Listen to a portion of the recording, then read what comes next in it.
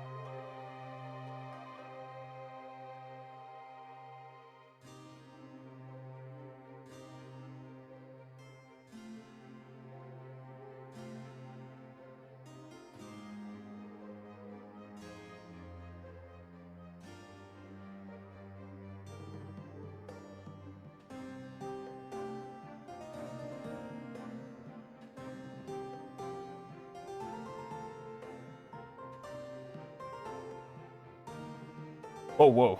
It would help if I had my Citra up, wouldn't it? Hold on a sec. Oh yeah, spoiler, I'm playing on Citra. Okay, found it. Early. There we go. Much better. Welcome in.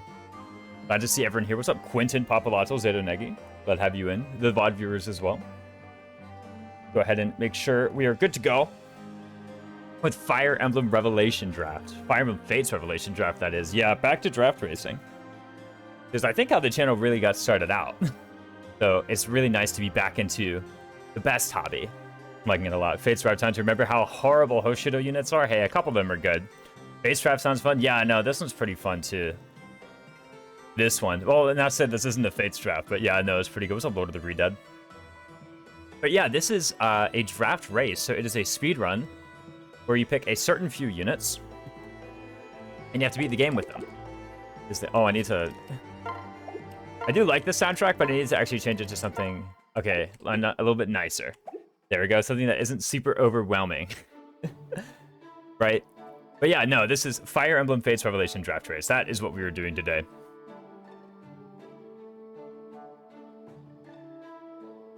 Sorry, my voice suddenly got like super hoarse, but yeah.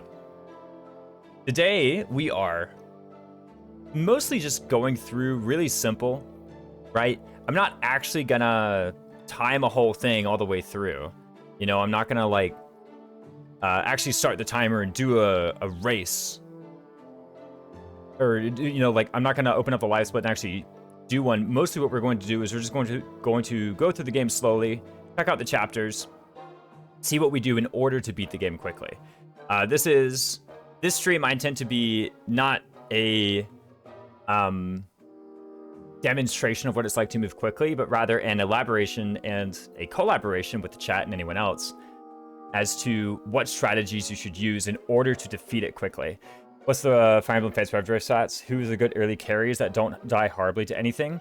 I won't lie, Zedonegi, I don't know. I'm actually still learning this format. I don't actually know everything that's going on. Most of what I've been doing so far has just been using Corrin and kind of exploring the maps to figure out which maps are going to be difficult and which maps are going to be easy. And that's actually most of what this stream is going to be. It's not actually like drafting a team yet or drafting a carry yet, because at my stage in the learning process, I think the best thing to do is actually to focus on the maps, focus on the challenges, focus on the economy as a whole, and focus on the big picture. And then once I have a better idea of what the game will demand of me, then it will be easy for me to come up with like who are the good carries and who should I be drafting.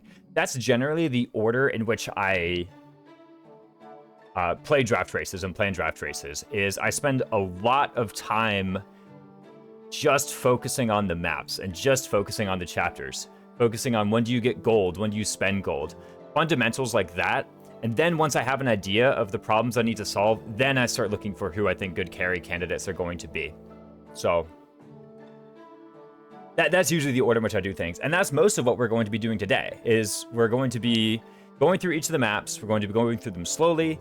We're not going to be timing them. We're just going to say, okay, what strats do I think are going to be quick here? What strats do I think are going to be slow here? What challenges do we need to solve? And what items do we have at our disposal in order to deal with them? For the most part, I'll just be using the free units right now, who, if I pull up my notes doc, let me pull up my notes doc right now, actually, and make sure that there is a source that can capture it appropriately.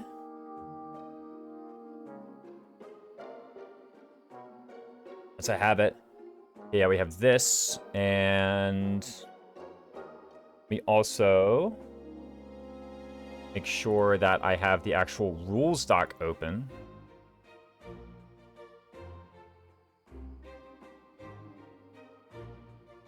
As well. Okay, found it. Yeah. So I should be able to now have... Oh, wow. This window is like super tiny, guys. Don't worry. I'll fix this, of course. Let's make this larger and have it occupy like the main screen if I need to. There we go. There we go. Better. Oh, check this out. Yes. Ooh. Beautiful. Okay, yeah. Now if I need it. Unless... Oh, this is pretty good. I missed anything so far? Nah, Jeremiah, we've only just started. Are you... an alt of Jeremiah, who I think has come into the stream a bunch. If you're not a Jeremiah alt and you're a brand new user called Jeremiah, welcome in. But yeah, no, I only just started. And today we're mostly going to be planning out our route. We're going to be identifying what are the difficult chapters. And I intend for this to be more of a clinic on just how to speedrun FE in general and how to plan out for your draft races. That's what this is going to be. Perhaps at the very end, once I'm pretty confident in all the strats that we've gone over, I'm off my Discord. The dude was asking about VODs the other day. Oh, yeah. What's up, Mia? Welcome in. Yeah, okay, let me, before I forget, let me actually go into my viewer on Twitch. Let me go ahead and do this. And, oh, hold on. I'm literally listening to my own stream right now. I need to not do that. Let's see. And I'm actually going to make sure that these VODs from the Iron Man are saved. Because weren't you were asking about the VODs, right? So let me make sure I have those saved.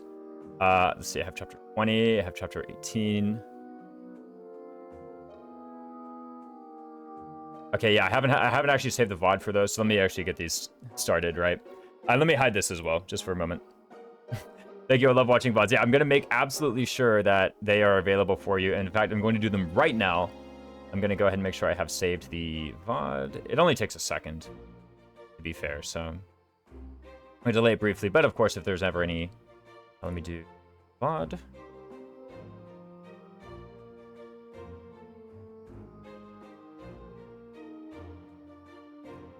We do VOD. It'll only take a second, guys, for the people who are here, to watch Fates. I'll get this done in, just a moment. But it's very important, actually, to me, and it's very important to some of my viewers. And, oh. There it is, perfect. Then the finale needs to be saved as well, I think.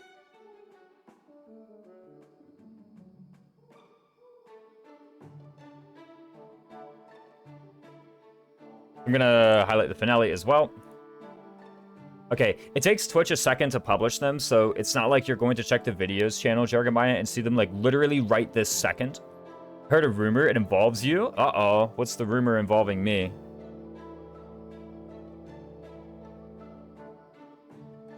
Is it that I should be logging on to, Keto or something, or? What have I been told? Holy, a sub! No way, Dungmaster. No way you baited me like that. I heard that you are the ocean's grey waves, destined to seek life beyond the shore just out of reach. Heard that one too. I literally thought you heard some like terrible rumor. There was gonna be some drama. I was actually like, I won't even lie, Dungmaster. I was actually sat here like really stressed, like, oh no, what did they find out? Like, no way. Yeah, no. Get out of here. Heard that one too, must be true. I was actually like, I was trying to put on a brave face, like, it's just Dunkmaster. He's being a joker in chat. But the moment you brought it up, I was like, what do they find out? What kind of drama is there gonna be? They found out you like tea more than coffee. Dunkmaster, thank you so much for the subs, dude. You got me good. No way, Metal Atis as well. Man, oh man. Holy. Oh crackers, it seems as though you are quite a spot of bother. I heard that yet the waters ever change, flowing like time, the path is yours to climb. Yeah, something like that. Yo, what the heck? How did I hide that? There was like a menu at the bottom. Monster Short, by the way, welcome in. We're gonna get DMCA'd, exactly. Yeah, we're gonna get DMCA'd. I got your DM. I'd rather just kind of go on my own with no co-host for a minute. Although, of course, the point of this is that I'm not actually like jamming a run right now. I'm just going through each chapter explaining what I think good strategies are. And so, I'm taking input from chat all along the way. I don't know how long each chapter is actually going to take. Who knows? We might end up spending like 5 minutes on a chapter. We might end up spending 45 minutes on a chapter talking about it. So, you're absolutely free to be here in chat talking about in each chapter what you think are good approaches. And mostly, the subject of today's stream is going to be the chapters, right? We can't do preps in the race. We need to do preps before the race. Yeah, it's still, yeah, Raisin streams a speed run and still finds a way to do preps the whole time, right? Exactly. By the way, Kermaster Cat 1803, welcome and glad to have you both in. But yeah, and mostly the subject of today's stream again is going to be the maps, because I think when you're beginning to plan a speed run or when you're beginning to plan a draft race, by far the most important thing to get in your mind straight away is what are the maps, what are the challenges I have to beat. And I think that is the first step you should do before you should be trying to think about who are my carries going to be, who are the good units, right?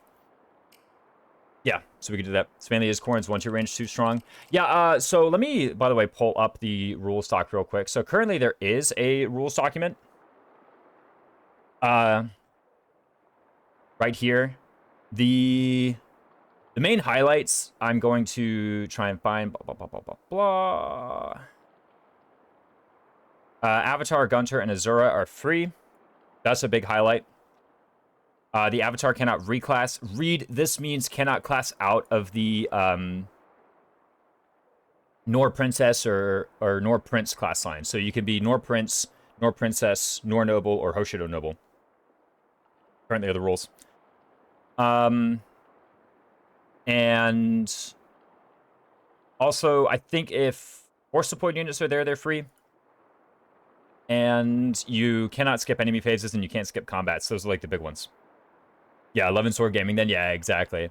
I have a feeling that these rules are going to change soon.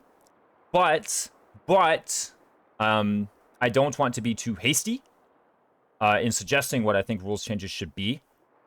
And I also do not want to be... I do not want proposed rule changes to be the subject of the stream. I would want the subject of the stream just to be the chapters and what we need for it. Magic weapon's bad because minus a void. Ooh, horse spirit's probably better. I'm gonna get a council together. Josh and I. Yeah. I'm sure this is not this rule set that we're using right here. There are a couple other things too that are up for debate. A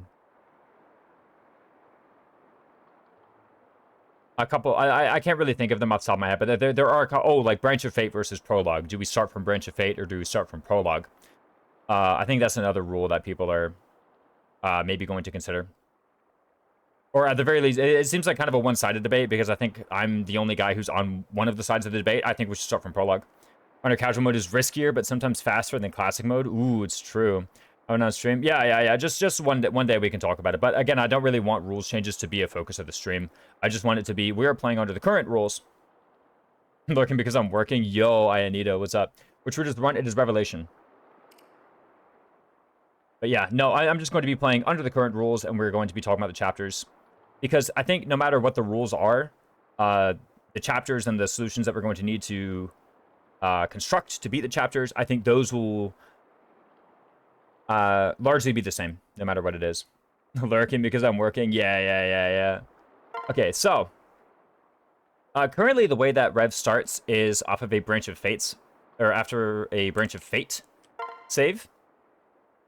And Branch of Fate is basically where you start in Chapter 6, which is the chapter where you select which route you're going to go. And in Rev, you have like a couple wyverns to kill, and then the route begins in earnest in Chapter 7. This is as opposed to doing Prologue through Chapter 5.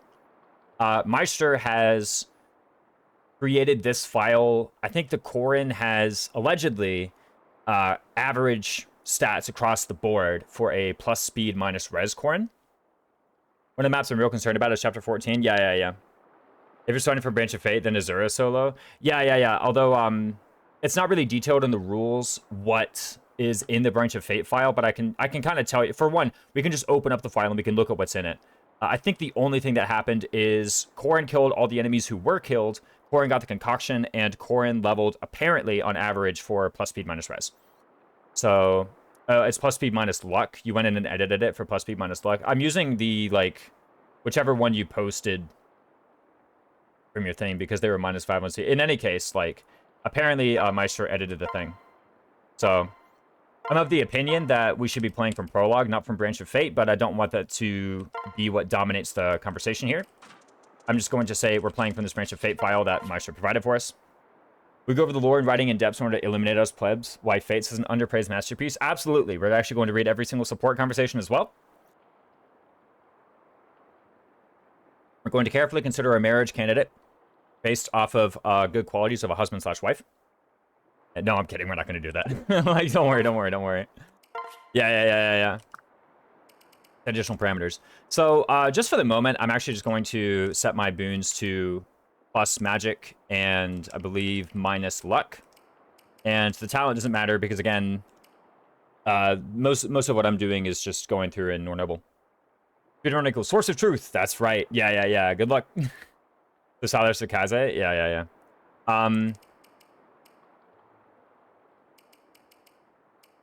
Yeah, that's what we're doing. It matters for an actual run. Yeah. We'll see. But the heart seal doesn't really matter because this Korin is not going to heart seal out of this, right? Oh, I activated spot pass. I actually shouldn't have done that. I keep on hitting yes to that by accident, but whatever, it's fine.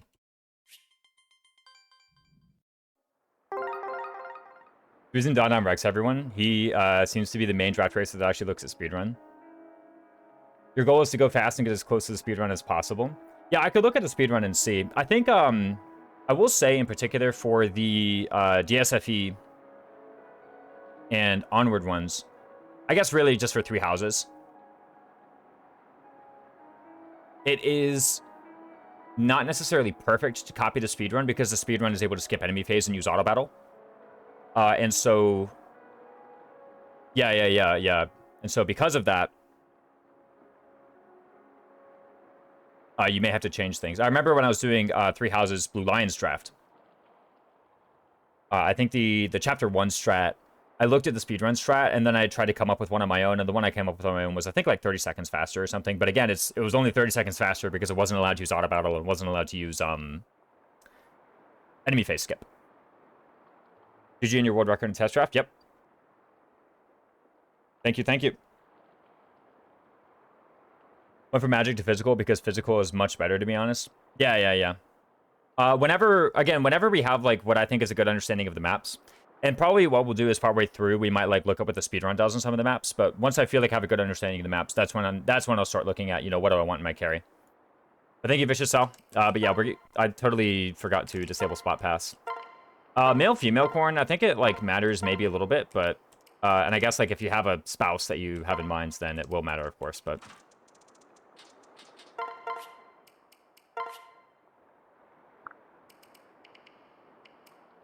And then it was unlucky, right? And then again, this doesn't matter. I don't want Spot Pass. It matters for Jacob Felicia. If you don't care, then it shouldn't matter. If spouse never matters, and if... Yeah, Jacob Felicia. And if Jacob Felicia stats themselves don't matter, I think maybe Felicia's better. Yeah. If someone has to marry Corrin for whatever reason, then yeah, it would matter. But for right now, again, I don't want to focus too hard on who I think the good characters are. I want to focus on what I think the difficult chapters are and how we beat the difficult chapters. That is more what I want to focus on.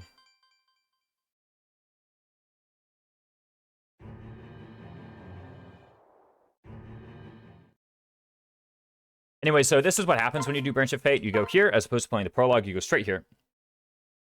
6 through 8 are free for what it's worth.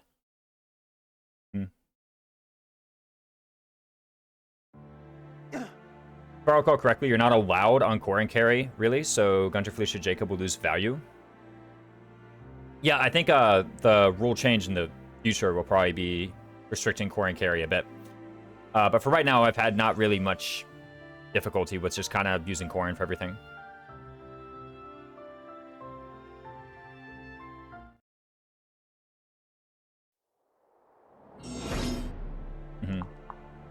So this map, let's talk about this one. It's kill 2 bosses. The first one is down here. He's a Wyvern Rider. As you can see, he can go here and attack this plain tile. And the second one is this Hoshidan Samurai. Kind of saves 40 seconds, more without black screen. Gunter. Kind of huge, lol. Yeah, you might as well. Yeah, it is actually kind of a very large amount. So far, the best move I've found is to, in this strategy, is just pair Felicia into Corrin, go here with the Yado. Take out this guy. Because I think, like, pretty clearly at some point you're going to have to enemy phase him, and the easiest way to do that is over the river.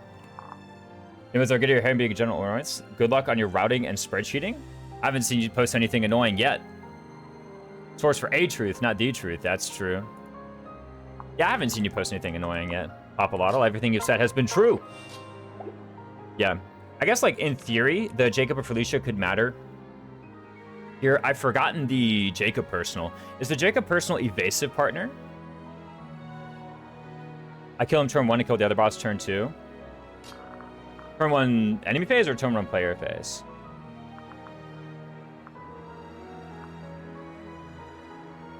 To quite literally do the speedrun. Let's open up what the speedrun does, we should see. Enemy, yeah, that's what I do. I go here and I kill him in enemy phase, and then...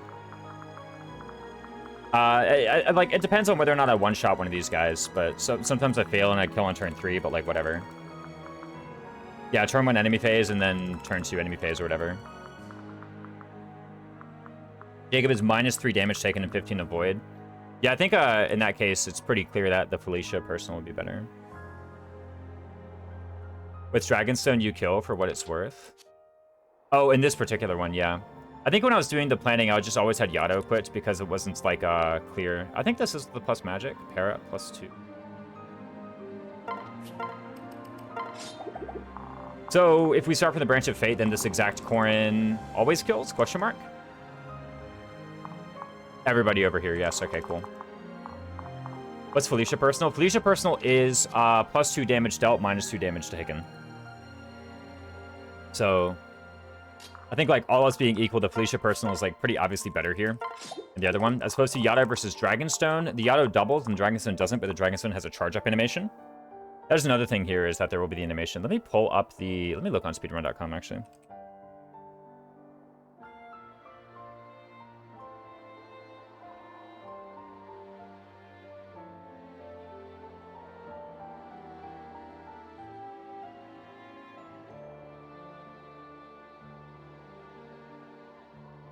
Okay, this does do the prologue.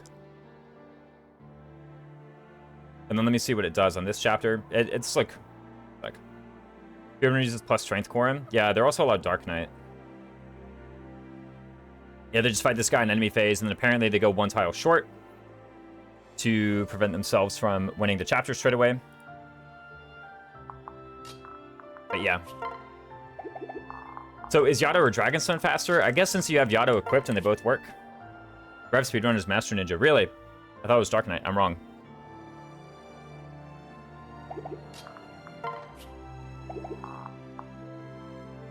I mean, this guy gets doubled. Let me see here. 26, it's actually 28. So it's a question of is doubling faster or slower? Birthright is Dark Knight, Conquest Rev, or Master Ninja. I see. So with the current branch of Fate file, the Dragonstone will always kill. I think. I guess it depends on the hit rates. Avoid 10. This has a slightly better hit rate, probably. I imagine Dragonstones would be slower with animation. So you were allowed to have the combat animations off. The Dragonstone one-shots with the animation in front, and the Yato doubles.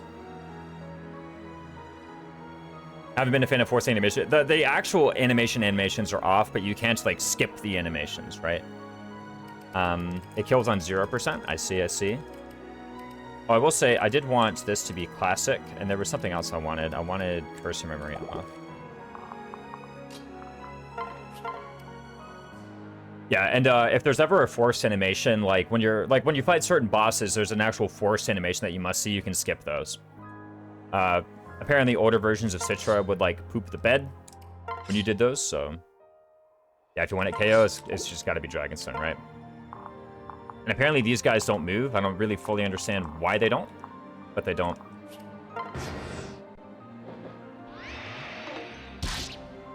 This should be good. Would doubling with Yato not be faster than animation because of transformation, or am I wrong? With the doubling Yato, you have a hit, and then you have a hit. With the Dragonstone, you have a transform, and then you have a hit. Right? I don't think the transformation wastes time with map. I will say this Branch of Fate file also earned a lot of EXP on this Korin. I think Meister must have decided at some point earlier on in the game. What? Animation is similar time to Dragonstone animation, yeah. But it appears as though Meister decided at some point earlier.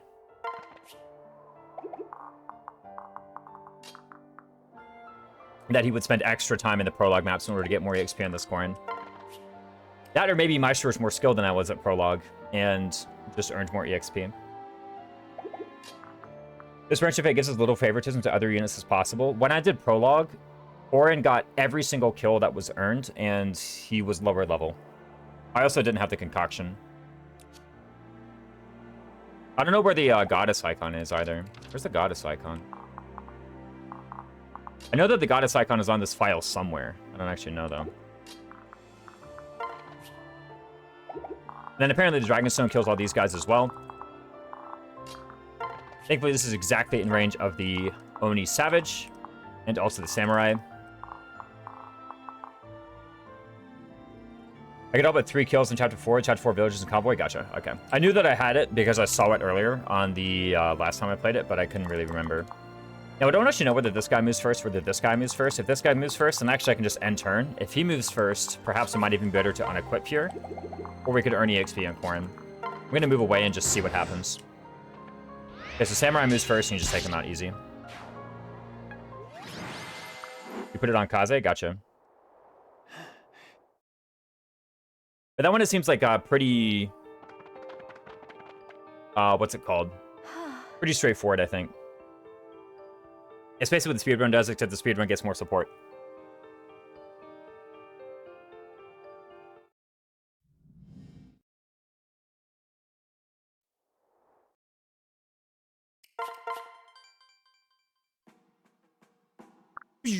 Okay, so here we are finally in Chapter 7.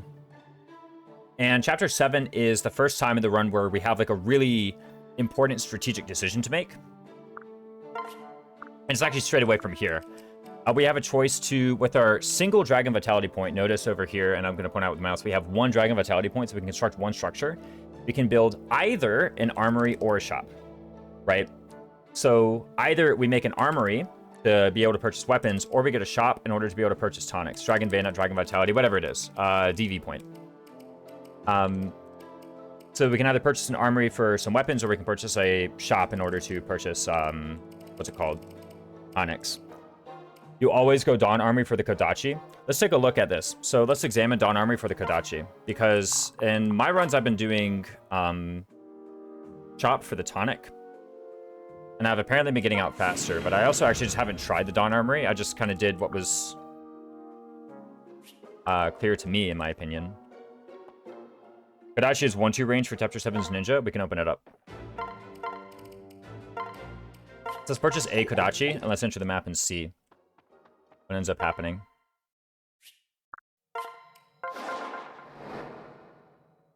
So what I probably is going to happen here is we're going to compare Kodachi start versus a shop start with tonics. And bear in mind that I don't quite yet know what the any percent speedrun does. We can get rid of Felicia because it is illegal to deploy Felicia at the moment. Or not that it's illegal, but I'm just going to assume that we don't have her. We'll examine what's better, tonic or Kodachi. Let's see here. And we wanted a Kodachi on him. Do we have the Kodachi on him? It's a lot of auto battle to help Azura keep up. We'd probably just ditch Azura. Probably what I do is I just pair Azura into Corrin and go. Although that would earn some Azura auto level.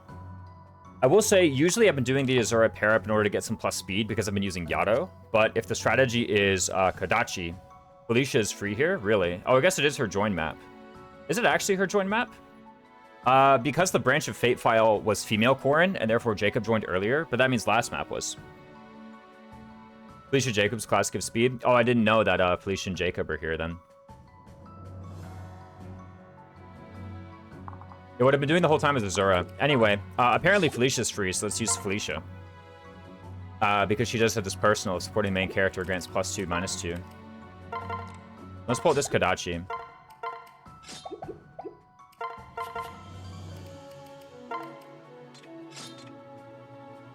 Like 80% sure it's in the rule set. Let me actually look in the rule set.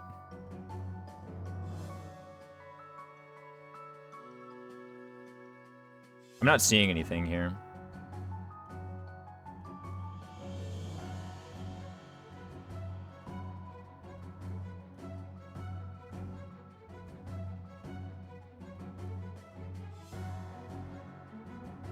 Units that join during a map are free for the map where they join. They don't join during this map. You go through the middle. There isn't a ninja in this read the speedrun take. So another thing is, yeah, when I tested the map myself, basically, there's a lot of fog of war in this map. Let me open this up to demonstrate with my mouse cursor. There's a lot of fog of war in this map. I tried going this route, or sorry, you actually go here, and then you go up, and then you go right, and then you go left, and then you go here. And then I tried going this route, and I found the far left route was faster. I go through the middle to get the 5k gold. Yeah, I found this route was faster. I found that I didn't need the 5k gold either. You go through the center or hug the left. So, yeah, I tested it both ways. One thing I found is when I went to the far left, I ended up with maybe like 50 EXP less. I didn't count how many enemies I fought, but if I ended up with like 50 EXP less, then I probably fought other enemies. Or I probably fought fewer enemies, rather. Sell loot. Middle is faster than the Kodachi. Yeah, let's take a look at... Let's look at the Kodachi, then. Especially since we're apparently allowed Felicia, although I wasn't aware of being allowed Felicia. I won't lie, I'm a little bit reluctant to use this unit because I suspect you do use the Kodachi here, or you don't use the Kodachi, by the way? You use the Yato turn 1 or use the Kodachi turn 1? So I do deploy Azura here. You kill the Outlaw turn 1. Oh, with Yato. Gotcha. Yeah. Whenever I was doing the planning, I was like using Azura paired in. Which is why I wasn't doing that, but let's see.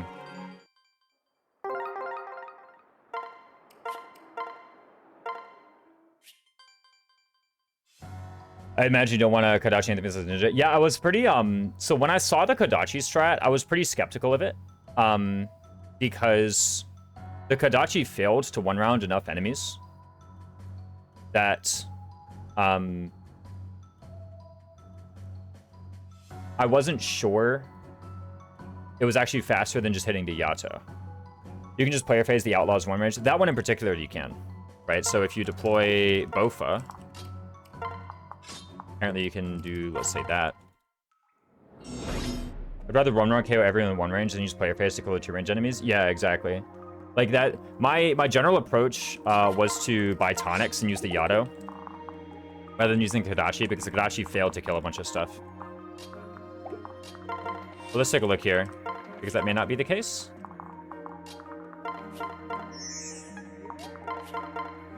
Yeah, so we can kill here, and then we definitely kill, and we definitely kill. The ninja will be AP to one-round KO. Yeah, I can look at the center route. We can talk about it later. One also thing I will say, if your plus strength of ninja is pretty reliable. No funny nickname. Who are you? What have you done to Raisins? What have you done to real Raisins? I wonder if Azura's were even worth singing here. Azura EXP bad? Yeah. That's one thing I'm thinking about too. Turns to really cost you that much time. Yeah, so we can take a look actually. Let me pull this up. You can skip EXP bar. Yeah, you can't dismiss the EXP bar. One thing that I was going to pull up, or rather bring up, was that Rev, as a draft race compared to other draft race formats, is pretty high APM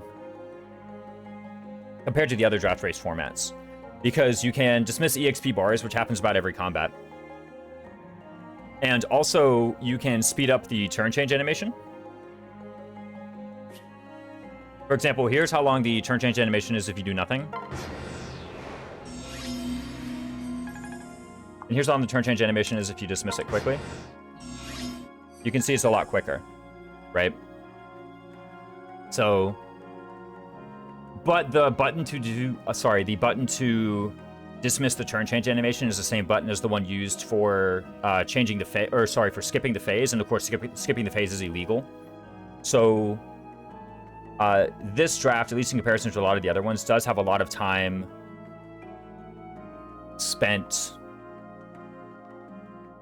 What is it? Does have a lot of time spent paying close attention to when there is something that you are legally allowed to dismiss, and then dismissing it correctly. Moving her slow, getting her levels is also slow, so at the end of the day, you'll want to see how many things you can get away with that don't level her up. That's because she sings like 4 times total, and the entire run is so fast to just have Azura sing. I'm not actually sure, because here's how fast an Azura sing is. Right? And I have a feeling that an outlaw combat where you fail to counterattack is about the same. Didn't fast clear bar. Well, imagine I had. Like, just focus solely on the part where she sang and had the singing animation. That's about as long as just getting attacked by an archer without counterattacking.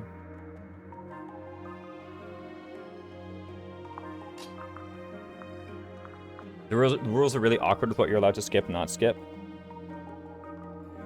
Combat animations, healing animations, and singing animations. Singing animation is absolutely worth it if you can skip it, but if you can't, you can skip XP bar. Yeah.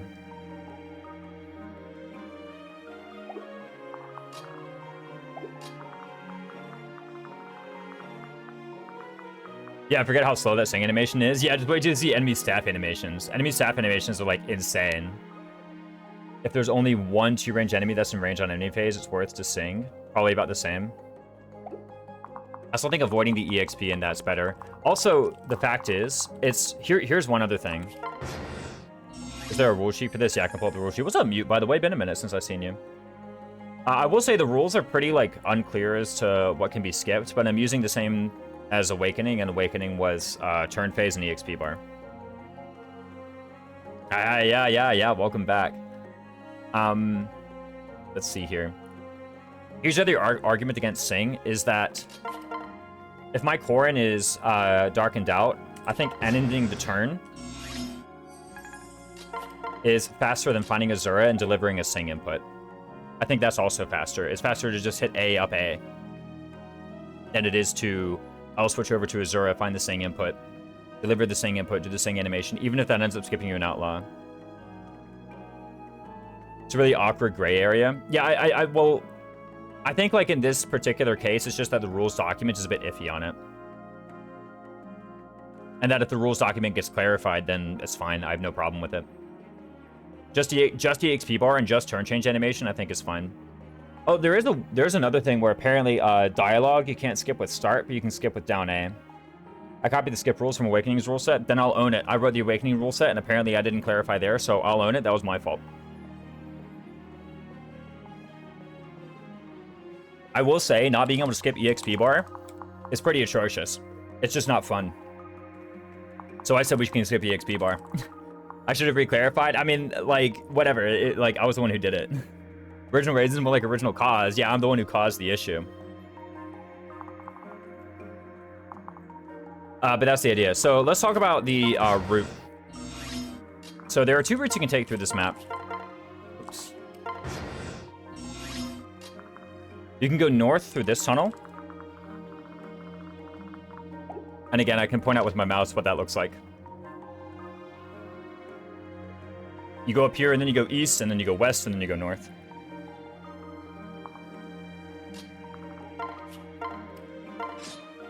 So I'm going to try this really quick. I'm going to have the Kodachi equipped just for this room. You could just try both and time them right now in stream. Yeah, absolutely. I could do this as well. This is probably something I'm going to do for this chapter. Is I'm going to try... Okay, so I'm going to try all 4 approaches. So here are the 4 approaches I've identified so far to this chapter. Not to say that there aren't more, but here are the 4 that I've identified. The first is Dawn Armory with Kodachi, right side. The second is Dawn Armory, Kodachi, left side. I'm pretty pessimistic to Dawn Armory, Kodachi, left side, but we can think about it. The second one is Rod Shop, Tonics, right side, and then the 4th one is Rod Shop, Tonics, left side. I think those are the 4 strategies I've identified so far. If anyone has additional strategies, I'm willing to hear them out. I'm a lot more pessimistic about Kodachi left, yeah. Just curious, I'm going to look up what the speedrun does. If there's a whole heap of auto battle, I'm a bit skeptical how much I can learn from it. Let me see this. First of all, let me pull up the speedrun video itself, by the way.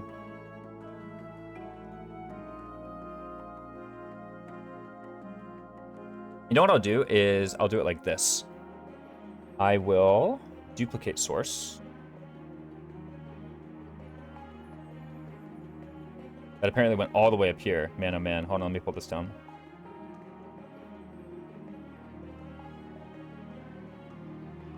And also right now, I'll watch this for a bit, and if it's just like 100 million auto battles, then I'll just be like, you know, thank you, speedrun, but no thank you. I think this is actually just too different for us to be able to like learn from it in great depth. You know what I mean?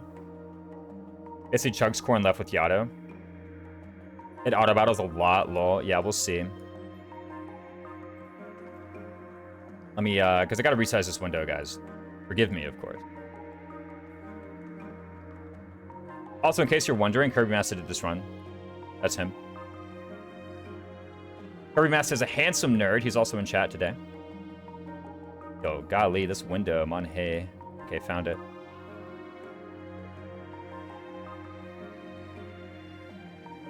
Or I can't one run as much, because, oh, sorry, Mackle, why is Ninja not an option? Basically chugs corn left. So, actually, there's another funny thing you can do right now, which is Rod Shop Master Seal Korin. What does the ton provide that the Kodachi doesn't? Doesn't just get core into one running benchmark? Yes.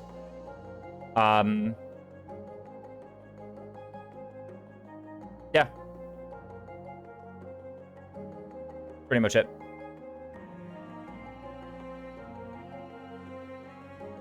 Celebrity here. Yeah. You and Kirby are the goats. Mostly Kirby, guys. Master Seal Korin sounds funny. Please do not Rod Shop Master Seal Korin. Yeah, you lose on like 7 levels. Yeah, your goal is to pivot to a different draft carry eventually. How important is Korin long term then? I mean, this is something where I imagine if the rules change. I hear Kirby is good at moving Sonic speeds. Yeah, Koroi's got it. Celebrity here, swoon, yeah. Yeah, I mean, if the Korin rules change, then Rod Shop Master Seal might not be bad, right? Lose out on 7 levels. More like save 7 levels of time. Chat is cool. I will say, Kirby, some of the late game enemies, I kind of wanted like all the stats I could get. So that said, this Corrin leveled exactly to averages, so maybe it's fine. If you legit don't care about Corrin, honestly, Rodshot Master Seal sounds fine, yeah. Master Seal seems okay. So that could be like a 5th option that we could consider and maybe time later. It's just 2k gold. Okay, so I'm going to briefly do Kodachi, and I'm going to look at this combat here.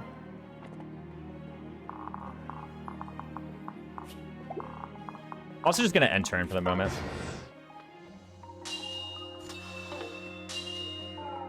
We'll pretend we didn't miss. I'll look at this in a moment. Failing to kill this guy kind of sucks, though. So this Corrin is pretty far off the one-shot with Kodachi, and even with the Felicia personal. Bear in mind, we did have Felicia personal giving us the +2 in this other thing. Oh, we can't see the screen. My bad, my bad, my bad.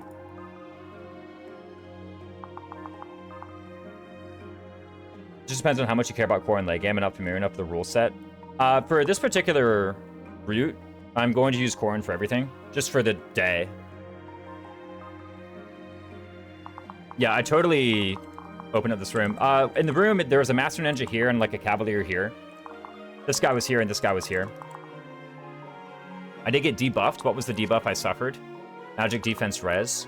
Okay, cool. And I was not even anywhere close to one-shotting this guy with the Kodachi, so I'm a bit skeptical. We don't want secondary for 14, 18, 25 endgame. Yeah, 14, we'll get to 14 and we'll talk about it. 18, I think, as well. As much as said, there are a few maps you do want a second carry. Yeah. I think 18's the big one. 14, you actually want like 4 dudes. So I'm a bit skeptical of this Kodachi, although maybe what should happen actually is there should be some Yato here instead.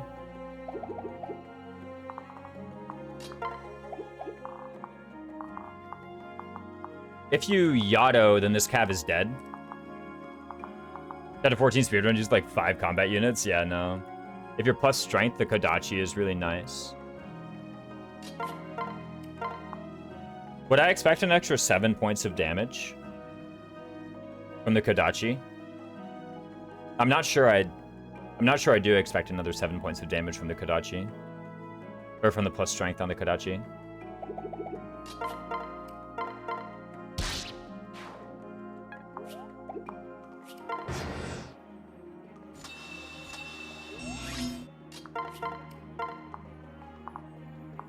We can begin the process of 1-2 ranging these guys. But at the very least, you're a hell of a lot closer. But do you get it? Running that 3rd turn in Chapter 6 could still be a good idea for that C support. Yeah, honestly. I mean, if Felicia's free. It's not helped by your core and whipping repeatedly. I don't know how much support Core and Felicia have in this file Meister made. Currently 0, because Meister did a female Corrin. And on the Branch of Fate, I changed it to a male Corrin. Basically, I'm missing double 77s. The other time, I was using the Yato, not the Kodachi.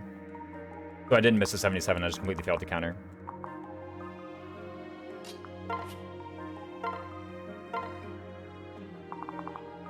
Oh, it doesn't matter? Wait, what do you mean it doesn't matter? I'm just unfamiliar with this mechanic, actually. Oh, it just needs 2 support points.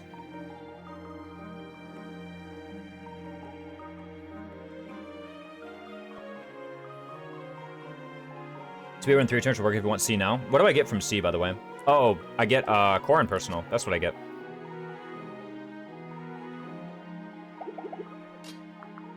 Yeah, so I can't go back and do the Chapter 6 3 turn, and then I can try him. Obviously, it's way faster with black screen. I mean, it's like 3 guys moving. And with 3 guys, like, you have 3 guys move, and then on a route map, you have basically a route map. You have hit 10, plus 2 damage dealt, minus 2 damage taken. Yeah, that seems good. I wouldn't mind that at all.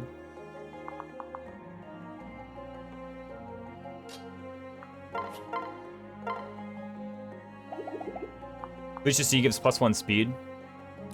And then we get this, so I need another 5 from the plus strength. +1 speed, +5 avoid. Yeah. I'm so far a bit skeptical in the Kodachi. The main reason is because if I use the Yato, or if I use the Dragonstone, then I do kill, right? I think it depends on Corrin's benchmarks. If you can get C with a 2-turn. Supportive doesn't boost Corrin. Oh, what? If paired with a support C+ attacker. Oh, you're right. Okay, never mind.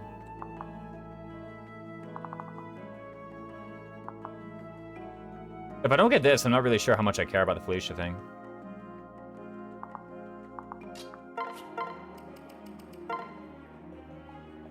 You won't be doing a C for supportive. Yeah, because you don't get it, right? Although, would you actually think about it? You know, they say Felicia's free, right? Oh, I wonder.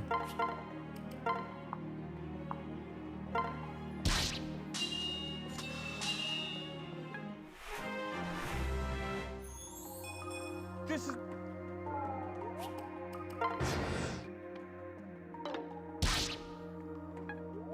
Oh, and I guess you have to do that damage on enemy phase, otherwise, yeah. This Kodachi thing's not looking super good right now, I will say. I kind of want to go back to the chapter and give the Kodachi a bit of a fairer shake. Because this looks pretty obviously garbage, which means I'm probably doing it wrong.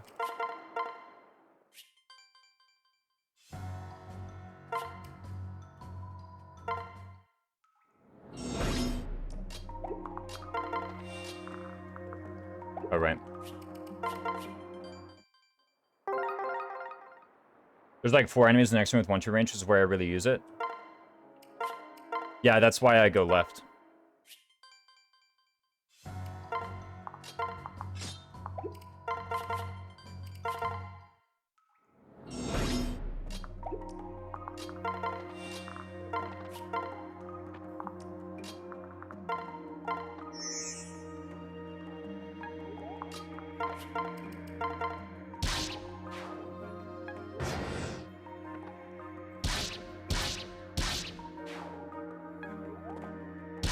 To be clear, in this next room coming up... Oh, by the way, with this dance, there's also an Azura heal animation. Oh, that I skipped illegally.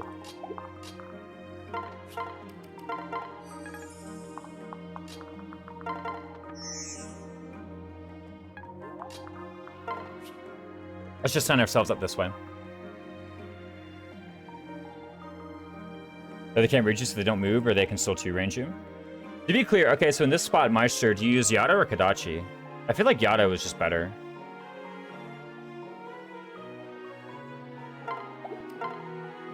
This looks pretty clearly like a Yato. Am I allowed to be here? Yeah, absolutely.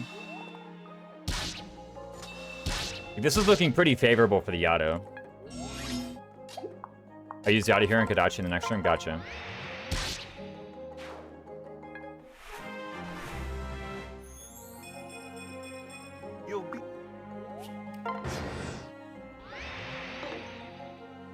Also, still want the Kodachi for Chapter 9. What's Chapter 9? Unoriginal Raisins. Liquid Metal Slime. What the heck, dude? Coming here for the first time and call me unoriginal? I'm kidding, dude. Welcome in. Unoriginal Raisins. Kirby Master copying. Kirby Master is the real unoriginal one. It's for Fuga. Why do you use a Kodachi for Fuga?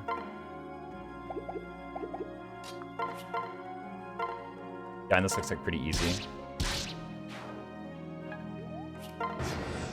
That means you never have to take a counter? He does like 5 damage to you.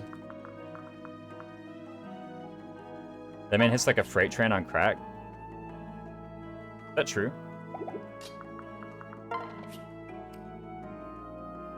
When I did my run today, he did 5 damage to me. Mute siding, that's what I said, Justin. I was like, mute, man, oh man.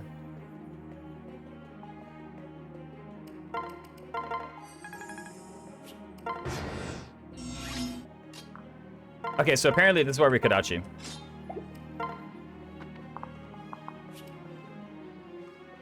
Second set of grapes left out in the sun to dry. What copycats? That's what I'm saying. Okay, so we get 1 hit there. We get 1 hit there. We failed to kill this guy. We also failed to kill the other 2 for what it's worth. This is fine. I don't mind doing this. Or as an average, have like +1 or +2 defense from base. I was using the stone. We can talk about it when we get there, though. Whenever we get to Fuga, we can talk about Fuga.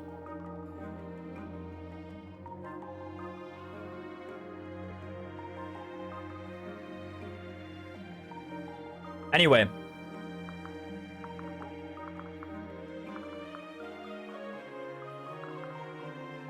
Kodachi can't double, but it lets you either kill these guys or make yourself a clear path next turn. It's actually a Josh innovation. So when you say beat these guys or make yourself a clear path next turn, that implies like you can do one of two things. What are the two things? Like, what are literally the two inputs that you do? Not the results of the two inputs. What are the inputs that you're suggesting to do? What I'm seeing right now is I think these guys are in healing AI. Also, there's the chancing to miss. It's been if they enter heal AI. That one didn't. That one did, the other one didn't. Oh, this guy also has a Vuln, which is kind of annoying. Okay, so they're trading the Vulns instead.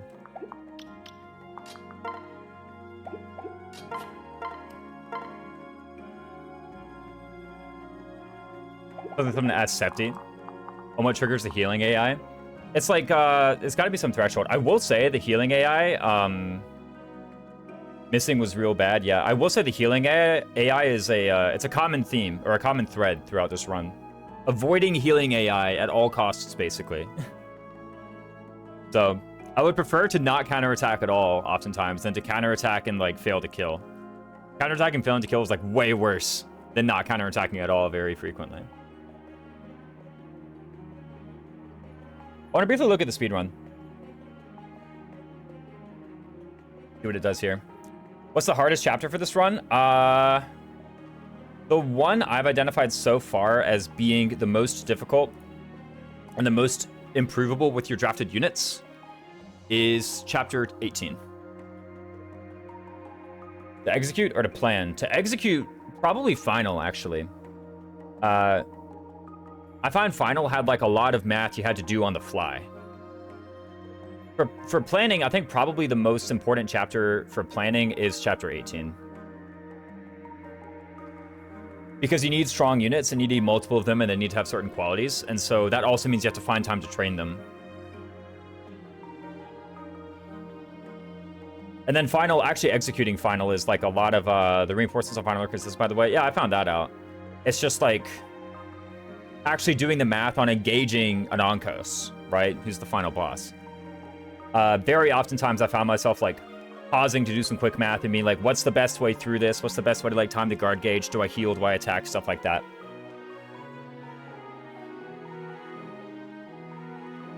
You found a consistent route? Gotcha.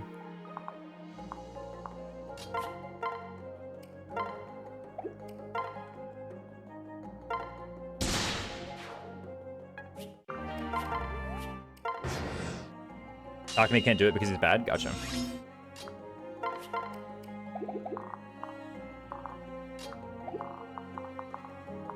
This is a lot of two-range enemies that the Kodachi wasn't really able to kill. I will say, so far, I'm a lot more enamored with the idea of just one-shotting these guys with a Dragonstone.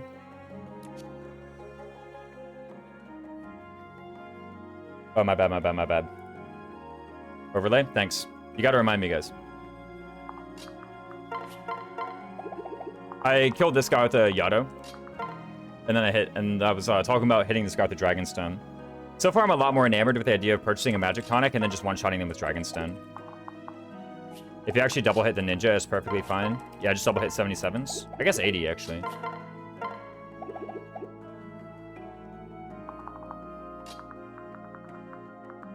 Let me not get distracted this time. I said I want to see what the speedrun does, and then I got distracted. Let me not get distracted.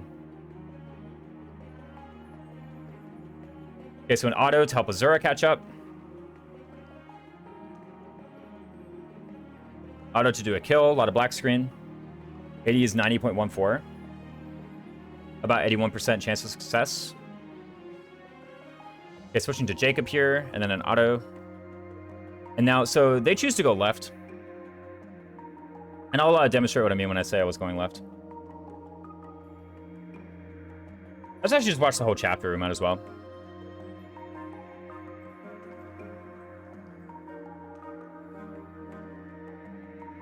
So by the way, let me actually back up a bit. So there are 3 enemies here that we can see. In Draft Race, what would happen is 2 of them would attack you and you would kill them on the counter, and then this guy would attack you. Go 3rd enemy in chapter 6 to get Felicia Core and C. Gotcha. Then I get what, +1 speed? I will say +1 speed is very pro Yato. And pro Tonic. What was I saying? I was saying, so we have 3 enemies here. So in Draft Race, what would happen is you counterattack this guy and take him out. You counterattack this guy and take him out. You fail to counter this guy, and then you move in. So that's 4 combats for 3 enemies. Moving, attacking with Corrin manually. Yeah.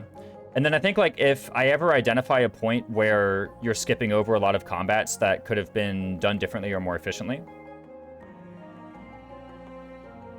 Then you're plus magic, you go Yato or Dragonstone. If you're plus strength, you go Kodachi. I'm still wondering, like, because you're 7 points short. That's a lot, you know?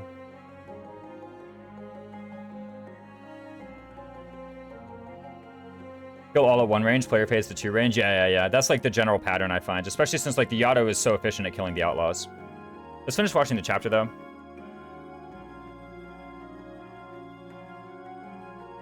Manually move left. Okay, so let's pull up this room, by the way. So there's an archer up there, but there's an archer here, a spear fighter here, and a guy here. Whether or not you kill the spear fighter actually does, like, matter a fair bit.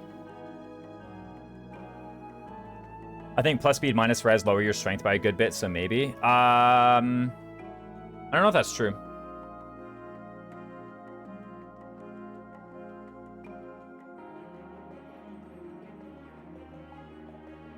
Let's pull up the actual growth diffs that happen.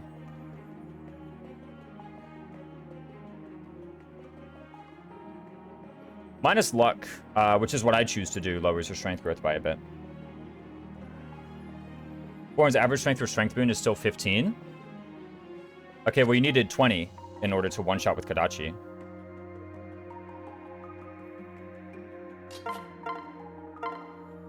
Because remember, you were 7 points short.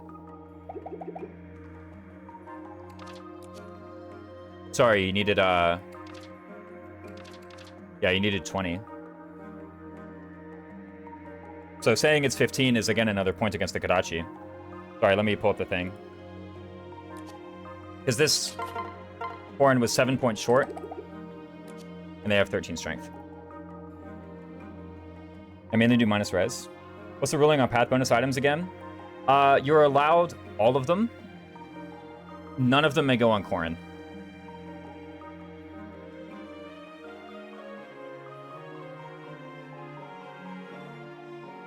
Doesn't improve state rates by a fair amount on this map. Is it impossible for Corrin to get 20 if he levels strength every level? He was level 11 in the other room, so plus 10. Seems okay. It seems possible. I don't know Corrin's strength base off the top of my head with strength boon, but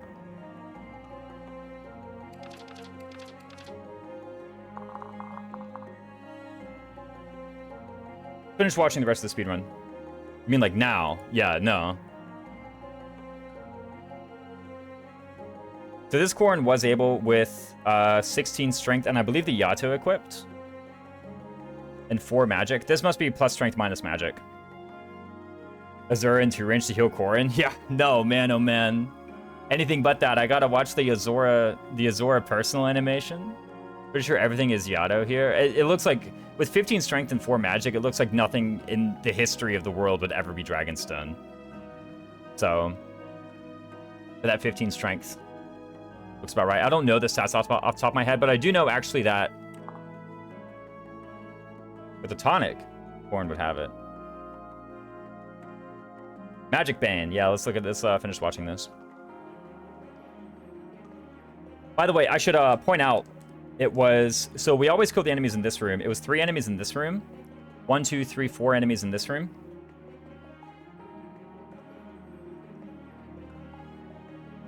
Archer goes here, I mean, whatever. Kill this guy in melee. Oni fighter attacks you, or Oni savage rather attacks you. Kill this guy in melee. And then apparently Azura goes to get the rescue staff. I haven't found a application for the rest of the stuff yet. And then 3 enemies in this room. So that was 3, 4, 3. That was a total of 10 enemies that they were fighting. In this, I believe there was an archer here who we killed and an Oni Savage here who we killed. This is chapter 18, last 3 maps, if I recall correctly. Gotcha. I'll have to look those. I have a couple places in exactly endgame with secondary for it, yeah. Again, we killed the enemies in this room no matter what. And then there were 4 in here, and I believe an extra 2. There was like an archer and a fighter, so 5, so 9.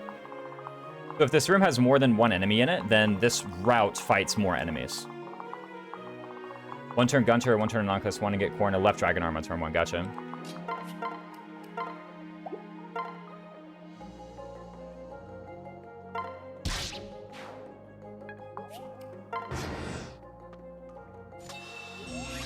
I will say, having the 3 units deployed, as opposed to just deploying one or just deploying the other, is also pretty annoying because your auto in turn doesn't fire.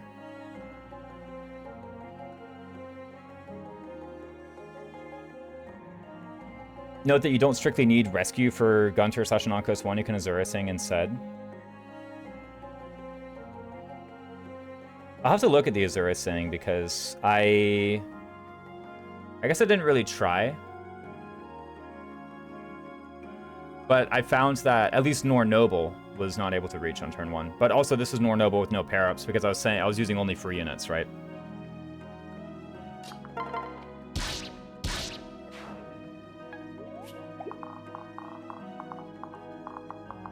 Kinda can't one round a non-coast 1. There were a few times where I was able to attack a non-coast 1 and just attack him and take him out. Very oftentimes when I showed up, I was actually getting 2-shot by a non-coast 1. But what I can do in that case is I could just try to attack a random guy to build up some guard gauge.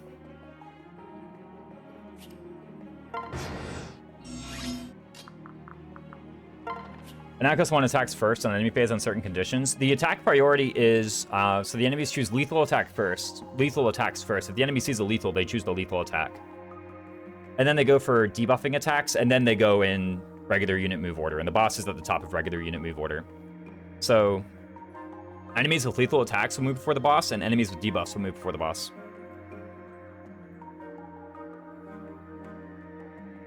If you expose parry, you're very sure to rescue and then kill parry first.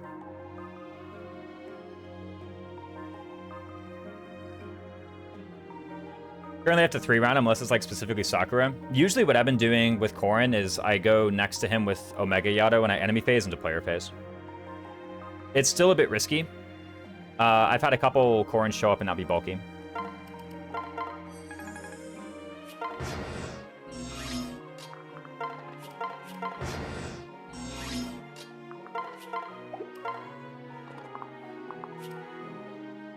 There are 3 enemies here, so this path fights 2 more enemies than the far left path does. It does get a 5k gold, though.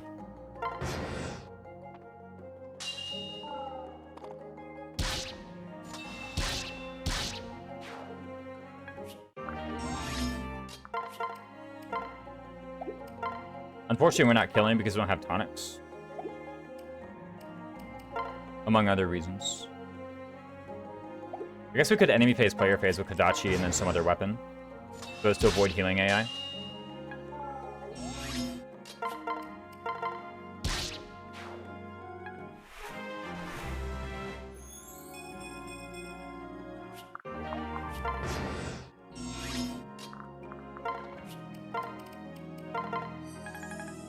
The bone's probably not needed, but I don't want to die to something stupid when we're partway through the chapter, right? Oops, let's send that. And let's actually get the 5k. Apparently that's important. I've died to this boss, Koroi Clown. Yeah, no. Hasn't happened yet, but there have been times where I had to, like, think about it. Be like, should probably not use this exact approach.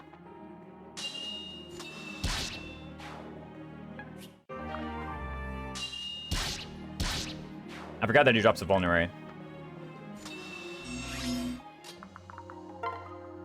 Hey, these are the last 2 turns of the speedrun. Yeah, no way. Oh, wow, I'm not doubling. Probably because I don't have tonics.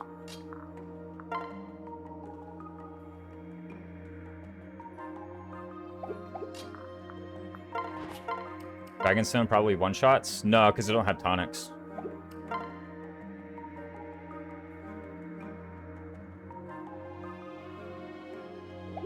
Yeah, I'm a tonic away from doubling with speed, and I'm a tonic away from one-shotting with Dragonstone. We don't have tonics counter when? We can just go back in the VOD. I mean, I won't lie, I'm not very impressed with this Kodachi strat so far.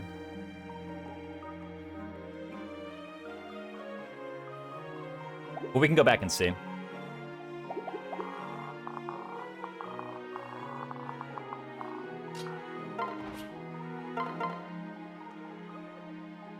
I mean, there's a ward where we just don't die to him, right? Like, he doesn't do any damage to us, so it's literally we get crit or we don't, right? In any case.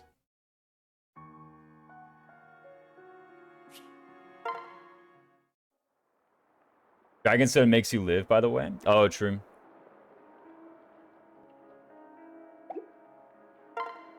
So let's load, what was the crit chance? I think 4.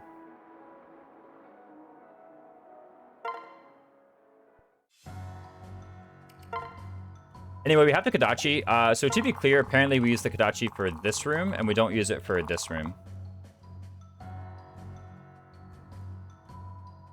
Yeah, the point about not deploying anyone besides Korin is a big one, too. It's 4%. Yeah. Like, one SCV category at map 1E, I vaguely remember time was worth deploying Silk to warp Cliff. Yeah, because of the, it's also more reason to not do minus luck. This is, like, the only enemy in the game I see with listed crit on me. Yeah, but in any case, so I'm not impressed with the whole Azura turn 1 thing. Let's just... Here's what I would do. Let's time it here.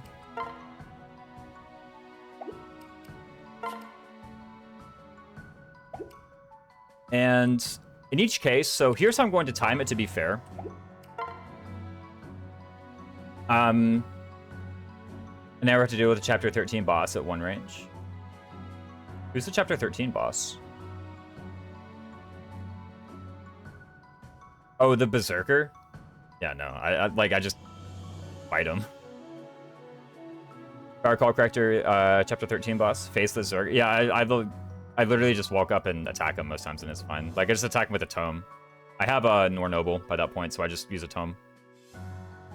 And then 1-rounds him. All is going to happen here. But in any case, so here's how we're going to do the timing for these strats. And I'm going to time it real quick. Is whenever I have my deployment done, that's when we're going to start the time. Prefer to use Yato. I imagine you use Mallet Gunter. I use a Dark Falcon Gunter. So here's how we're going to do the time. We're going to start it after I've gotten the deployment right. The reason is because I do want to have the timer running while I'm in the menu inputting the tonics. Because I think that is time loss for the tonic strategy. If you're literally swallowing the tonics in this chapter, I think that's time loss for the tonic strategy. I don't want to have the timer running during the point where I'm in the castle, buying the shop and buying the tonics, because that's something you're going to have to do anyway, even if you do the Kodachi strat, right? If you do the Kodachi strat, then just sometime later you're going to suffer that time loss, right? Yeah, the shop stuff is like whatever, because I don't actually think that's a different... Like, I don't think that's the difference with the strat. It's just moving the time loss further back rather than before. So once I get the deployment right, then I'm going to start timing it.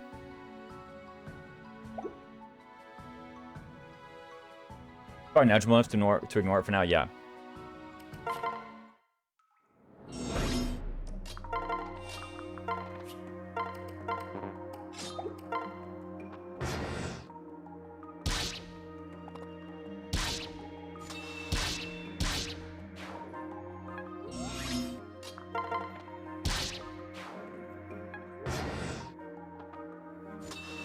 We'll go through it, and we're going to go the north way.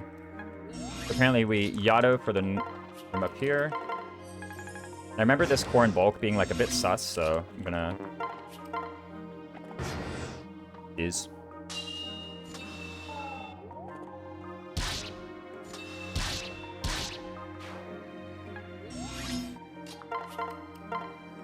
Okay, we're not one-rounding with either weapon right now. Kind of sucks, but let's just do that.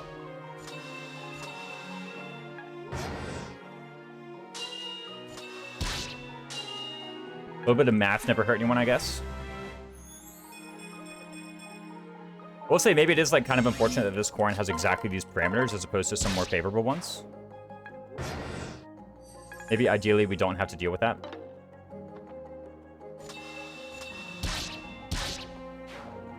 One running there is nice as opposed to not one running there.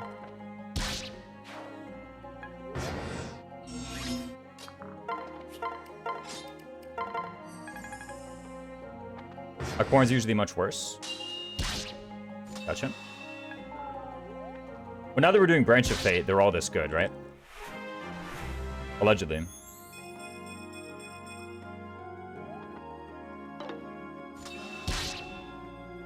And again, killing this ninja with the... Or, sorry, killing this guy with the bone is pretty important, I think. Because we don't want the enemies to be swallowing the bone.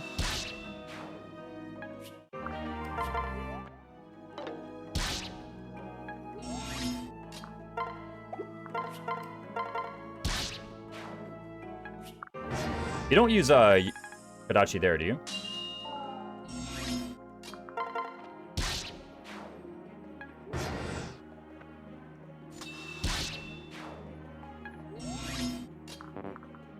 Oh my goodness.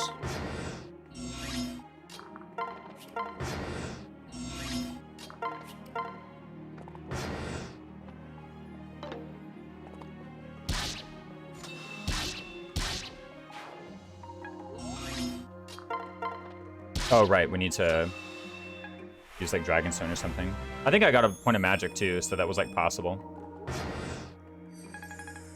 Yeah, that's annoying. To be fair, I didn't use Kodachi there.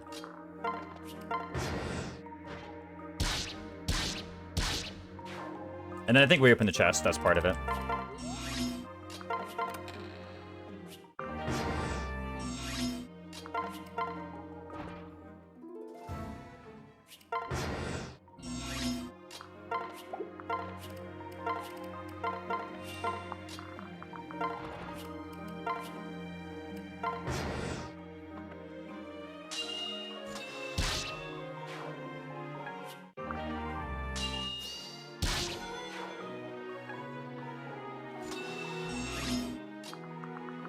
Okay, let's think about this real quick. Okay, this time we do one run. Cool. Let's just pretend we did, okay? If we did, then we'd be out here at about 4 minutes, right? I think that's what we would do. Let's just pretend that we one run at that. Probably would have this and probably be out here at like 3:56. Oh, you can fundamentally end timing attacking the boss. True. Let's do 3:46 then. Dude, you got to start equipping Dragonstone there. Okay.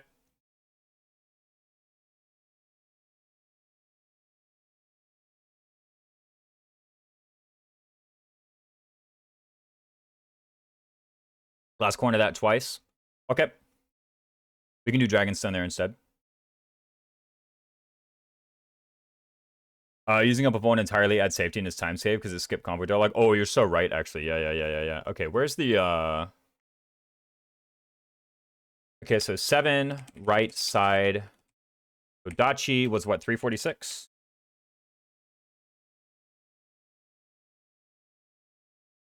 Target the boss around 3:40, sure.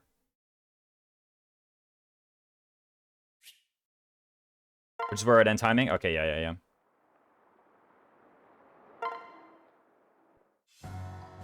I will say, when I timed Tonic's left side, I had got 3:15. So I'll try to do it again. But we'll try Kodachi left side. Of waiting or dying onto the boss, yeah, for the time comparison purposes. That's actually pretty true, yeah. So I'll record 3:40 for that. Wait, hold on, we need to... Go back to the start. This time we're gonna go left.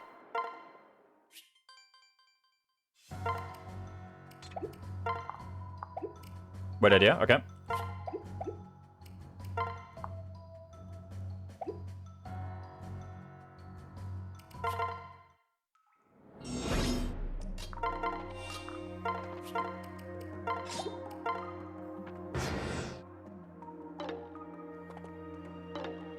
Yo, Kakaru with the raid. What's up, dude? How was your stream, man? Gotta have you in.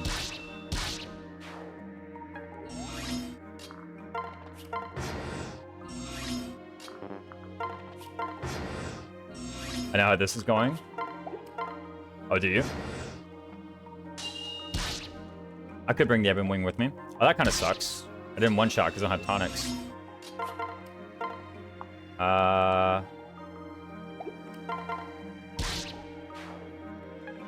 I'm kind of floundering here, so if we want to like mentally remove some time later, then we can totally do that.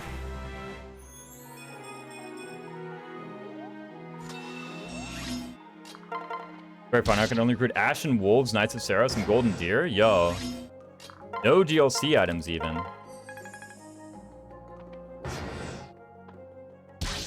I was trying to time this frame by frame. I mean, I want to be fair to the strategies, right? So if in one of the strategies I just like lost a lot of time for no reason because I had some uncertainty or lost confidence or forgot what to do. Yeah, true. If there's something that happens that like could have been prevented by me being like a better player, then I want to point that out.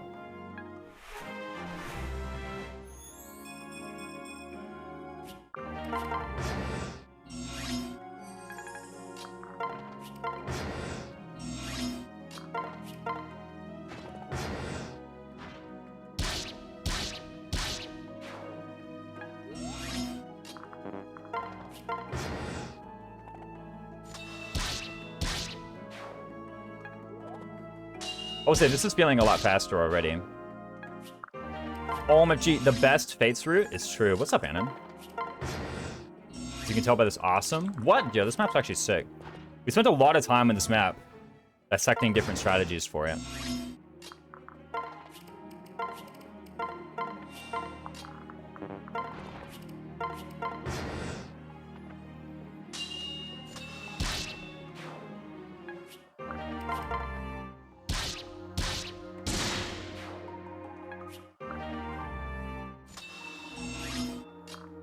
So Corrin targeted the boss at 245 this time. As opposed to, I think in the other strat it was 340.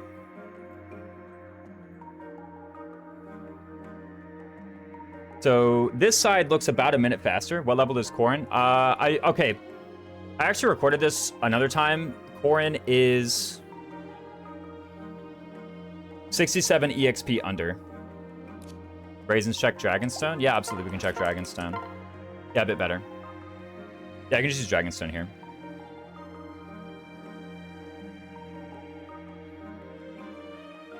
Have to factor that too. Corrin has 67 less EXP going left side.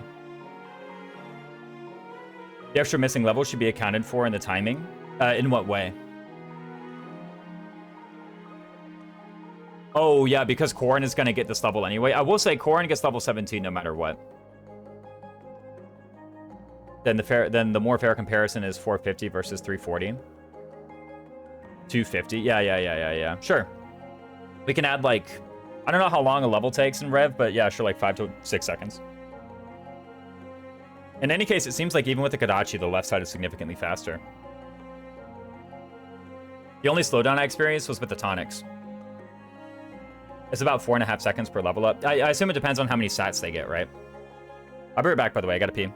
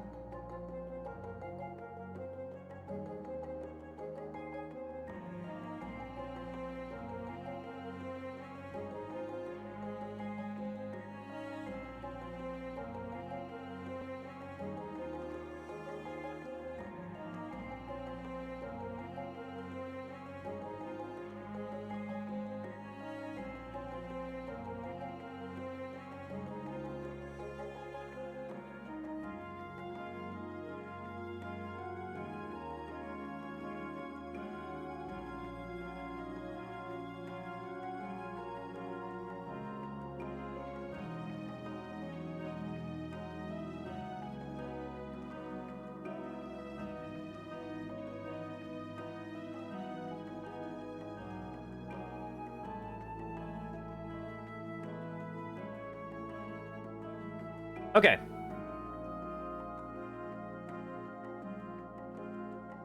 Maybe not familiar enough, but also surely 1 minute of time loss is not worth 5k gold. You get a ton of loot in the snow map. It should take 1 minute to... It should not take 1 minute to sell all of that. We got Elder 2 throughout the run. Everything I pick up in the snow map, Curry Master, everything I pick up, I use. I know where all the items are, and I kill exactly the enemies with the Speedwing, Spirit Dust, and Seraph Robe, and exactly the Cav with the 5k. You can skip the Cav with the 5k. Killing him doesn't cost a minute, so I just do it. I found money can, like... Okay, how about this? Any amount of money I get, I figure out a way to spend it. Let me put it that way. Doesn't necessarily mean I need all the money. Depends. But any cash I get, I figure out a way to spend it on something that matters. Any cash I get. And I will say this did miss the 5k. We can talk about that. We can go over it later. So in any case, yeah, I'm fine penciling in 250.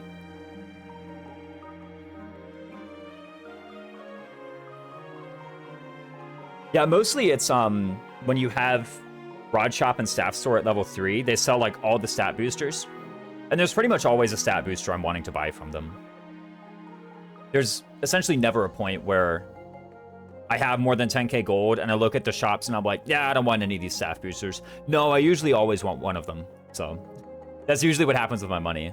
And if I run out, then I just start buying the elixirs and concoctions instead. That's usually what ends up happening with money.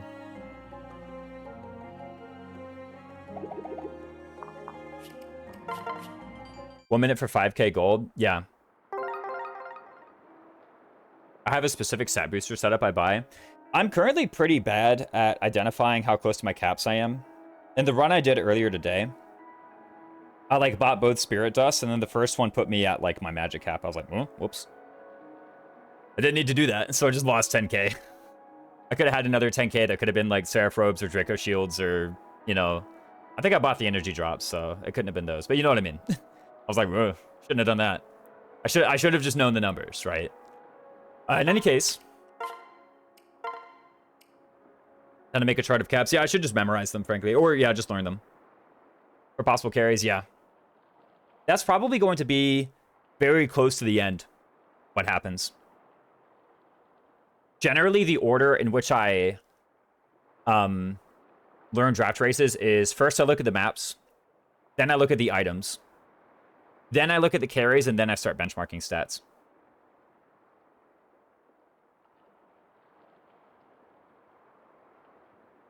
Talk to me as a 28 speed cap, yeah. Anyway, let's try again. So last time we bought a Dawn Armory. This time we're going to buy a Rod Shop. And we're going to buy the tonics. I'm also actually going to go ahead in here. And, whoops, I didn't mean to pick that up. Whatever, and we're going to go here. When I was doing Corn practice, I just sold the Dragon Herbs. We also, actually, you know what? We have a Goddess icon. That could have probably helped. And I think it was, I had a shopping list.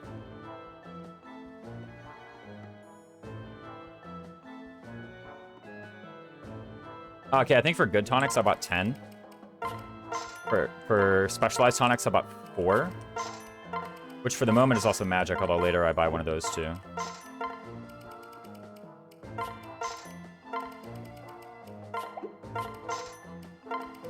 Yeah, I bought 4 of these. And then later on, I'll buy the rest of the magic tonics.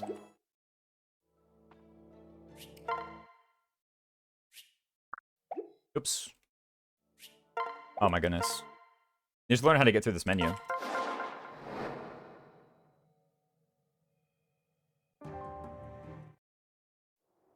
So again, once I'm done with the...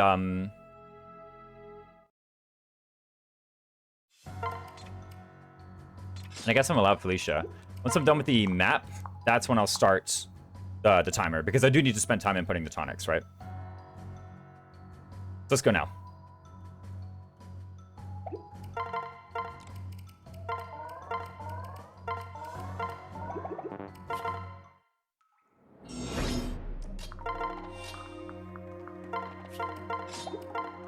I'm gonna do tonics left side first.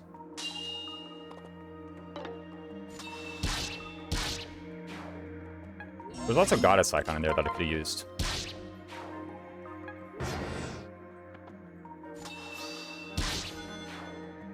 There's also unequipping Dragon Fang is something I'm allowed to do. I don't want to think too much right now about whether or not it's any good.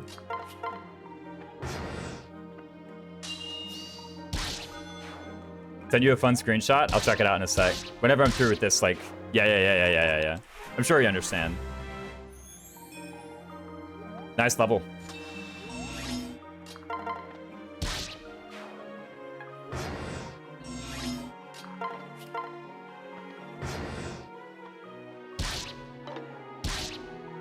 Missing that's pretty inconvenient.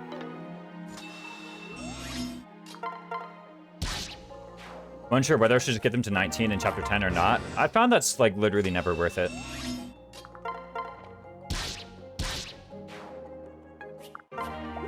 Also, what's out of 80?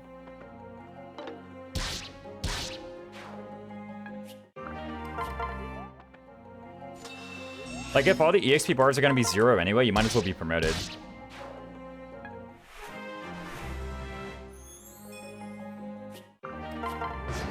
These level ups, man, hey.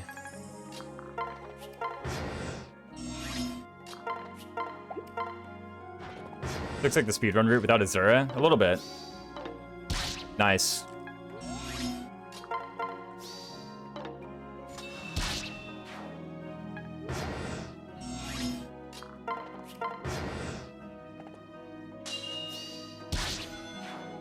Bro, yeah, 3 misses.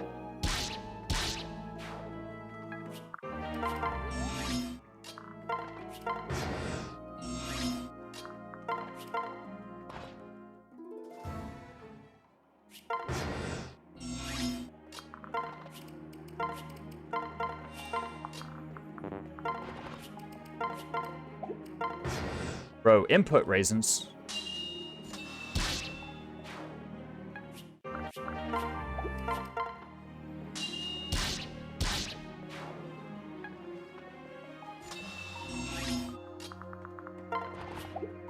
There we go.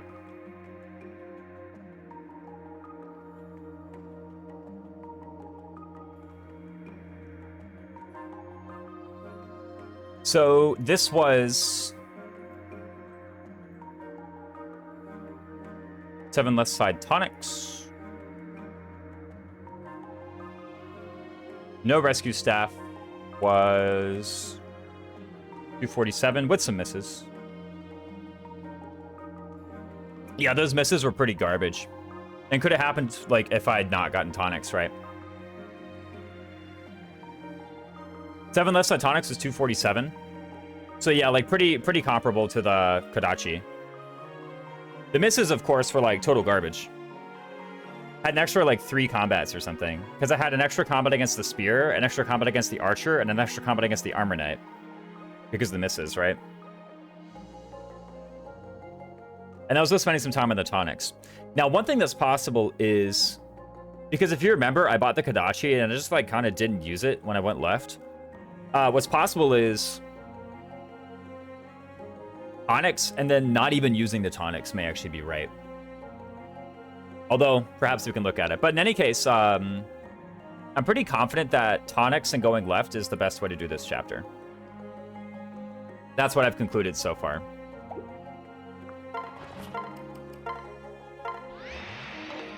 Nice. I'm just going to go ahead and get out of the chapter. I'm going to move on to the next one, because I think the next one is also pretty interesting.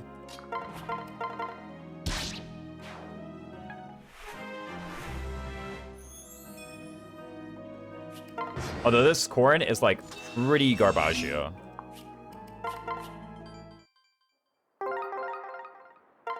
Which could be good for learning, but I'd also rather not luck tonic than Yada the boss. You're tonicking up anyway. Oh, here's the Kodachi. Ooh, gross. Another thing is, I'll be real, I don't want to spend money on the Kodachi. Luck tonic only gives 2 sev. Wait, I thought it was 1 sev.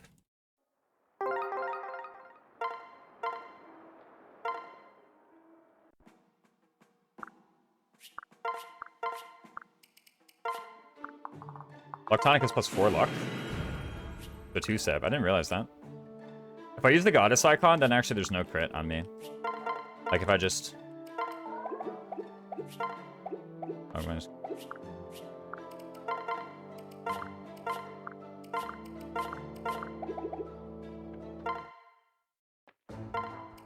All the luck boosters are doubled because luck has halved any effect. It's more accurate to say all the luck boosters are doubled.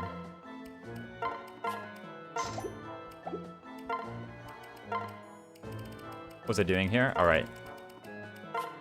10 of the general, 4 of the special.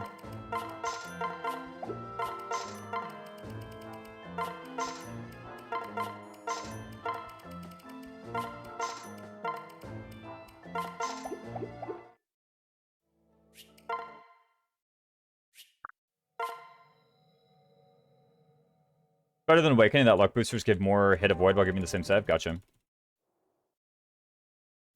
I think at least for this, I definitely do want to Strength Tonic.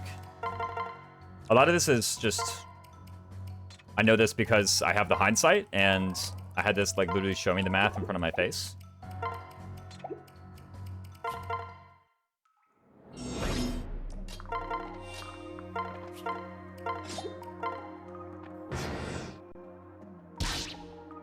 New chapter routing figured out. Nice miss again. Pick up Arm Scroll, Spirit Dust, and Speedwing. Arm Scroll is curious. I always went for Seraph Robe, but never went for Arm Scroll. Wait, where is the Arm Scroll? Isn't it like near the top? Arm Scroll is super nice. What for?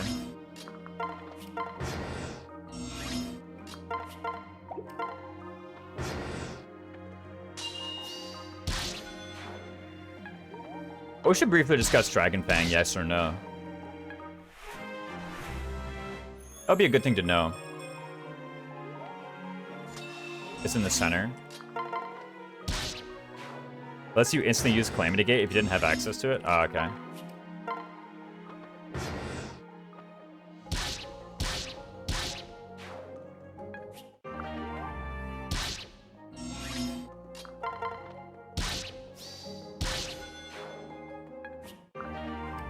Probably worth removing Dragon Fang when convenient. I think when Chapter 18 comes around, that's when I want it back. That's my hunch so far. I could probably take it away until Chapter 18, and then in 18 I want it back. Then with D-Hex. D-Hex I want off forever.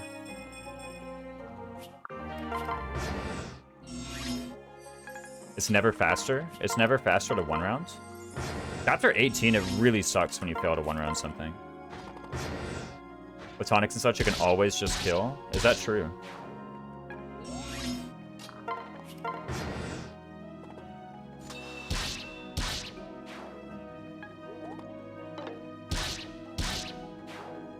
I like its fate, so you can just kill. Alright.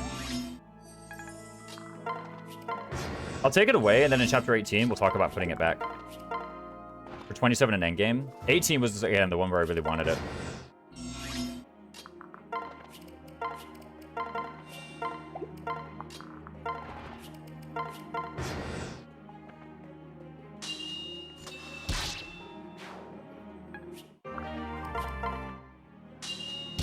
Its face you can always just kill because Septi beat it into my head. Septi's playing a different game. Rallies don't cost time. There we go. Guess I didn't level speed, so...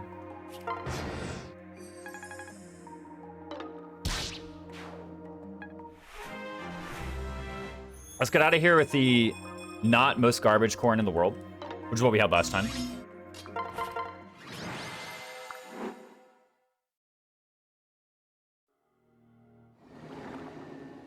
So in any case, I think this is like pretty decent evidence that probably Tonic's left side is the best way through this chapter. I didn't try Tonic's right side, but the thing is, without the Kodachi, you lose even more time. When I timed it myself on some other file, I got 4 minutes and 21 seconds, which is really slow, as you can see. So...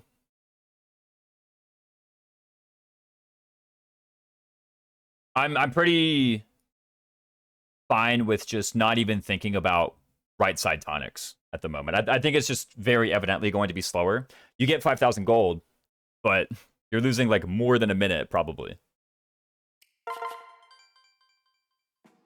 Let's talk about chapter 8, because I think chapter 8 is actually an interesting chapter. Hardest difficulty? That's true. Yo, where the heck is the freaking ore thing, by the way? Wait, the ores are different still, right? No, it was rubies and quartz the other time, too. So I want to do a couple things. The first thing I want to do is I want to Ebon Wing Gunter into Dark Falcon. For speed. Also, plus magic is kind of nice in this map. Or set on branch of fate. Resource determined on file generation. Yeah. So I was wrong. I had an incorrect memory, and I'm just going to give him both the boots, because, like, why not? But chapter 8 is actually pretty interesting, and I want to bring it up. Yo, new meta? Joshua told me about that one. Joshua was like, you know, there's a Dark Falcon. Whether Dark Falcon and Malignite is better is something I'm thinking about. I'm liking Dark Falcon more because I don't need to pay for the seal. So this map is defeat the boss. There's a guy up here. His name is Yukimura.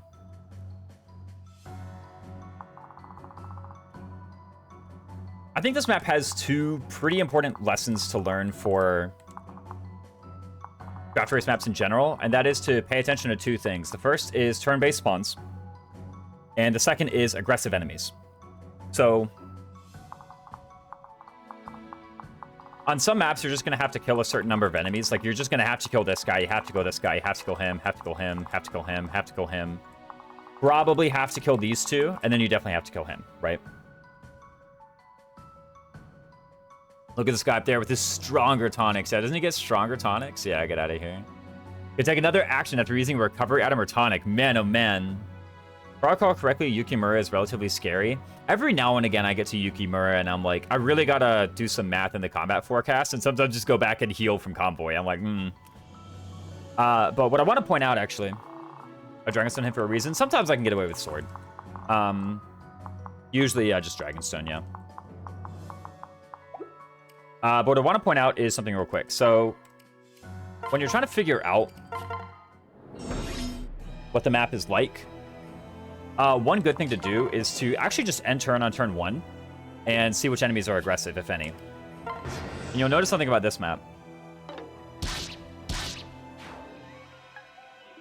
Is we have these guys from the left, and this guy from the right, and this guy from the left, and this guy from the right. So every single turn where you don't fight these guys, they're going to move toward you, and the camera will pan left and pan right and pan left and pan right. And you're always going to see those animations until they're dead. This gives you two options. You can either continue moving forward the whole time, and then these guys will chase you. The Pegasi will eventually catch up. These guys will always be further behind because Corrin has 6 move and these guys have 5. These guys will eventually catch up. Or you can sit and wait and just take them out. This will cost some extra combat animations because you're fighting these two guys that you didn't necessarily have to fight, but it eliminates their movement from the future.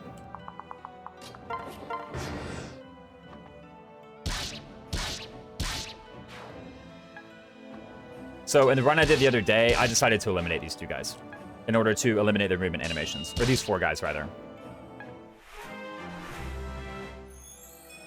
This will also allow me to do a couple things later on.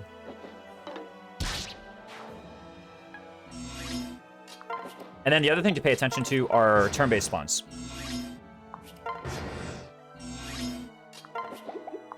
I guess I have auto cursor on, right? So. There we go. So at the end of turn 6, this guy spawns. Allegedly, he moves up here to this chest. So let's take a look at speedrun route, and we can see, imagine for a sec we copy the speedrun route. We can see exactly how many turns of this guy moving we would expect to see. So let's go ahead and pull it up. We're still in this chapter.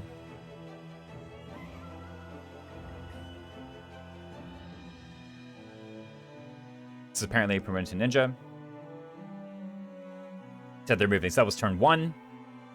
Here comes turn 2. turn 3. That was turn 4. And this counterattacks and kills Saizo and Oboro, apparently. Notably, unless you Master Seal Corrin, Corrin will not be able to do this.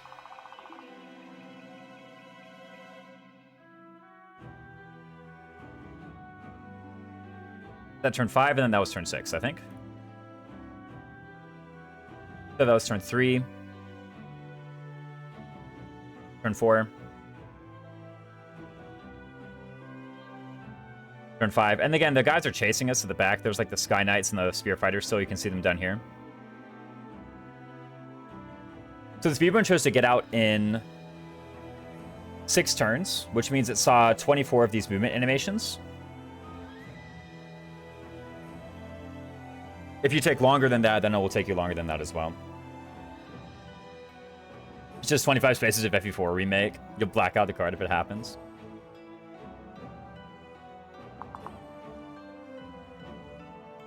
So in any case, the strategy decision here comes down to, do you sit and you fight the 4 guys, which stops their movement animations, and all the obnoxious camera panning that happens when they do that. And then also, as you move, do you get out early enough to avoid this guy moving anyway? I think what I briefly tried was I would sit, I would take out the 4 guys, and then I would move forward. I'll let this guy spawn, and I'll let this guy spawn, and I'll let him get to the chest. That's what I would do.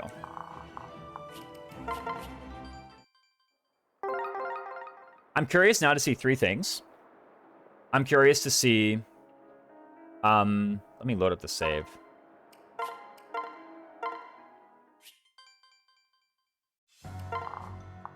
Which of the 3 approaches is faster? Approach number 1 is going to be basically the speedrun route, right? I pair up, I run up here, I fight this guy. Maybe I fight this guy too. Or rather, I fight him. Probably player phase this guy next. Run up here, probably player phase this guy. Remember, I can't really counterattack. And I do want to fight them because otherwise they're just going to be tailing me the entire time. Doing movements, doing combat animations. I could check if the Kodachi kills. Maybe with Wyvern Lord or Great Knight Gunter it would. Maybe the Dark Flyer was actually premature. Or the Dark Falcon, rather, was premature. What's actually Kodachi might? Because Great Knight is what? It's +2 strength. +3, so 5. These guys are actually weaker than the Master Ninjas from last map. It's 5. Wyvern is 3 strength. Is it really 5? I thought it was 2. Unless you mean 5 from the thing. It'll be what, 24?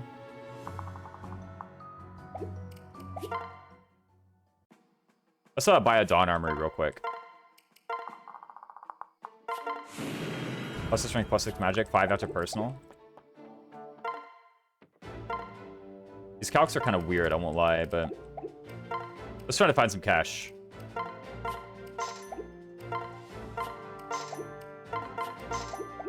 Surely I have enough for a Kodachi, right?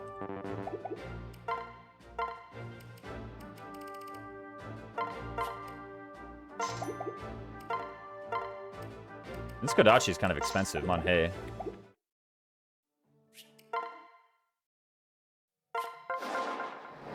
I did kind of prematurely Dark Falcon him. So what I can do is I can just look and I can see, hey, does Great Knight Kodachi just one-shot everybody?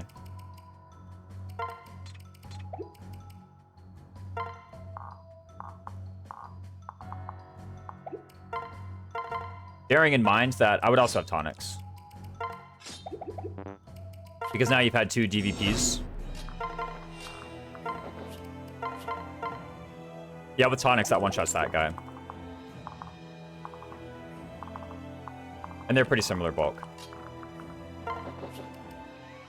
So I think this is a place where... Actually, can I just do it with tonics now?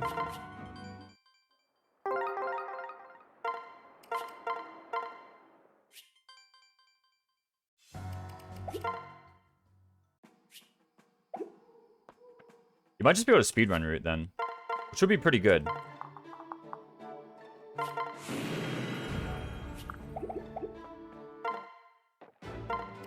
Oh, and again, I gotta freaking cannibalize my inventory real quick.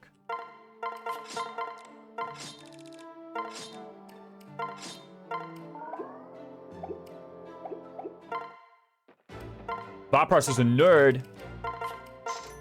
How will you answer the allegations?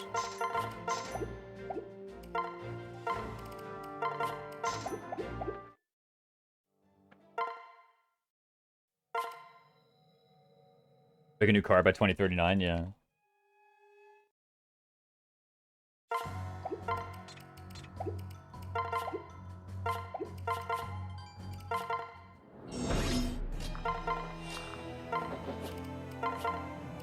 Oh, I need the... It would be helpful if I equipped the Kodachi, right?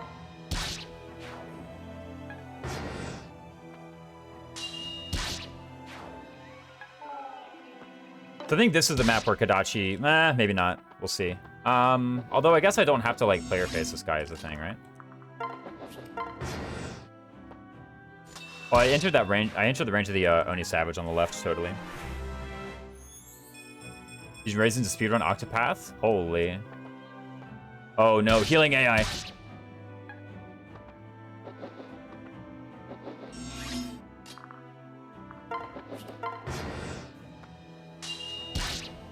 Because of the boots on Gunter turn 1, we're like slightly further ahead of where the speedrun would be. Healing AI. No.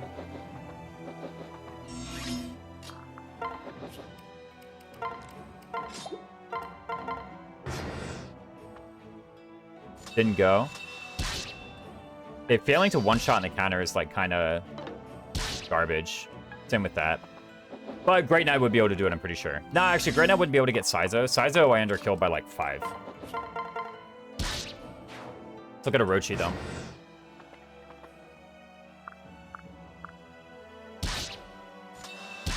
Okay, Orochi you get, like, no matter what.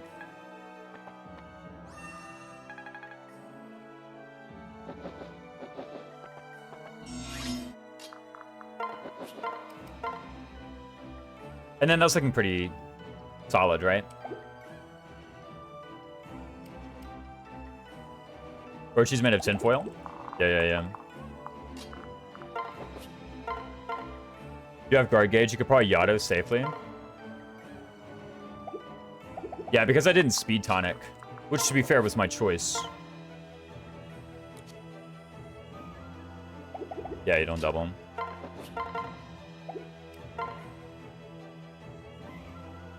Oh, this is also just fine, right? Because bots will move first anyway.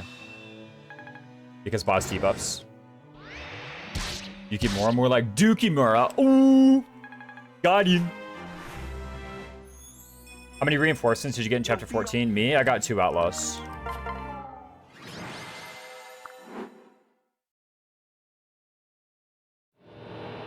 And I think 2 cabs.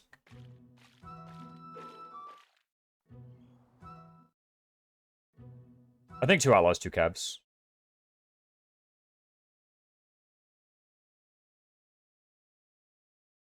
If you got cabs, you also got mercs? Okay, sure. I wasn't really paying attention to it, but I can believe it. Yeah, so let's look at a few other things. So that was basically speedrun strat, where you go and you spend 1800 on the Kodachi. Which is not a purchase I normally make, but you can spend 1800 on the Kodachi. To do what is essentially the speedrun strat. Let's go back and let's actually time that.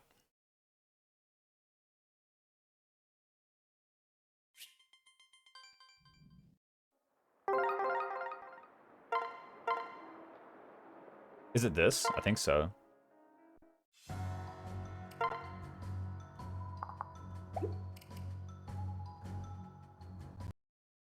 I will say, I think I saved over before Gunter became a Dark Falcon. I'm kind of fine with it, though, because Dark Falcon does get plus speed.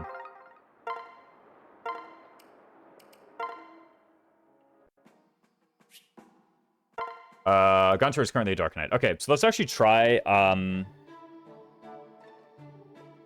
Great Knight Kodachi with Gunter pair up. Or sorry, Kodachi with Great Knight Gunter pair up.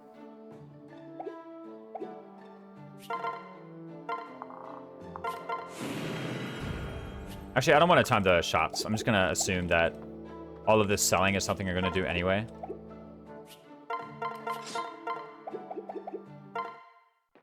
Does Dark Falcon get +1 move? Yes. Although so does Great Knight. Oh, I need to buy. Would help if I purchased Kadachi. Kadachi pair up, new meta. Almost all promoted classes get +1 move. The only exception is Mechanist. Ooh, maybe? To Gunter, not Corrin. Dark Falcon does get +move to Gunter. I will say, I do need Gunter with the boots for this in order to be moving more quickly. Oh, let me get Yato as well. Bad boy, and I think I needed... No, Speed Tonic, because I had Dark Falcon. The other guy, so I'm never going to have the speed anyway, right?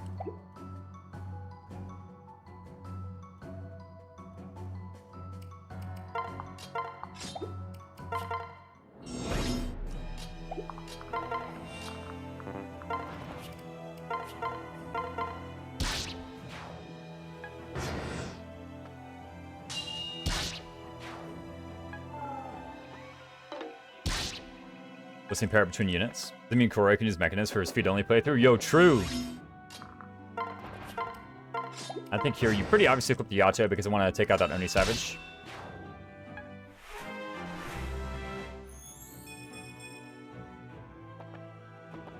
I'm going to give you a small tip here. So I'm about to enemy phase this ninja. The way that I'm going to do it is I'm going to go here, leaving myself a diagonal path. That way... the ninja will take the stairs, and I won't be blocked. This is as opposed to going in between the two stairs. If I'd failed to kill the ninja, then my path would have been blocked. But now my path is not blocked. Like, imagine the ninja were still there, basically.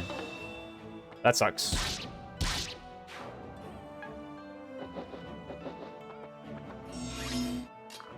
Going now stream has been awesome. See you around, Jeremiah. I guess I might as well, right?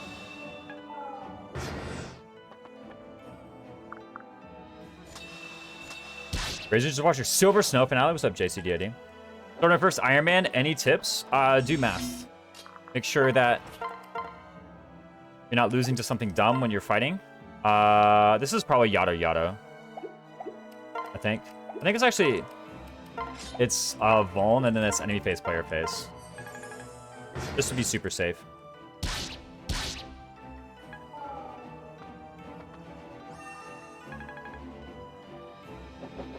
Now, to be fair, in this clear, when I timed it, there was, like, some math that I had to do. What's the most likely here? Is it this, or is it Dragon's Sense? Actually, Dragon's Sense better. Cool. 208. You'll be all right.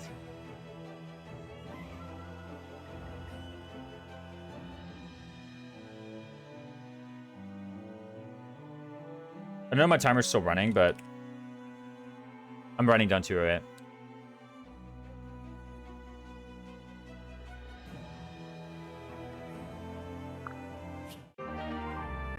So the strat I was doing in the past was I just went ahead and I Dark Falconed.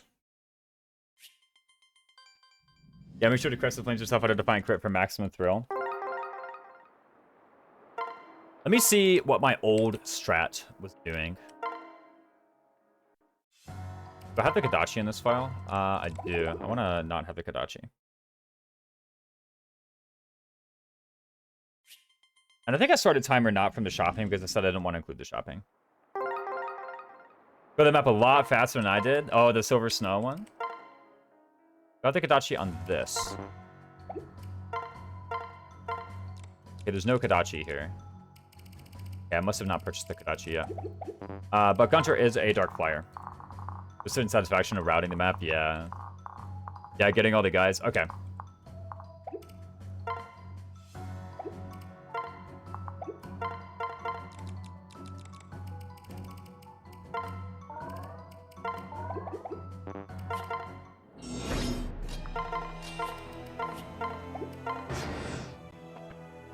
Oh, I forgot to begin timing.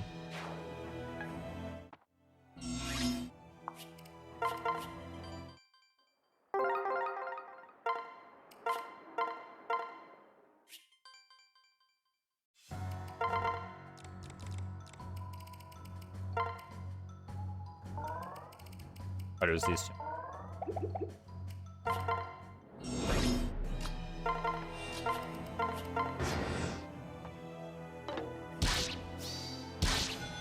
Good old Dragon Fang, okay. Right, that exists still. We should probably take that off.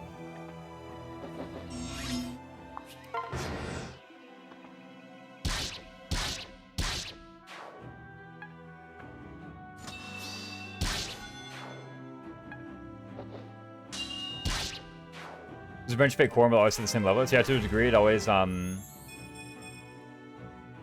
makes me sad when I get the brand new person show up to the speedrun Discord, but has zero interest trying out the route only to get the world record. Right, and then I think I go here. I just eat the guy, whatever. But I think it's a pretty satisfying experience, even if time-consuming. Like, if all they want to do is they just want to, like, be told what is the route and then try to input it. I can imagine that being pretty frustrating. Yeah. Honestly, I shouldn't be vulning. I have a Chameleon HP. Wait, we go here.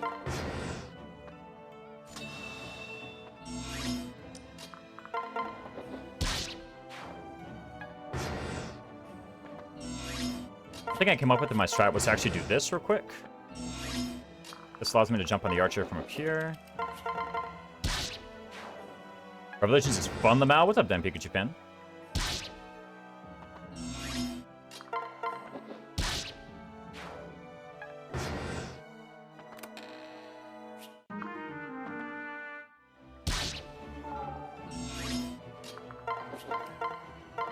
Let's take him out real quick.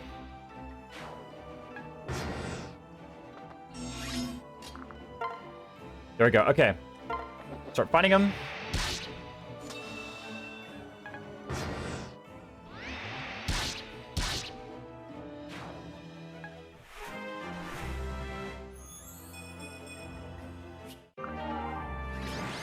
So that was 206. I think there was some timing. Oh, well, that was 206. Okay. So 8 Dark Falcon Onyx was 206.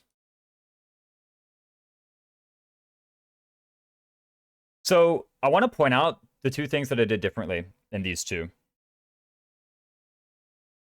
When I did the Kodachi Great Knight and when I did the Dark Falcon Tonics. There were some tonics here as well. Replaying mindset at least. Rev unit balance is, there you go, Snow Over Range, sure. So I saw they give all the Norse units extremely leveled. So the Dark Falcon Tonics was faster. Here's a funny thing. By a little bit, or at the very least, it was probably the same speed. So again, what I want to point out is at the very start of the map, so what did I do? And this is something that's important to think about if you're not allowed to skip the enemy phase. Is again, who were the aggressive enemies? What I did was I actually stayed at the start briefly. And I actually just ended turn here several times in a row, which allowed these 4 guys to walk up, perish. Maybe I really should do it from here. Good enough to, that's good enough to deem the strats equal, yeah. And this one doesn't force me to buy the Kodachi. Yeah, and if it's within 10 seconds, for one, there's differences in execution, right? Also, I will say this one did get more EXP, right? This is EXP that I'm going to have to earn anyway. I got an additional, like, 4 kills of EXP. So, I'm actually pretty enamored with the idea of just sitting and start to take out these 4 guys. That way they're not chasing you for eternity. And costing animation time every time they run up. It doesn't actually take that long. Ending the turn and starting to turn again doesn't take that long. I thought the face community put too much value in cooking, to be honest. Face Kuroi? What's Kuroi got to say? The community should give more credit to cooking. Speedrunning is by nature a highly execution-based practice. I will say, Justin, I think you were not in the stream when I said this, but this is, like, by far the most APM draft race I've had to do. By far. I've never played a draft race that had me, like, pay attention to what was going on at every single moment as much as this one.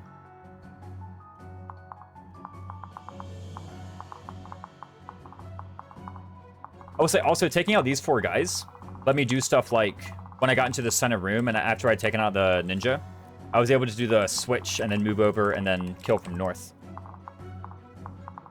Dang. One thing I could try is the Great Knight Tonic with Kodachi, and then I do all these things as well, so I take out these 4 guys. And then I go in. What does APM stand for? Actions per minute. It's input speed, basically. This route, I think, demands a lot of, like, input speed and accurate inputs. Just this game in general. Yeah, sorry, I just said APM, but I didn't realize you might not know that term. Base in general, but especially Rev. I don't know enough about the other routes to say, for sure.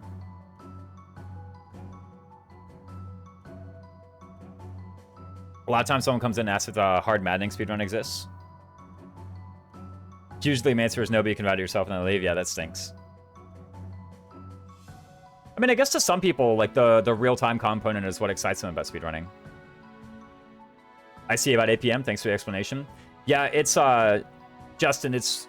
This route, you pretty constantly have to pay attention to what's going on so that you can dismiss the correct things and not dismiss the incorrect things, basically.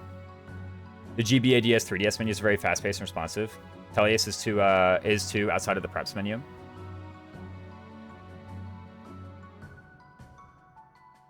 Yeah, it's input speed is really important in this format.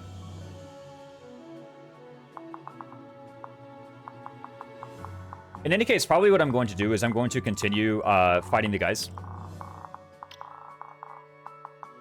on turn 1, in part because I came up with the strat and so I'm attached to it. I'm not going to lie. It's a little bit vain to say, but, you know, I did.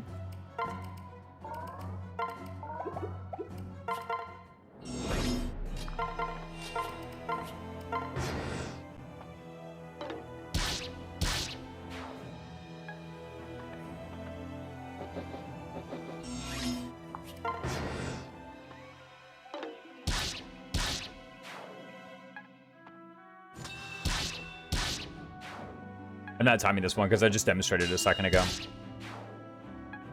I thought you meant Fates cooking. Oh, did you literally mean Fates cooking? The literal cooking mechanic? Yeah, if that was what you... If you literally meant, like, coming up with new strats. Oh, look at that. And if you go there, you just counter the ninja anyway. Oh, man, an improvement. But is Draft Race also good luck? Thank you, Griever Lionheart. Draft Race is a Fire Emblem format where a bunch of people, in this case it's going to be 3, get together and they have all the characters arrayed. And each player takes turn drafting a unit to their team. When you draft a unit, you have the exclusive right to use that unit. So say if I draft Camilla, I can use Camilla in my run and no one else can use Camilla in their run. Right now I'm practicing and routing it out just to basically see, in my opinion, what are the difficult maps? What are the maps that you should be thinking about trying to do?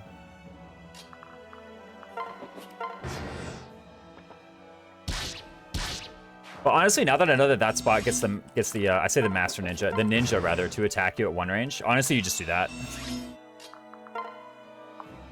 There you go. I should also just remember the Y and X keys, how to get those quickly. And then you play through the game speedrun style.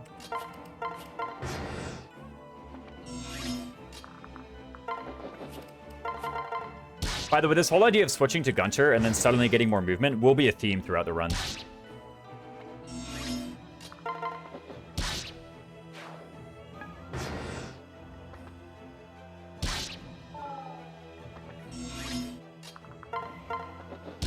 Oh, I should have used that Dragonstone. Whoops. Rip my guard gauge. Boom, boom, right? Guess I need to Voln, actually. Giver Lionheart, thanks for the follow. Have you not been weapon swapping that way for 3 houses? I do in 3 houses, but in 3 houses I'm using a controller, and right now I'm using a keyboard. You'll be all right. I will say I far prefer mouse and keyboard, but, you know, it says Y, and I actually just don't know which button Y is on my keyboard. I just don't know. But yeah. Base practice draft in a bit, for sure.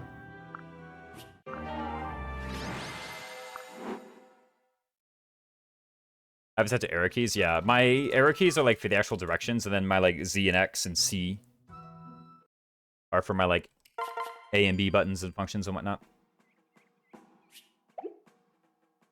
The Y button is the key that says Y on it.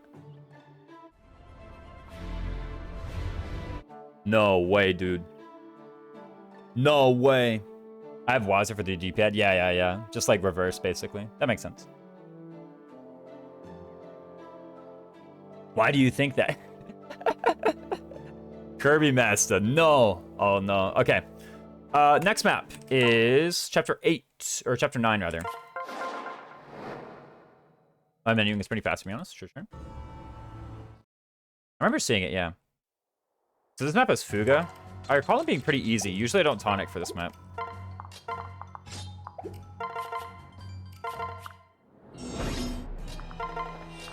Okay. I haven't really explained this map much.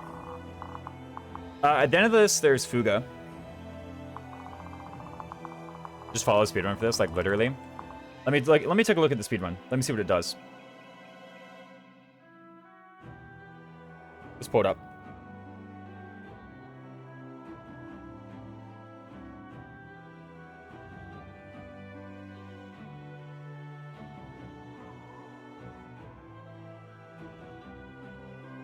Why not work his Corn's a ninja now and gives Gunter +1 move? This Gunter has +2 move. Because I gave him 2 boots.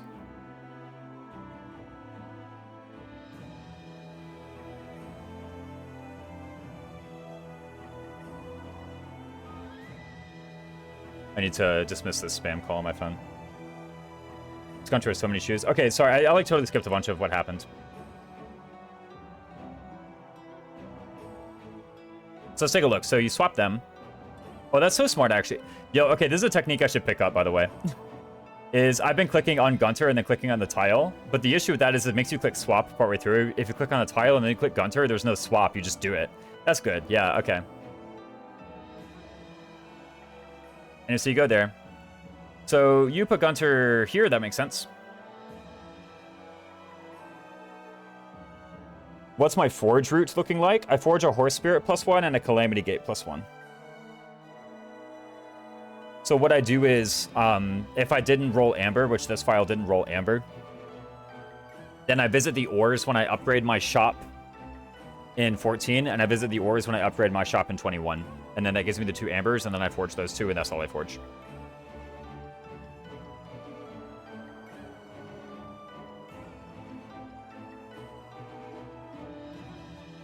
Okay, killing the healer makes sense here. The reason you want to kill the healer is twofold. For one, Fuga can take a long time to beat. And if the healer can go and take out Fuga, then it takes even longer to beat, right? Which is obviously very bad. And the second reason is, again, this is going to be a very common theme throughout the run, is whenever there is an enemy healer, anytime they get to take an action, it is so slow. It is so slow. Because the action takes forever, and then also an enemy whom you failed to 1 round gets healed. And if you fail to 1 round them once and then they get healed, you'll probably fail to 1 round them again. So in general, it's really important in this run to focus on taking out the healers. Fuga has heal strength and you can't really rely on enemy phasing him because dual dispo, yeah. Does he have 2 range? No, he doesn't. Okay, cool. Let's continue looking at this.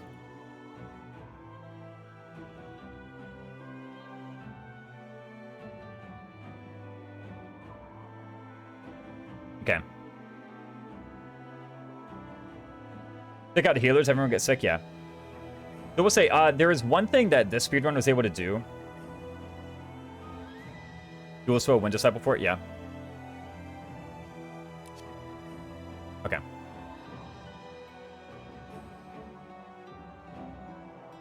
There is one thing that this was able to do that I think is a bit of the privilege for the speedrun that I might not necessarily be able to do. And so I developed something different, but I'll be open-minded to trying this.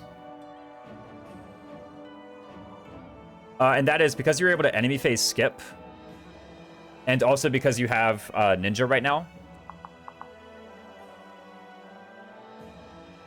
Oh, sorry, wrong thing. I need to hide the browser, not show it. The 2 range attackers, namely this archer and this Hayato, just died instantly. Yeah, there's a Hayato and an archer. Another thing I will say is I think you chose to go here. I wouldn't choose to do this on this route. The reason I wouldn't choose to do it on this route is because what will happen is this guy will move up. You provide a linked attack, or this guy will attack. And then this guy will move up to do a linked attack, and the linked attacks are really slow, right? A linked attack is basically like getting attacked by, basically like facing 2 combat animations. So I wouldn't copy the speedrun exactly by going here or whatever, or even by going here.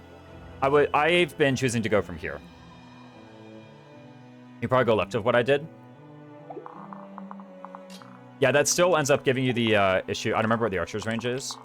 It's that. I've always been going here. The reason is because you get attacked by exactly this one guy. Let me be clear. No matter where you go, you're getting attacked by at least one guy, right? No matter where you go. So I go here, and then it's exactly one guy. That's what I've been doing the whole time.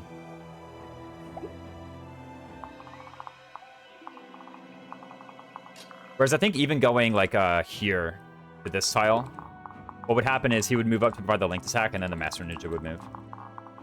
That's what I've been doing. In any case, let me do my, the turn one I've been doing this whole time. And let me actually unequip that. Really, I should just convoy it. Rika's really annoying, although apparently she's free.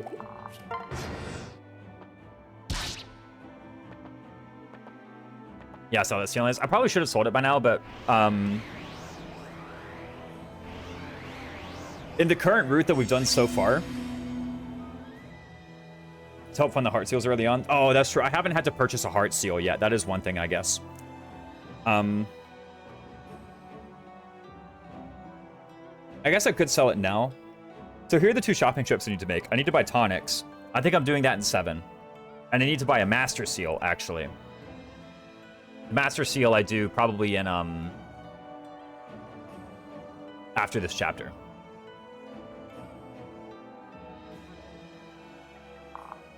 Okay, so this is the position. So what you did, I believe, is you went here with your shurikens and you killed this guy, which is good.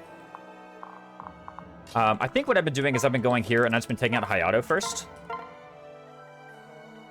If I recall correctly, you get a heart seal here from Fuga. Yeah. I will say the only time I use a heart seal in the entire run was actually at the very end to change Gunter back into Great Knight. In theory, you could just use a Chapter 10 seal. No, I want to be promoted for Chapter 10. The reason I want to be promoted for Chapter 10 is because if I'm level 17, all of the enemies give like 1 EXP. Wouldn't you prefer Wyvern? I remember Great Knight gave more defense, and that's what I wanted. Maybe I did Wyvern, I can't remember.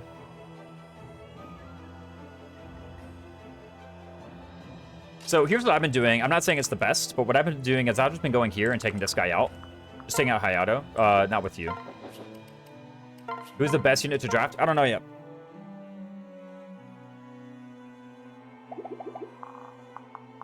Let's take a look at the combats over here. I will say, if I find that any of these combats is sus, I'm going to instantly stop doing this because it would be disastrous for me to fail to kill one of these guys. So if any of these are sus, nah, it looks like all of these are pretty good.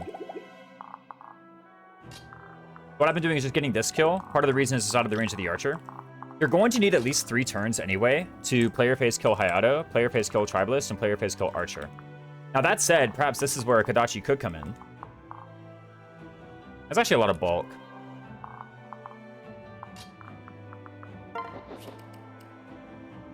Like Fate's art style? I really like it. Especially for the Conquest units. So what I've been doing is this. This takes out these 4 guys. And then in the next player phase, I take out the Shrine Maiden. This. Out of curiosity, what's this combat forecast against Fugo with Yato?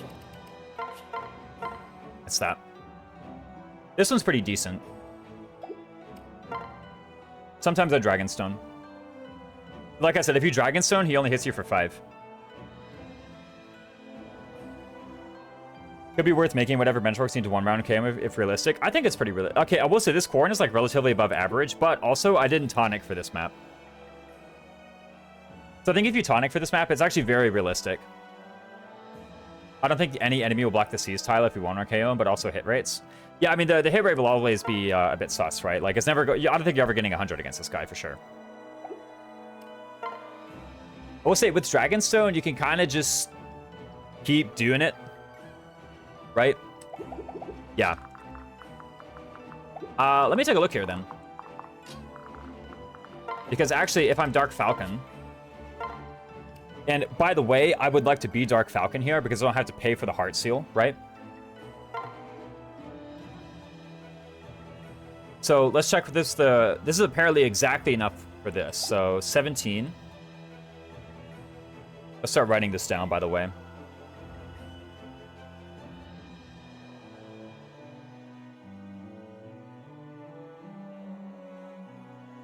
In problems, the main ends up blocking the Seize tile to heal someone, which is possible. Oh, you're saying I would rather just dive on Fuga immediately and take him out? I think, okay, here's the actual main issue, Kirby Master. Here's the real main issue, is that if I attack... okay, first of all, I'm not one-rounding with the Dragonstone, right? So it would be with the Yado. Now, if I fail to one-round with the Yado, and you see the 75% hit rate, that is pretty likely to fail. If I fail to one-round with the Yado, then his Seal Strength procs. And if the Seal Strength procs, I think I'm no longer killing these guys. Or let me check if I'm no longer killing these guys. Yeah, if the Seal Strength procs, then I no longer kill this guy, and I no longer kill this guy. Perhaps I no longer kill this guy. Now the Shrine Maiden has someone to heal. It just spirals completely out of control. Right?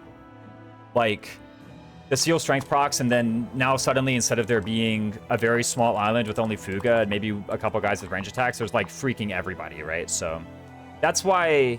I don't want to be dismissive of your idea, but that's what I would say to dismiss your idea if I had to dismiss your idea. Getting on the fort. What I find getting on the fort when that happens is, if after fighting this guy and fighting this guy and fighting this guy, it takes a really long time to kill Fuga. Every now and again, there's like an Oni Savage reinforcement who appears and blocks the tile. That's if it takes like very many turns to kill Fuga. But I do think it's important to actually write down the 1 round KO benchmark. So let's write it down. Because apparently I have it now. It is 17 strength, right?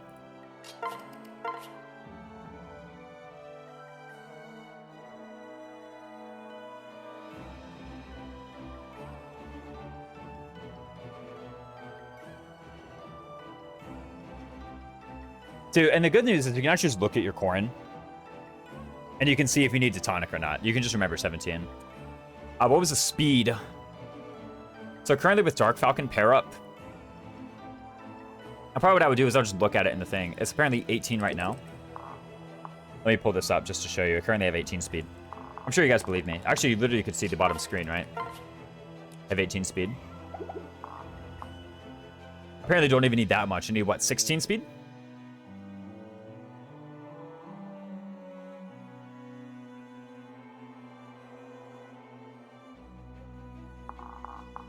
You get to 90 with attack stance. I do happen to lose my ability to double with attack stance.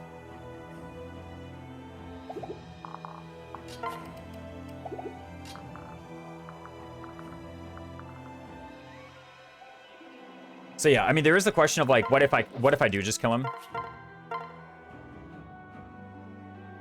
Not if you tonic. If I had tonicked, then I would be able to attack stance and get the extra 10 hit.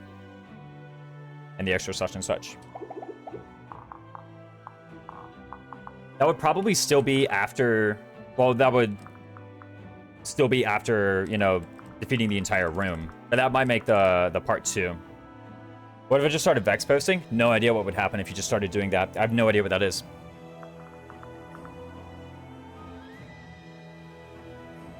So, in any case, I'm not too keen on the idea of just jumping on the island and fighting him straight away. Next on the face guy, gotcha. I would prefer to, at the moment, just take this guy out. Oh, right, Dragon Fang still. Actually, okay, here's what I'm going to do. I'm going to reset. I'm going to take off Dragon Fang now. I keep on saying I ought to do it, and then I never do it. So let me do it.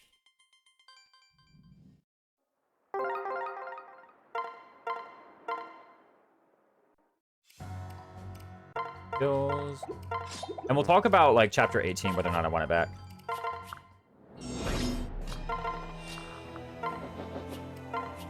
Oops. Yes, it's Steel Lance equipped. Whatever, who cares?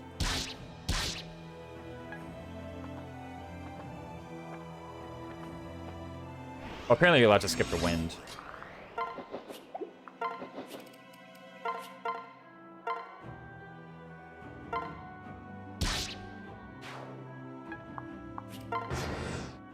Guns are evil anyway. What? He's the GOAT, dude.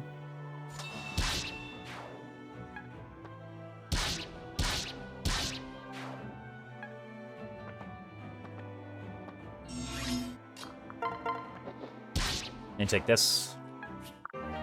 Liquid Metal Slime, thanks so much for the follow, dude. Oh my goodness, can I end turn? Freaking Rinka, dude.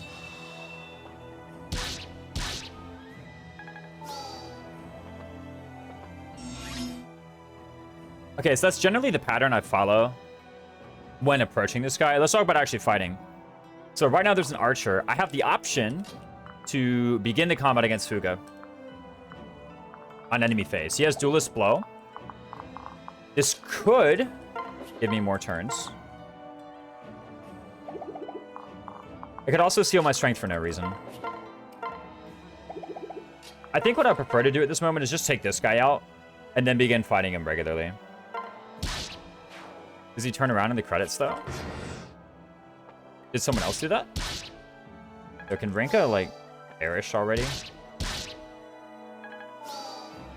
I will say, unequipping Rinka is, like, I would say pretty clearly the correct thing to do.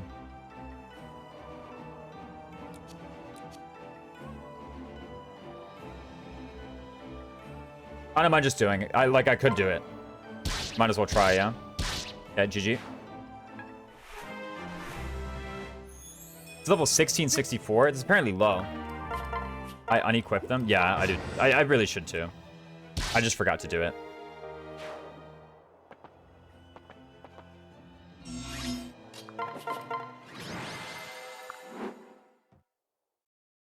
I was told you can't use DLC items for speedruns. I guess I was lied to. You can use whatever you want.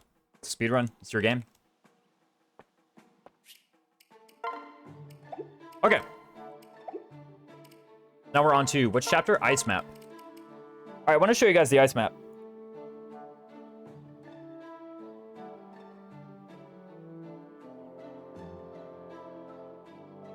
Because ice map, I think, is pretty interesting.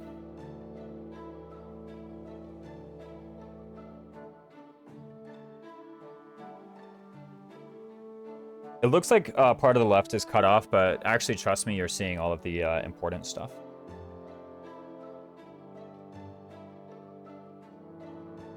Yeah, Liquid Metal Slime, I will say, if you ever want to speedrun a game, you set the rules, right? So just go ahead and do it.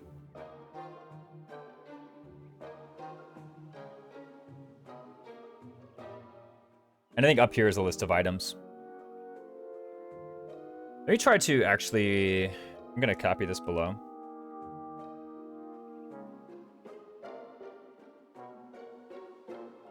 And some of them I left unmarked. Like, for example, this guy drops an Iron Axe. It's like, I'm not going to write that down, right? Oh, I guess this is getting rid of the legend. So many items. Yeah, every single like enemy drops an item, right? Also, get rid of the live split timer briefly. So we can see this more clearly. So the arm scroll guy is 2 to the right of 3. Yeah, he's 2.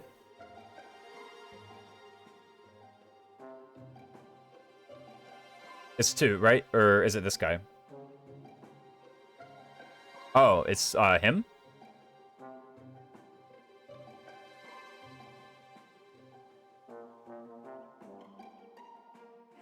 Oh, this guy. He is 7. You'll know? Maybe I got it wrong. I marked down that this was the arm scroll guy. Anyway, he's one of these guys. 1 down and 1 right of 7. I must have got it wrong. We can open it up and see. We can actually literally open up right now.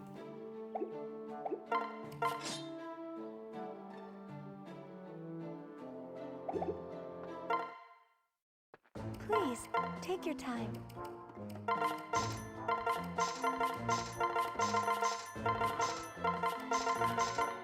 Oops, I need that actually.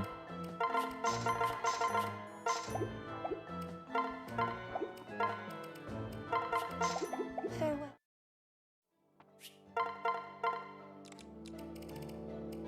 Oh, if I hit up. Master Seal. Or Noble.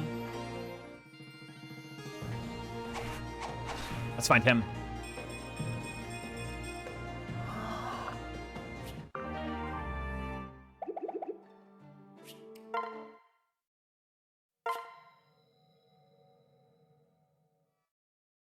There's a hyper-consistent way to deal with him and the concoction guy. I won't lie, the enemies on this map are, in my opinion, not very threatening. But getting any progress through the map costs time. The big picture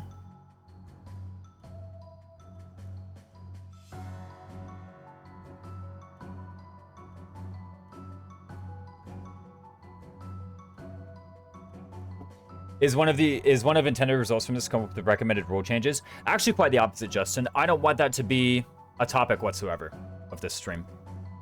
I think we can discuss in the Castle Discord recommended rule changes, and people who really know details about the format can get into that discussion and talk about what should be changed. But I actually don't want that to be the topic of this whatsoever. I just want to be, let's assume we're playing by the rules. And let's just look through the maps and see which maps are difficult and come up with strategy for the maps, right? That's the agenda for the stream. Now, you could claim that I have a hidden agenda, which is that I incidentally show off like how busted the free units are or something. Maybe I have that agenda, but like, you know, we'll see. But the main idea for this map is that, you know, most of this is covered by snow, and all that snow requires actions to take out. So taking out any enemy on this map is actually pretty costly. There's a way to break to open up 7, the arm scroll guy. It'd be like here, right? Like maybe you break like here and then you break here. No? Is this the arm scroll guy? What does this guy have? Wait, where's the arm scroll guy? Is it this one? You break 2 to the right of 7? The bottom guy has a 2-range weapon. Oh, you go like this way and you break here? Yeah. This is the right... This is arm scroll guy? Oh, I see.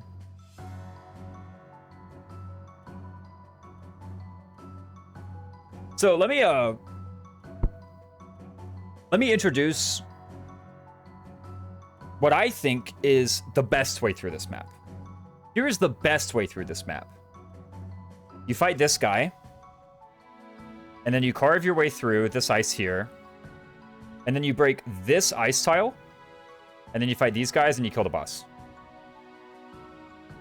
That is, in my opinion, the best way through this map. Now, why wouldn't you do this? You wouldn't do this if some of the items are attractive to you. Meisterschwert is really liking the arm scroll here.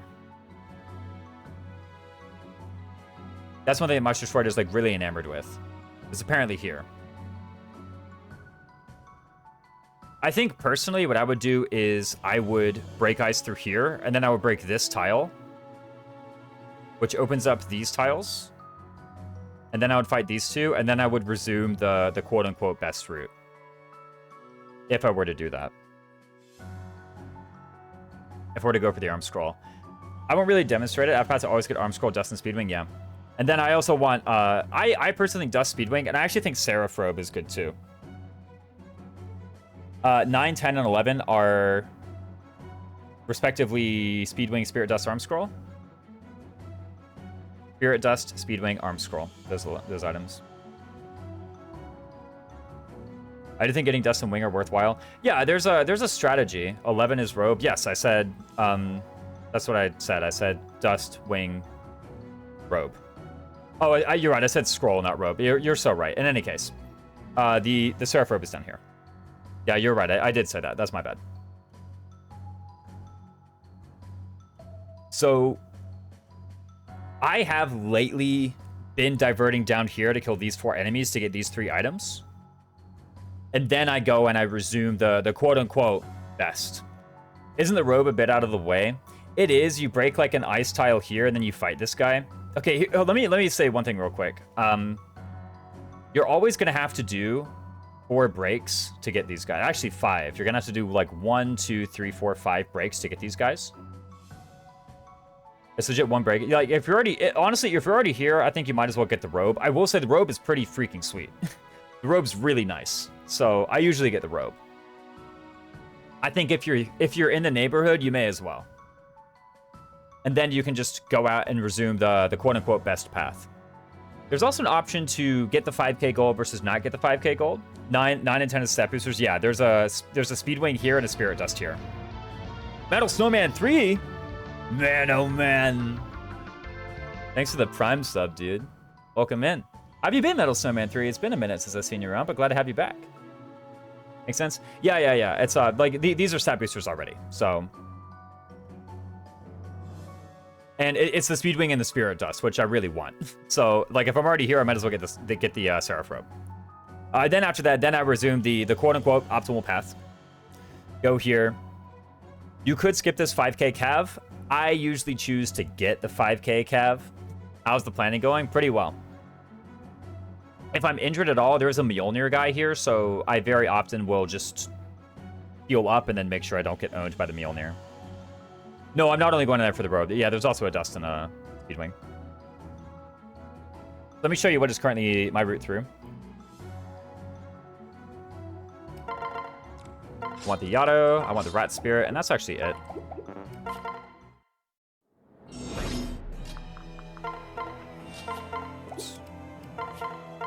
Oops, I want Rat Spirit.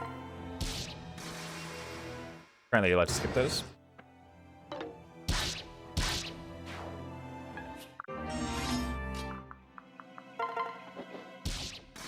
And to be real, you're getting, like, no EXP anyway, so I'd say you might as well be promoted. Actually, center left was better, but... Here I am, messing up the so-called route.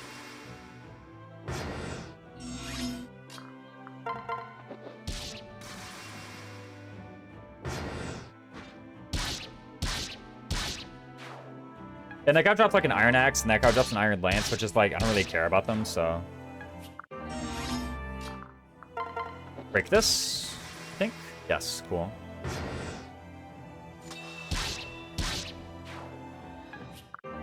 Yeah, he knows that now. Papalato does. I think it's this enough? Oh, no. I was one short. The past few times it did this, I only needed to break that, so... Oh my goodness. I'm literally messing up everything right now. This is red map. Could have sworn this is Fire Emblem That's right. Birthright? What you mean? Fire Emblem Birthright. Yo. Okay, that's actually the stupidest one I've ever come up with in my life. Put that away. There is that Mjolnir up there, so let's not die to something stupid like a Mjolnir. Yeah. One of the 3 red maps I think is bad. You know what's funny is, a lot of people say that they would like Fire Emblem Fog of War more if the enemy had to play by it too. This map is just a Fog of War map, except the Fog of War also affects the enemies. That's all this map is.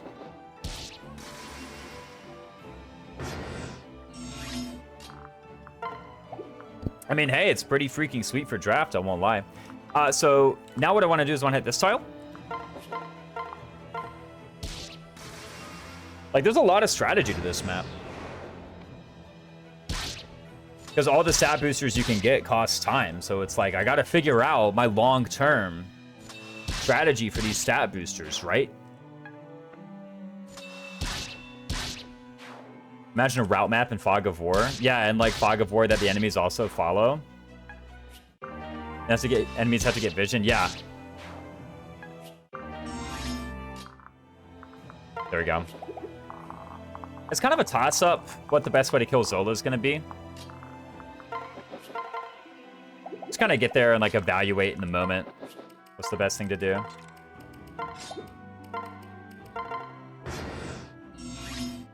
Phantom ship with the enemies have Fog of War too. Yeah, that sounds kind of bad.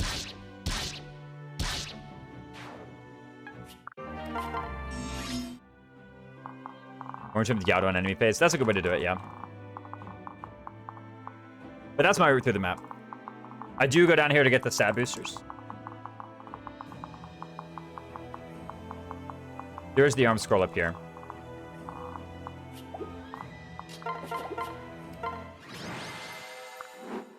That's what I do.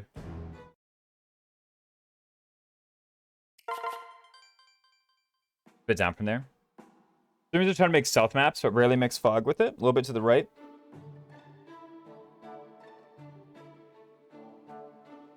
All right, there's where it is.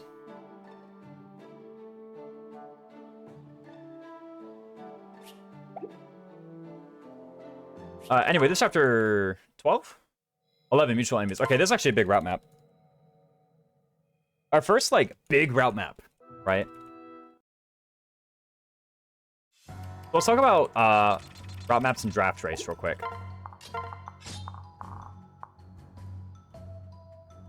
You have Reyna, it's fine, Lamel, yeah. She has 1,2 range. Put the Iron Yumi in the convoy. Oh, I got one, yeah. I mean, I'd rather have Quarren take everything out, right?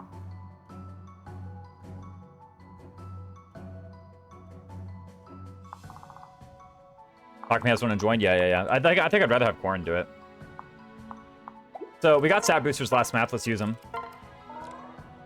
Right. Let's go ahead and 1, 2, 3, and then let's tonic up. Right. So in a big route map, you want to tonic up every time, right? No excuse not to, in my opinion.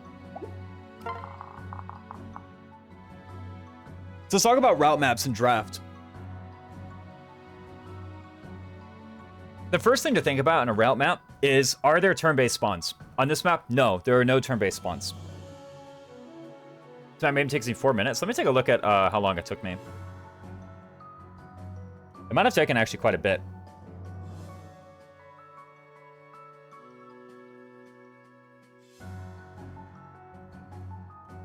One sec. I need to actually check in the Discord.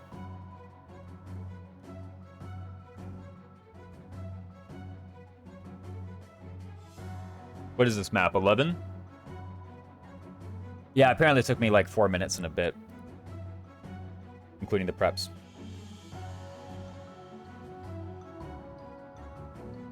So let's talk about a route map. So if there are turn-based spawns, it is very beneficial to route the map before the turn-based spawns appear. Because in order to win, I have to beat 26 enemies, so I just have to see 26 combat animations. That's really what this map is about, is there are going to be 26 combat animations. Now, what could cause there to be more than 26 combat animations? Well, if at any point I ever fight an enemy and fail to kill them, that would cause an extra combat animation, which would be more time. Remember, the goal is to get out as quickly as possible. So if I ever did that, then that would cost more time. Or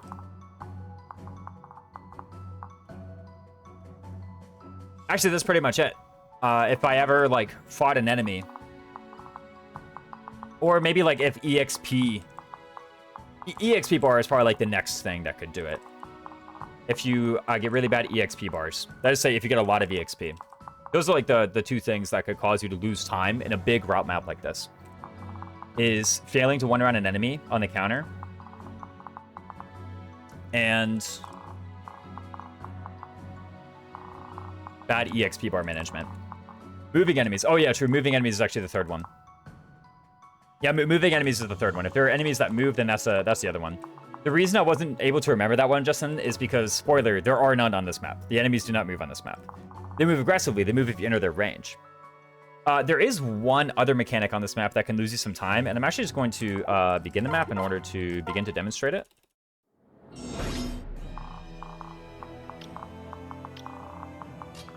As I'm going to parent to Gunter real quick, and a trap appears. So these traps do also lose you time.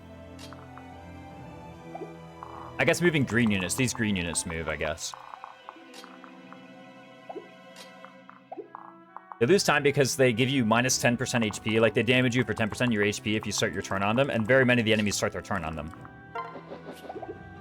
So I'm going to eliminate one source of time loss by immediately recruiting these 3 guys. When I immediately recruit these 3 guys, then they will not be moving on their own turn.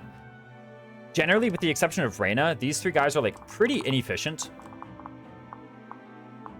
And will just cause a lot of time loss if they're allowed to do stuff on their own.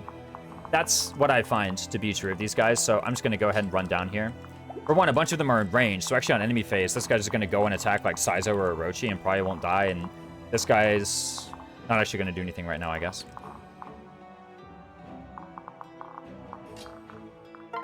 But I think there's basically no reason to not do this straight away. And I want the Rat Spirit out so that I can counterattack this guy. So let's talk about what to do with Reina. So I have 3 guys, and they kind of need to vacate the bottom here. They need to get out. Reina needs to go somewhere. If she's going to go somewhere, she might as well go someplace where she can just one around a guy, like this one.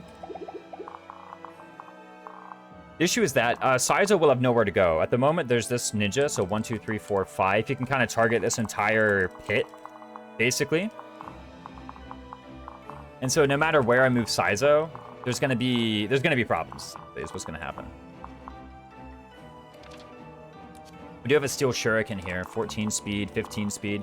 Kind of unfortunate that Saizo just kind of sucks and is always gonna be losing this. I killed that ninja turn 1 and recruit Reina turn 2. Yeah, I don't want these green units just taking a turn on their own. It's like kind of... Also, if I'm killing ninjas, I'm probably on the ground, which means I can't do that. Although, where do you do it?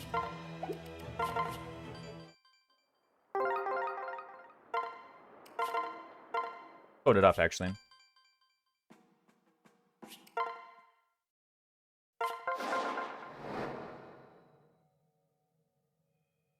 I do it from the lowest possible tile.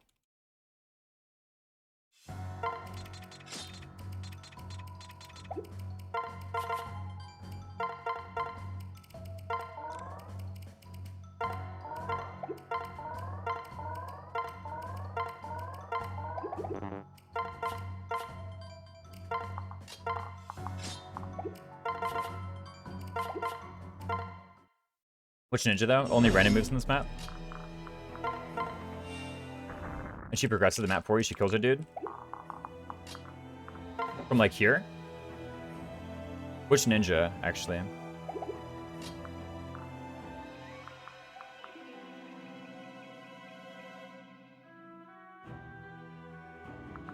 One to the right, this one?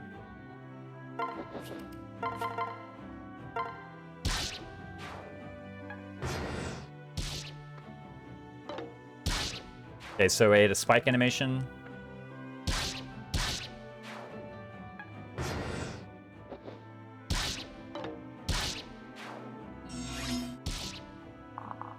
So 2 spike animations.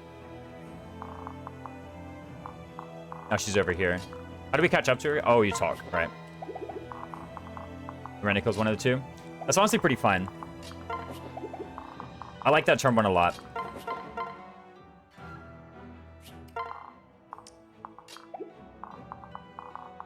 So from here, a couple options. We could have Reina kill this guy.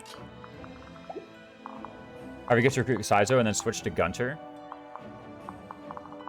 What's the switch to Gunter do? Streamer forgot to switch. You're supposed to switch to Gunter? Okay, then what?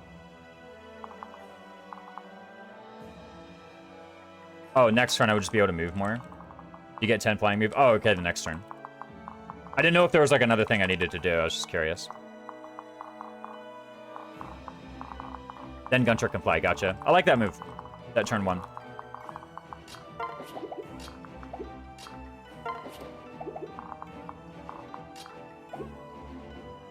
Then Reina moves next to Corrin, gets the Iron Yumi. I won't lie. If Corrin is able to one around everybody, I don't think I want to use any Reina.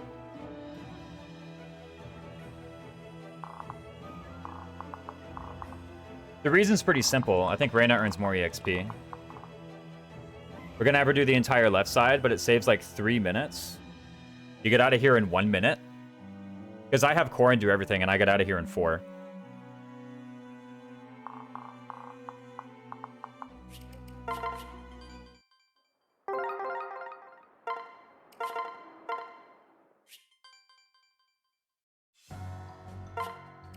Let's do it with the turn 1 rollout.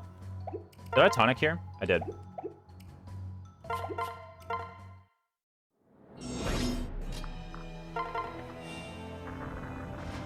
Oh, I can skip that, right?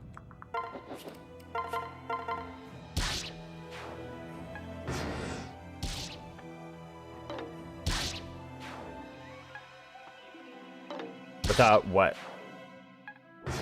Does Rainy need to pair up? I don't think so. Probably not. Let's see, though.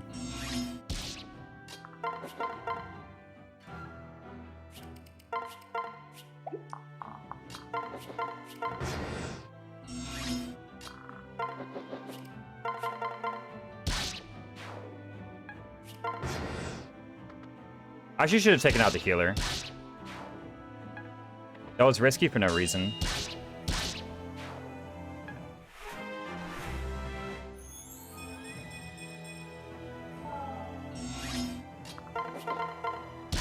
Let's take out the healers like we should be doing.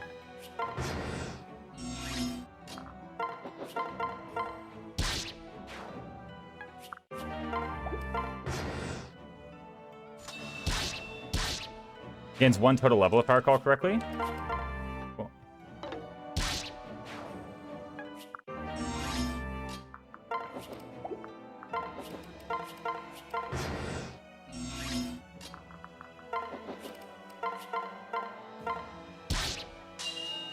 So we are going to eat 4 spike animations here. Such as life. Nice level.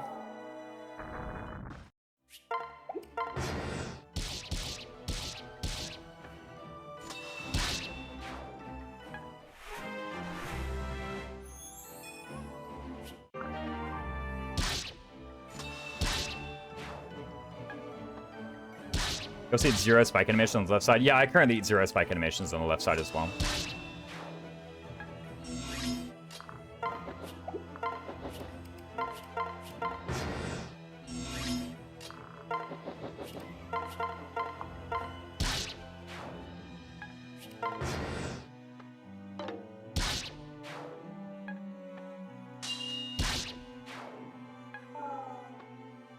A video showcasing the strat. I might pull it up in a bit.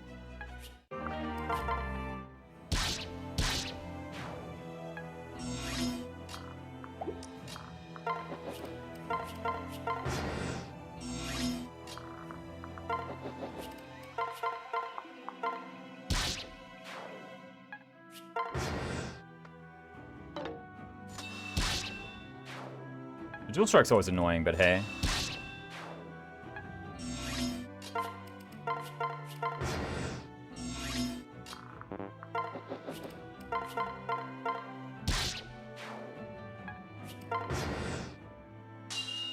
Skipping turns doesn't always save time. I mean, it might save, All right. It could save probably like 10 or 15 or 20 seconds, actually.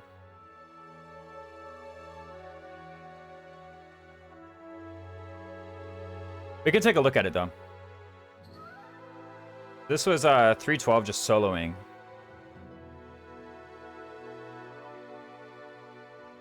Let me make sure I have this pulled up, actually.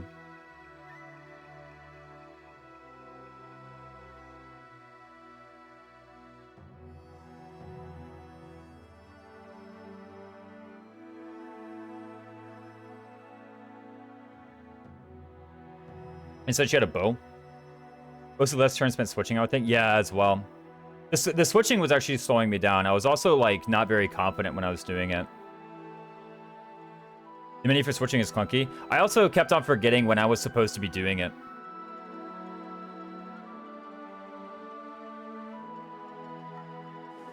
But I don't want to hold that too much against the strategy and say, like, oh, I should have gotten, like, a 230 or whatever. Let's just say I got a 312. I don't want to be like... I don't want to be like that, you know what I mean? I think if I know from the start where I'm supposed to switch, it's a bit faster. Give her size, it's not moving. Oh, yeah. Let's look it up. Is this tonicked up as well? Yeah, okay. Let's actually just take the thing, right? Why not?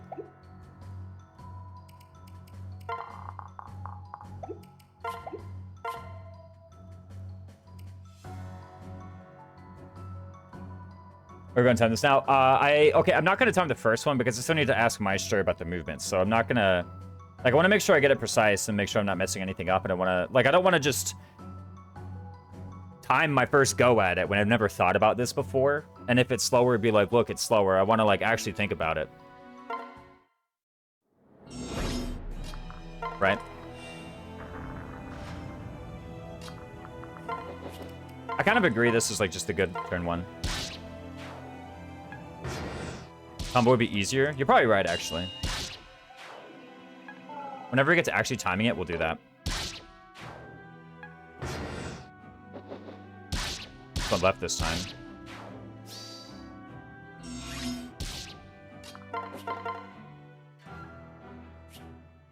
Okay, let's switch. Okay, and let's talk about what we're gonna do. So I think from here, if I want to get the bow, what I'd have to do is probably pair, switch, trade.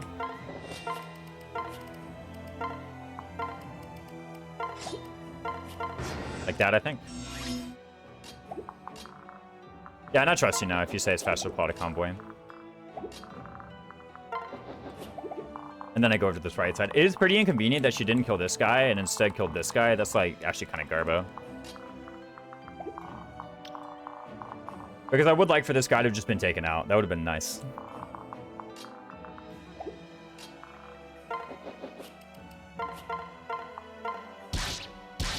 I'm just going to kind of do whatever I want on the right side. Let's talk about left side now. The Sizo gives plus move. So what do we do here?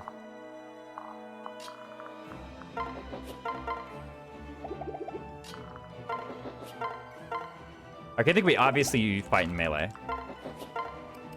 Don't proc anybody, does it?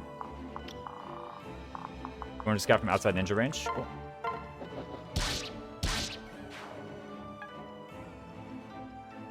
Time the corn strat with the new turn 1. I did the new turn 1 with the corn strat. What was the split anyway? 3-12. I actually like the turn 1 better. The turn 1 that Meister suggested I think was better. You can box mid. Oh yeah, from east instead from north. You're right. But the turn 1 that Meister suggested where you take out the guy and then you talk with Sizo turn 2, I think that was better than the one I had come up with, which was to talk with Sizo turn 1.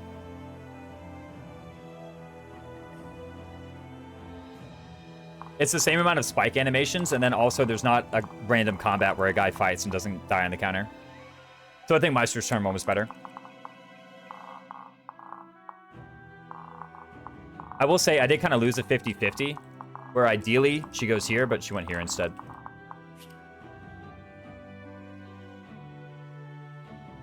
To compare to this Reyna strat,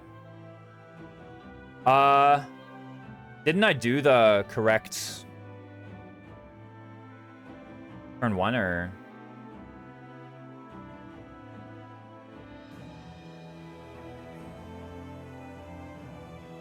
I can actually call here. Your text chat's fine. Let's see.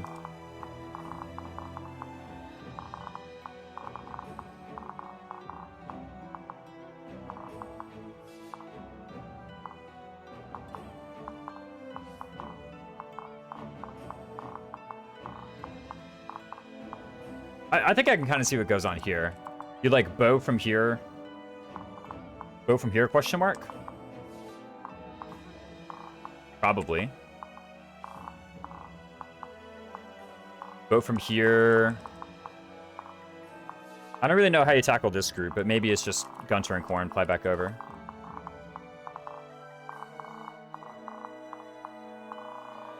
Maybe at that point they're done over here and they're just wrapping back around. I guess one up and left from the Oni. The issue is there's an archer and a master ninja, and so I want to fight this archer with my spear. No. Let's get there. Okay, I'm pretty sure next turn doing this is like, I don't want to say like obvious, but it's kind of, to me, it's very clear. The master ninja isn't scary. Do you counter him? But we'll see. You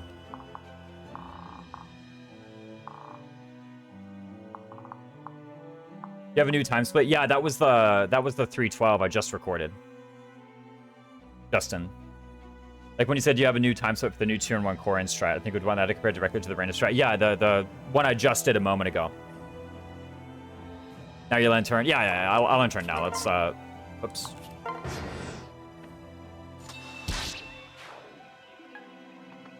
But we can actually just, like, look at it, right?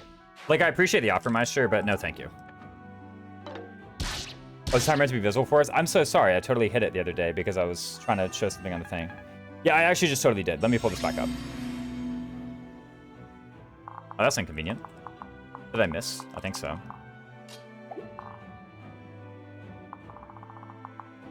Yeah, I totally did time it, though. That's my bad. Boom! Right? So do you play your face as Ninja? This seems to me like the obvious thing you would do. Warren's magic got debuffed. Oh, right. I didn't guard gauge something. Boom, boom. Theory. Oh, I can save a bamboo stick animation if I go here, I'm pretty sure, right?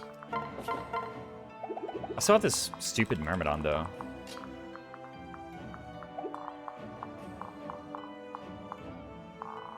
Go the bottom of Ninja from 2, right? Yeah.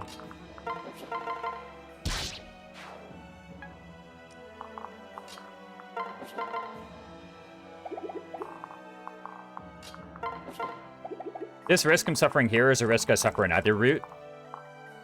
I understand it's happening currently when we're using Reyna, but I don't want that to reflect poorly on Reyna. I want to counterattack this mage too. I think going here doesn't proc the bamboo spike trap. I think. I'm not sure.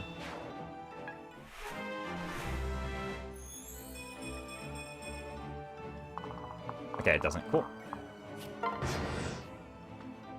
Yeah, it happens in either way, so I don't want to be like, you know...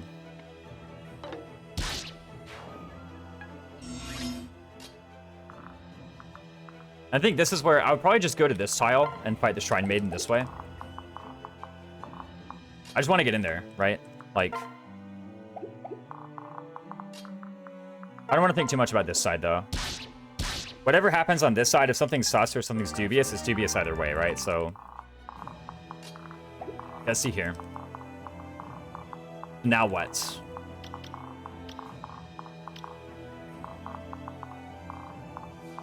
Oh, I see it. From here. We're gonna fight the archer at 2 range with her right here. Oh, I see. That's nice timing on the guard gauge.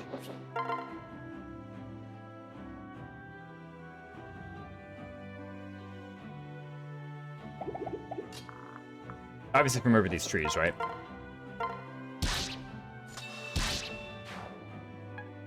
And there's even 2 tiles in case you fail to one-round somebody where, like, they can continue attacking you. That's pretty nice. That's a pretty sick tile.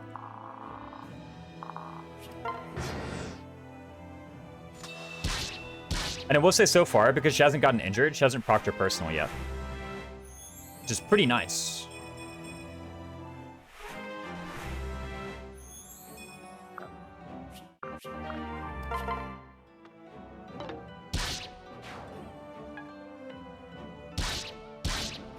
Next skill she gets, she will proc her personal.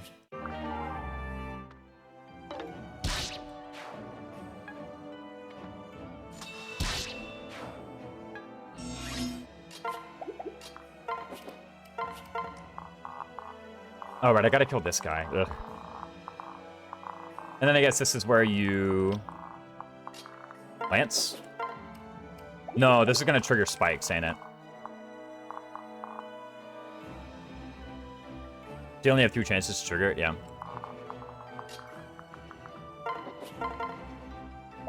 This gives me spikes, right? So...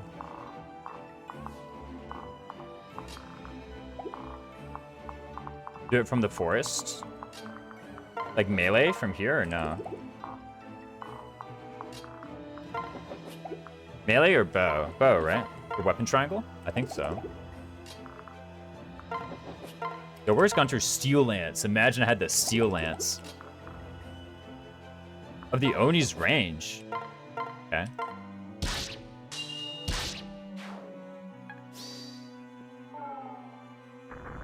Yeah, we got spikes. But that's fine. Probably what I would do is I would do it from here instead. You can also do it from 2 range. Oh, from this tile of the Oni's range. Okay, gotcha. To be fair, yeah, I didn't do exactly that. Yeah, we can... I think bow is probably better here. I mean, like, if you fail, then... Like... If you fail, then it's, like, the same result. That force doesn't trigger spikes. Gotcha. And this guy being alive is, like, kind of weird. You're from the forest for a reason. Yeah, I did get it completely wrong.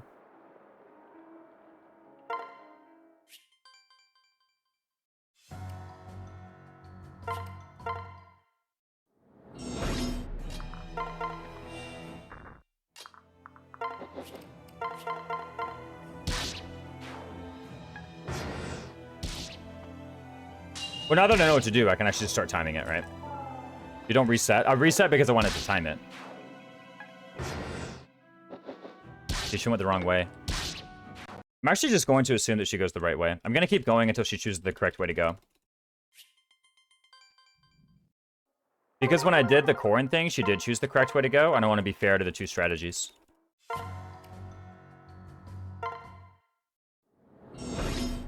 For a reason or a raisin, yeah.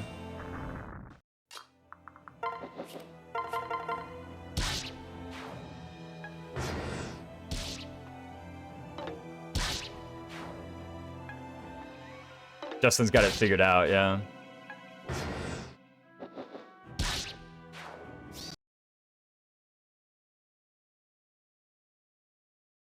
I don't think the strat itself has anything negative because of Reyna being able to do that.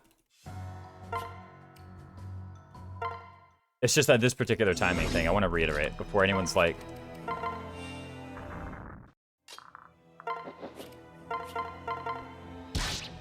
What triggers her to go left versus right? I actually don't know. The two Myrmidons should have identical stats, or Samurai rather, should have identical stats. So as far as I know, it's actually just legit a 50-50.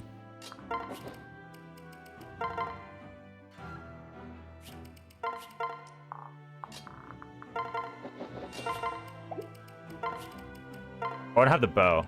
That would help. Yeah. You could route for either. It's just in this particular example, because I wanted to time and compare, and in the Corrin one, she went the correct direction. I want to time and compare against a random one where she also went the correct direction.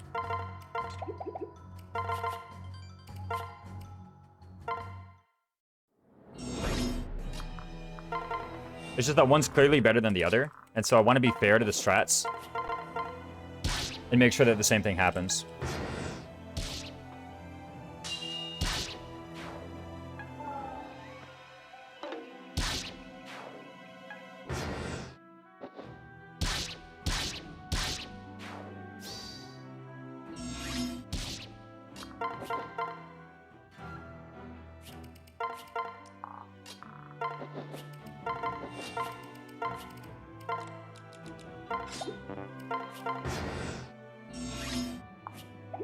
Right, I have auto cursor.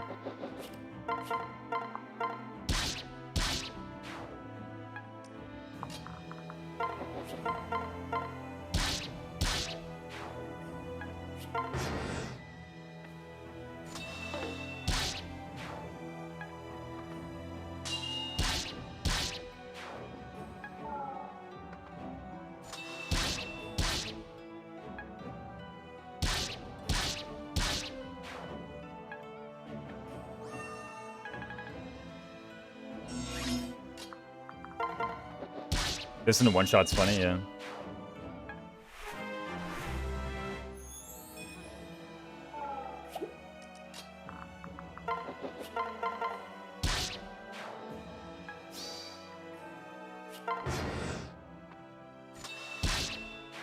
Any reason you failed to kill this guy is because it didn't detect ninja turn 1? So your guard gauge timing is different? Yeah. Yeah. Oh wait, wrong guy? No, I'm attacking the correct guy. Maybe I should have attacked that guy then. Oh wait, we don't have guard gauge. Whoops. Doesn't matter. Pretend we did.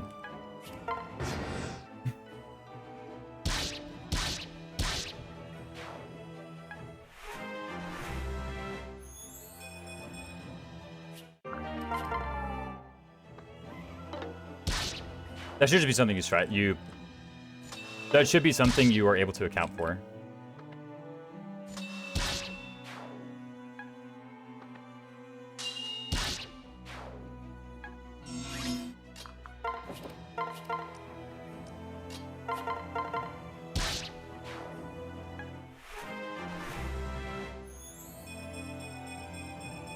Sheesh.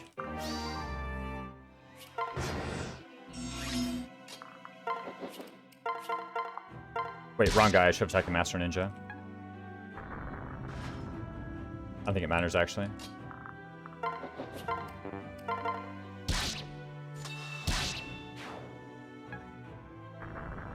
Okay, this tile did trigger spikes as well.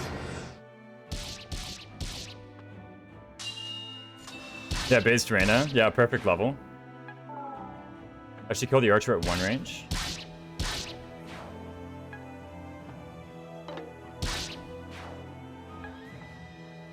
It's still better.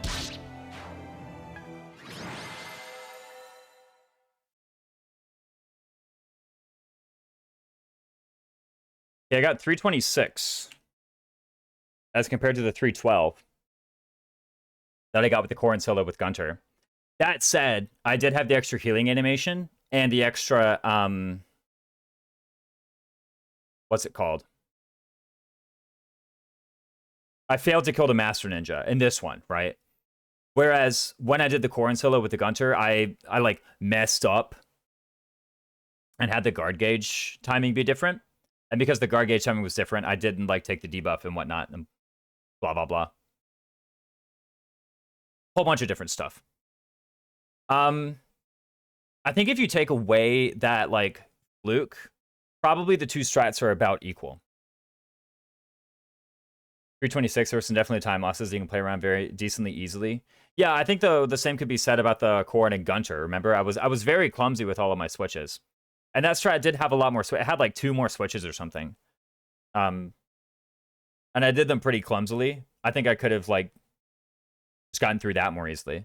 I could go back and do it again, we could see. And this time I'll try to fail to do, like I'll attack the Shrine Maiden first and like fail to guard gauge, need the debuff and blah blah blah. Equal if you assume best Reyna movement, green Reyna. But remember, the other strat had best Reyna movement as well, right? Oh, I guess like maybe if both strats have the poor Reyna movement, then one is better. Then like using the Reyna is better, maybe actually. The thing is though, if I core in solo, then what I do is the moment I get Reyna is I just have her go and I kill the Myrmidon anyway, right? Because the issue was when Corrin is killing the right and Reyna is killing the left, if that Myrmidon in the bottom right is not dead, then that's an issue. But if I'm killing everything with Corrin and the Myrmidon in the bottom right is still alive, then Reyna can just go and do it, right? Because she has nothing else to do, so she may as well. I'm still not entirely convinced. I can go back and I can try the Corrin again.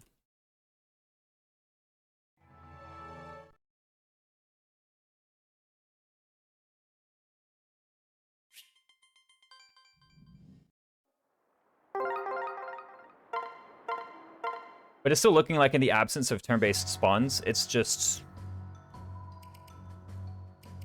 whatever does all the combat the most efficiently.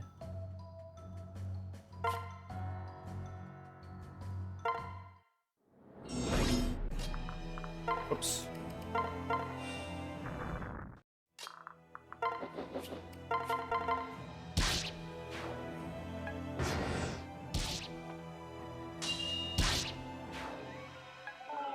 Matter of fact, I think her going left is better for Corrin solo. We can take a look at it again.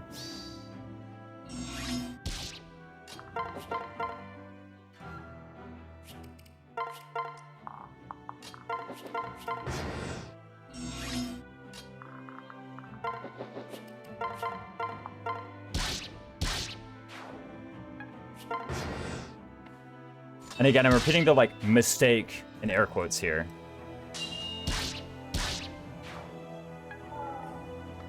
Of killing the Shrine Maiden first. I do just want the fairest comparison possible. Oh, whoops, I skipped a thing. Miss. I had this thought the other day. I didn't even realize it.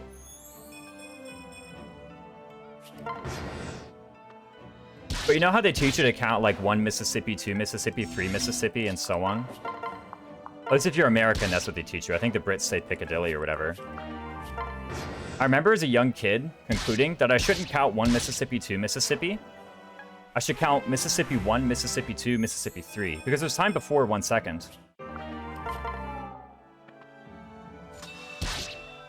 think your mistake is better, not gonna lie. Yeah, it's like kind of guaranteeing to heal if I do the wrong thing.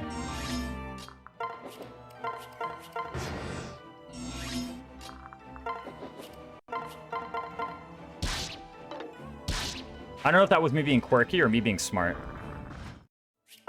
Figuring out the Mississippi 1, Mississippi 2 meta.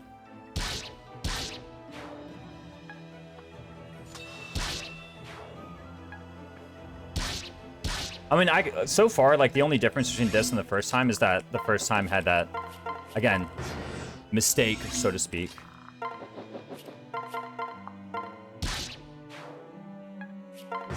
So if it ends up being faster overall, well then...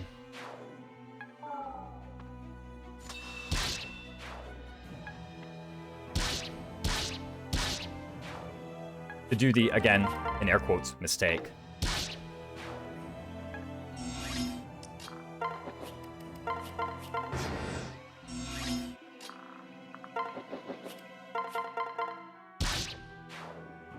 Oh my gosh, end of turn raisins.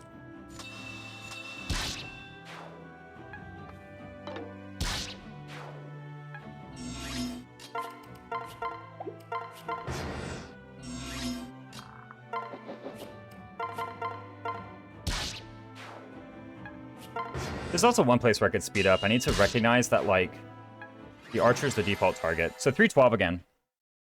Even with the mistake. I think this is faster than using Reyna. But, I don't know. That or it's, like, so close that I'd rather use the strat that gets the EXP on Corrin. There's also the argument that you're not as familiar with the Reyna movement. I don't... Would it be easier to menu up rather than down when switching? Keeps it the same inputs regardless of core and Gunter? You're probably right, it is. I haven't thought about that. I haven't thought about whether there's more things at the top of the menu above switch or at the bottom of the menu, but actually, you're probably right. If I'm going to learn to switch, I should probably learn, like, if going up is, like, always, for example, 3, then yeah, I should do it that way. And yeah, I agree.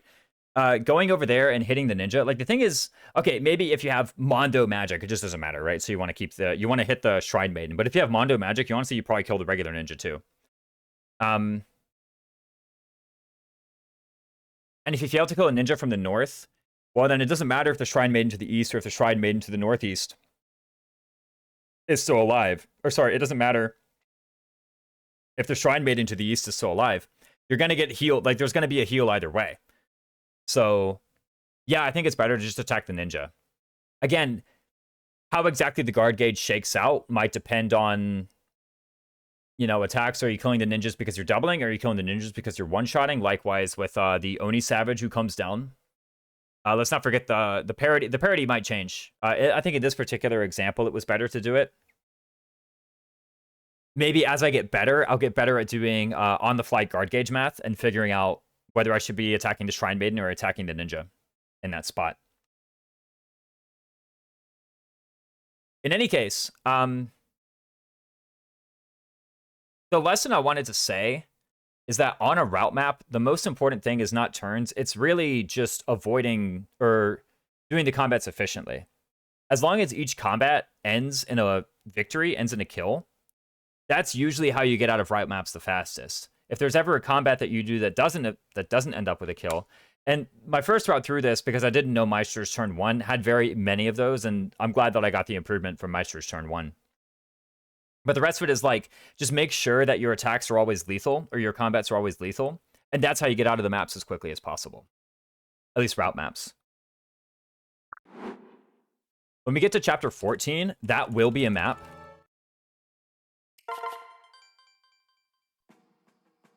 A much more complicated route map with many more elements. Going to chapter 12. Chapter 12 is actually pretty easy, all told.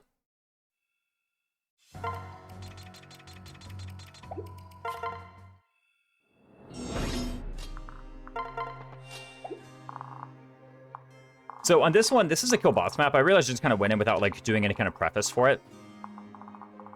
This is a kill boss map with a bunch of boats. There's this ice in the middle. The enemies can cross the ice, and your flying units can cross the ice. Your ground units cannot. So, for example, if I go here and I hit switch, I can't because Corrin is a ground unit, and so Corrin can't occupy the ice. Only the enemy foot units can. I found the best with this map is to go 2 up, 1 right at the start. You're going to eat an attack from this fighter, but that's fine.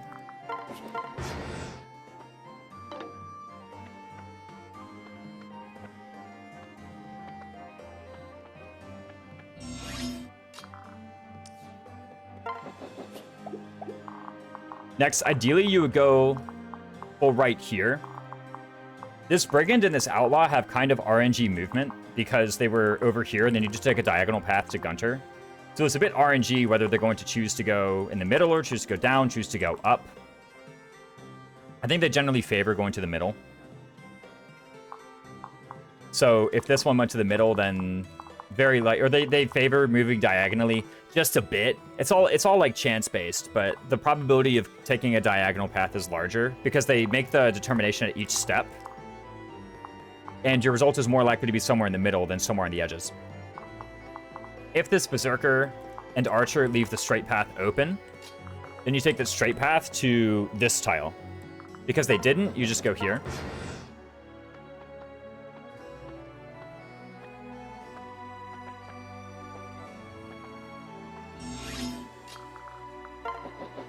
Now turn 3, you go here, and now you're in range of Flora, so you can go up and swap and then hit.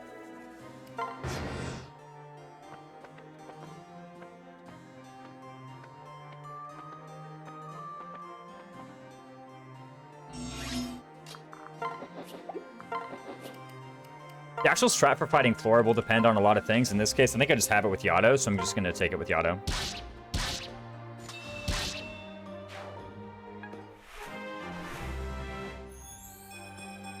This unironically seems like it would ordinarily be a very complicated boss to fight.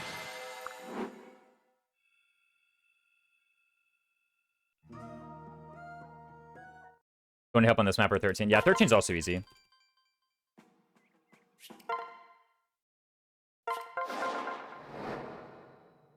Is also pretty easy. And again, it's another kill boss map. So the idea is, how do you get to the boss? Boss is up here. There's a block. There's one small trick to do that makes life a lot easier.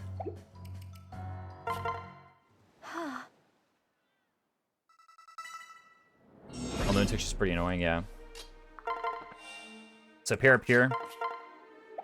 These units can just grab. Really, you don't need to have a drafted unit to grab the obstacle. But when you grab the obstacle, you go there. I guess I developed this strat when I didn't have boots yet. I was like, I didn't realize that I had the boots. But actually, you can just run up here, huh? I was going to show off that you should switch and separate. But I think I developed that strat before I started putting the boots on Gunter straight away. So you can just run up this way. Yeah. I was about to show this off, and then I realized, wait a sec, I can just literally go here.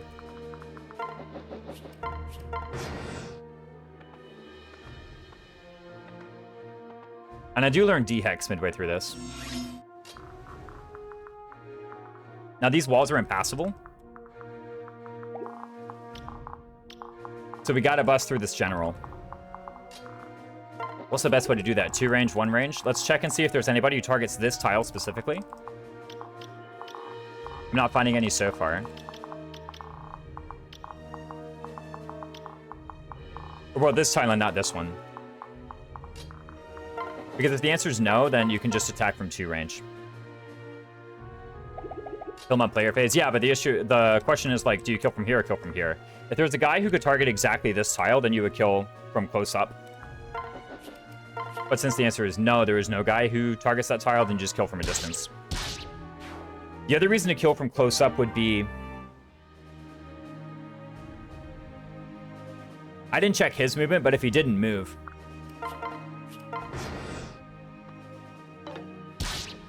And you weren't guaranteed to kill. That would be a reason to kill him from melee. He moves, gotcha. He also has a spear. Oh, that's pretty nice.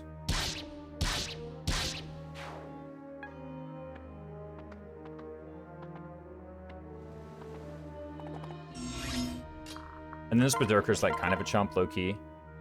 I happen to not kill him like this, so let's try to move a bit closer.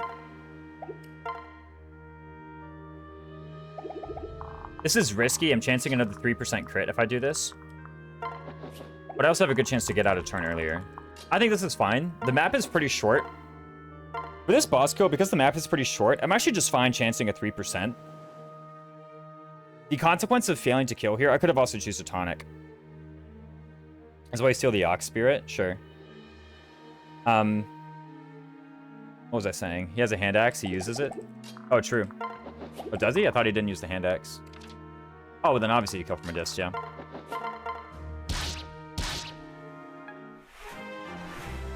D-Hex get? Does D-Hex apply? It does. Nice troll. But they want to debuff first, apparently.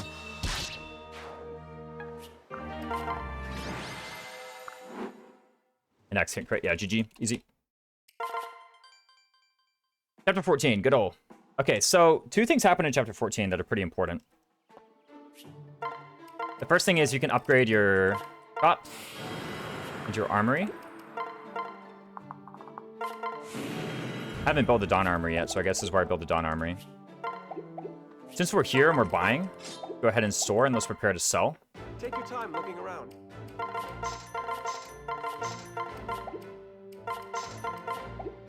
Starting to get better at selling in this game. I think you need like 16k or so probably for... Oh, we need to upgrade it. Duh. Okay. Yeah, I need to upgrade the Dawn Armory.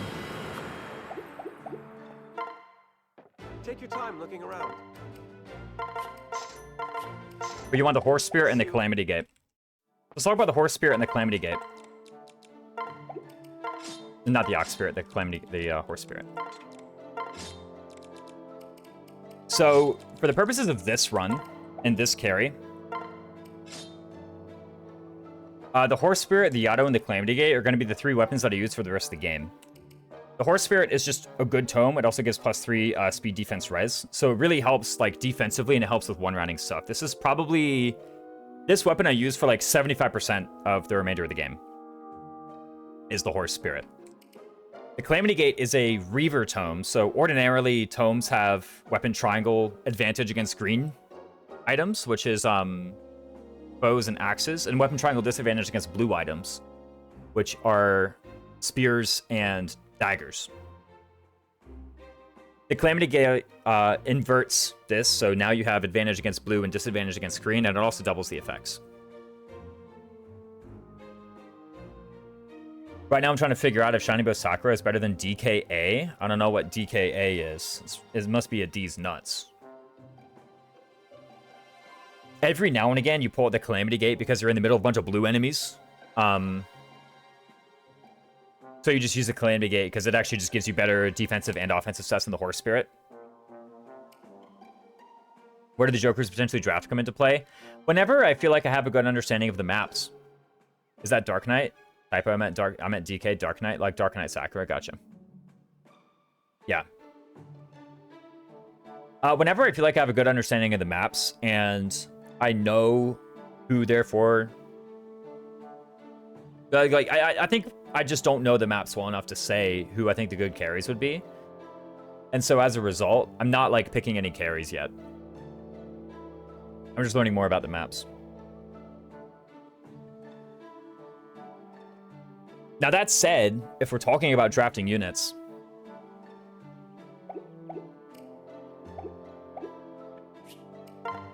oh, I forgot one other thing. One other important thing happens here. Because we're in here to purchase stuff from the upgraded armories, because we're in the castle, we may as well go ahead and pick up the ores. So now we're at 3 and 3. We need 5 and 5 to do our 2 forges.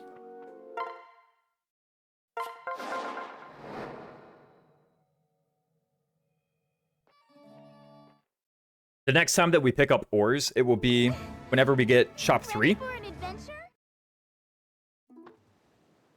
And then when we pick it up, it'll be another 2 and another 2, so we'll be at 5 and 5. So this is another route map. And again, what were we talking about when we said route maps? Boat also only needs to forge 1 weapon? Gotcha. So what did we say were the important things about route maps? Yeah, ready for an adventure. It was, are there turn-based spawns? And are there aggressive enemies? Because those are the things that you can improve, that you can like really improve upon. If there are turn-based spawns, then killing before the reinforcements show up will just mean fewer combats. Right? You don't have to spend time in combats with the enemies that don't spawn. And then the other one is aggressive enemies, because aggressive enemies, they waste time every time you watch them move. And so if you move toward them more quickly, then you can, what is it? Then you can take them out and you can stop them from costing time by moving. So when I was doing basically the Corrin solo through this, and by the way, I'm gonna unequip D-Hex. This map ended up being pretty tricky. And probably, I think, like when you look at this map, actually, let's just demonstrate it. So let's just demonstrate. First of all, are there enemies that move? Let's just go ahead and start and end the map, or just end turn on turn 1.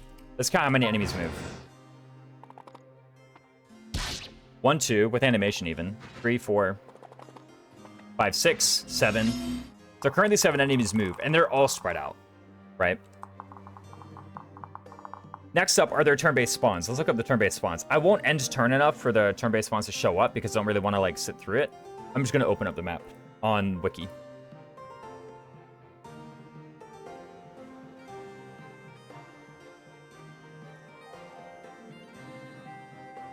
So what do we have? We have reinforcements on turn 6, on turn 8, on turn 14, on turn 20, on turn 26, on turn 32, and on turn 38. So, best case scenario. Here's the best case scenario for this map. The best case scenario for this map is you intercept all these moving enemies quickly.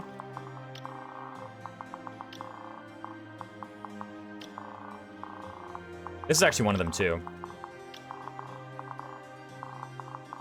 And you route them out before by turn 6. Best case scenario here is turn 7, if I recall correctly. No, I'm going to say best case scenario is turn 6. Because if we try to get it and then it turns out we can't do it and the best you can do is turn 7, well then you just say turn 7. But what I want to say is, optimistically, the absolute best one could ever theoretically do is all of those aggressive enemies you kill quickly. Let's say, okay, if I was going to be equally optimistic, I would say turn 1. I think it's very immediately clear that that's not possible because of this guy, so we're going to say turn 2. Kill all those aggressive enemies by turn 2. 1 round to everybody, and also route the map before turn 6 is done. That's optimistic.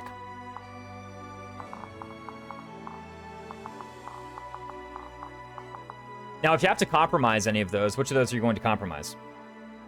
Also, 3 drafted units for it? Well, if you drafted 3 units for it and you get 3 drafted units for it, well then, you have it. So, let's think about what I can do at the moment with my current units. Berry, Corn, and if I recall correctly, Camilla. Yeah, Camilla would be pretty good here. You have Camilla, actually.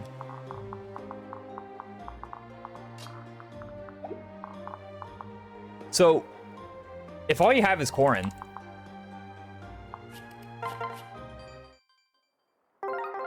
I think the chess strategy applies where you take the center. If you have a lot of units, you probably do. When I was trying to beat everything with Corrin, my strategy was to start over here with Benny on the right. Rev draft the gods. What's up, Jimmy FE? And you end over here with Charlotte. The best I had with Corrin was 11 turns. I don't remember the exact turn count, but I do remember I didn't see the turn 14 reinforcements. Kill Silas.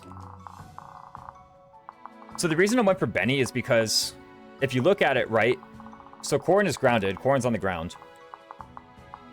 And probably fighting things most turns, so you can't really switch to Gunter.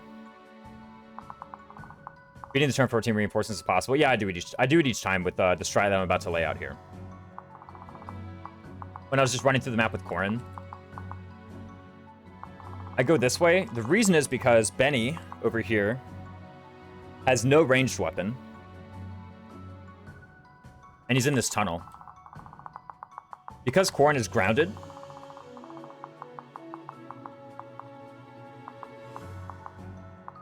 you kind of have to enter this tunnel. And so if I'm going to enter the tunnel, I may as well enter it from the top, while there's still like a south side to reach that has enemies there. Because I have to go, if I have to go to the top and I have to go to the south, well then I might as well like make both ends of it a part of my journey, right? I leave Charlotte for last because she's at the end of a tunnel, and so I wouldn't like to enter here and then fight Charlotte and then have to leave. So I want to end here, right? Couple Lunatic goes insane. It might be the best route map in the series, to be honest. Man, oh man. She's also scary, but risky. Who?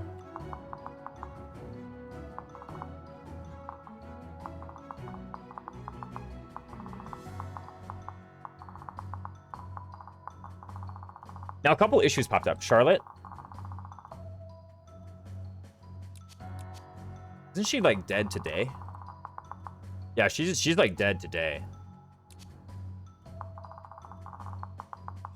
Oh, if you have like a woman attacking her. Yeah, okay, sure.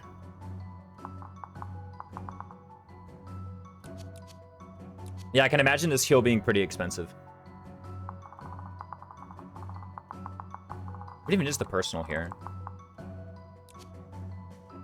Triple 20 fitness female. Gotcha. Okay, cool. So I encountered a couple issues with this. The first is, it wasn't very fast turn-wise. So turn 8 reinforcement spawned, and turn 8 reinforcement spawned. Second one is, I had a lot of combats that didn't result in an enemy dying, mostly due to Elise, Arthur, and Effie. Because they all just perished, right? There wasn't really anything to do about that. One thing I found too is when the outlaws spawned, they wanted to go for the villages. So what I did was I had Elise go for this village, and I had someone else go for this one. Beating the turn 8 reinforcements isn't viable. Yeah, if all you've got is Corrin.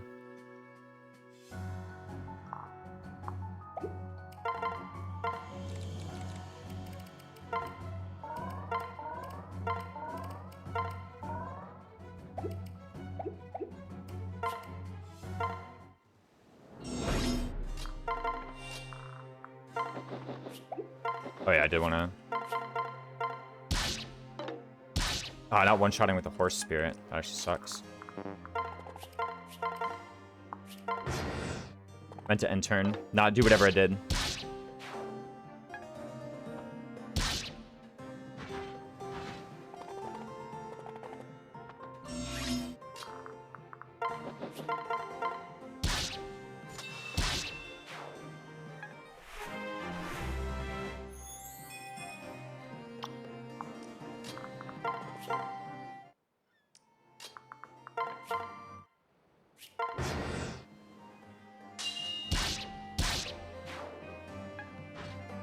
I think you could probably actually attack that general, not from south, but from diagonal. I need to take a look at it.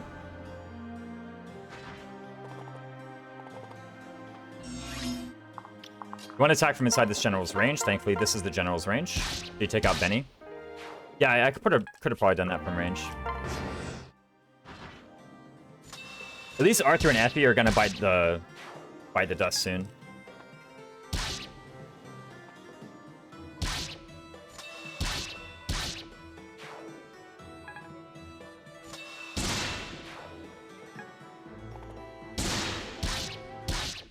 Nice. That's actually very favorable that Arthur just died immediately.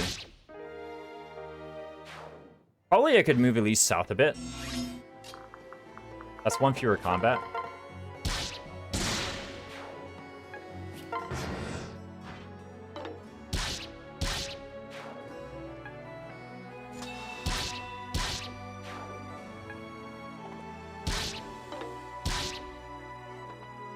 Here. And we'll see in a sec why I chose to rid of those. This one I'm doing because... So, the reason I'm able to do this attack actually is because I have Boots Gunter. When you have Boots Gunter turn 1, you get that extra square of movement. And then you can go here. This allows you to attack the general and counterattack the other one. Pretty important because I think these generals don't move. Yeah, Paladin's going to come down our way. Thankfully, we won around the Paladin. Benihana? I don't know what Justin meant by that. We're in Ouroboros. Take this guy out. I think, in theory, I actually should have done it from directly north of Silas, as opposed to from this diagonal square. Because now if I somehow fail to kill this Paladin, I'm boxed in. But that was a mistake on my part.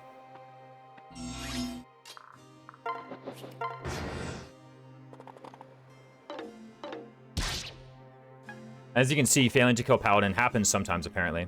I'm going to attack this Paladin from the right so that this Outlaw goes down. The reason we'll see in a sec. I don't want this Outlaw going towards villages.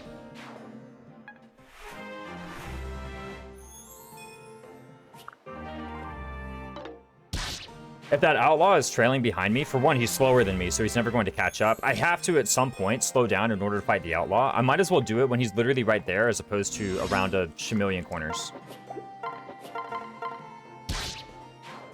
Likewise, these cabs are coming at me. I should actually check if those cabs have ranged weapons. If they do, it's probably best to fight them over the wall again. Let me check if those cabs have ranged attacks. If they both do, then absolutely, last turn, instead of attacking the fighter, I should have just gone from here. Neither of them do, however.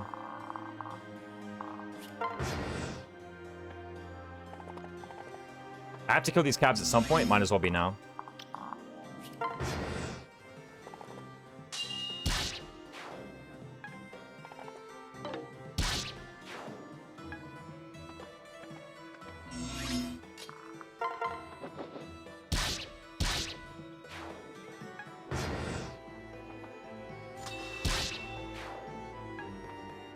Seven sword, no! Yeah, no, whatever.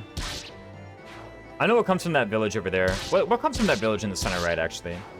If it's gold, I used to take it, and then I was like, oh, maybe I can get away without taking it.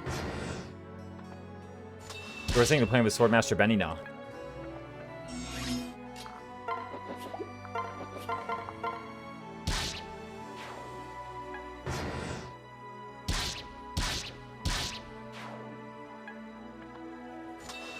Master Seal, yeah, who cares?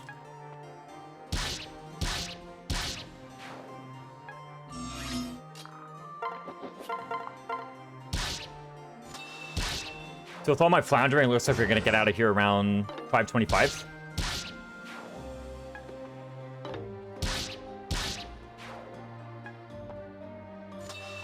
Wayne Festival? Or Wayne Festival and Physic? Yeah. I thought one of them was gonna be gold, but apparently not. Maybe there's a reason to be meal corn.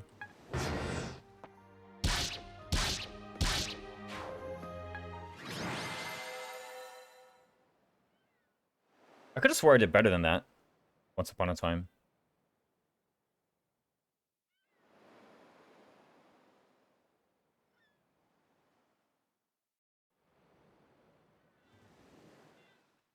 Okay. 1 in 10,000 gold in Conquest, right? So we'll say if the restrictions around corn are the same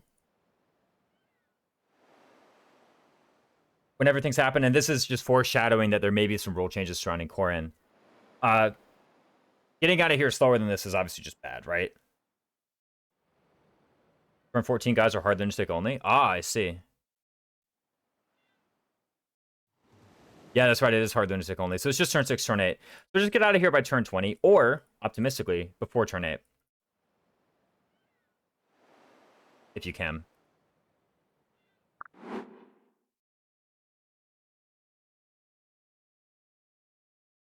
So I think this is a good point to actually identify maybe who are a couple people who would be able to do this.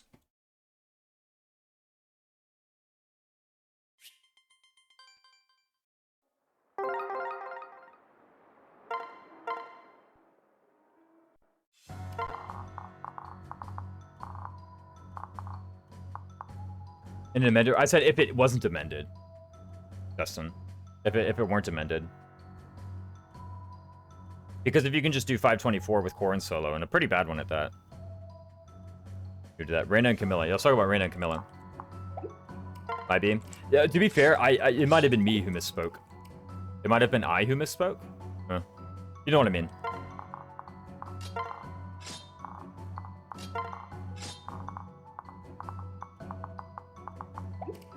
Do I have a heart seal? I do.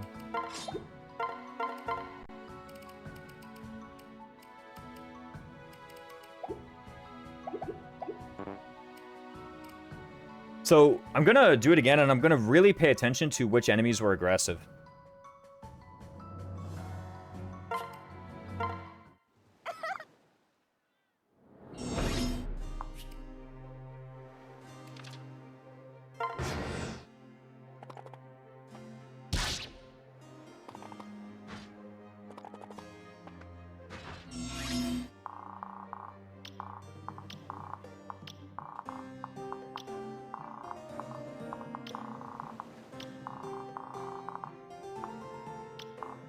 Did I miss any?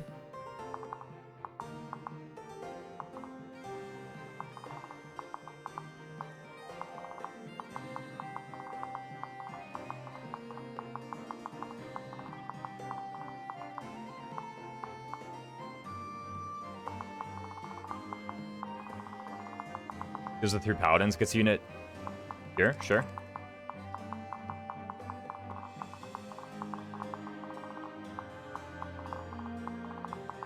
So these are the aggressive enemies. Getting in this guy's range probably also means getting in this guy's range. You could probably just have a guy do this as long as you one round. You go to the center right on turn 1 with my main carry. Like here.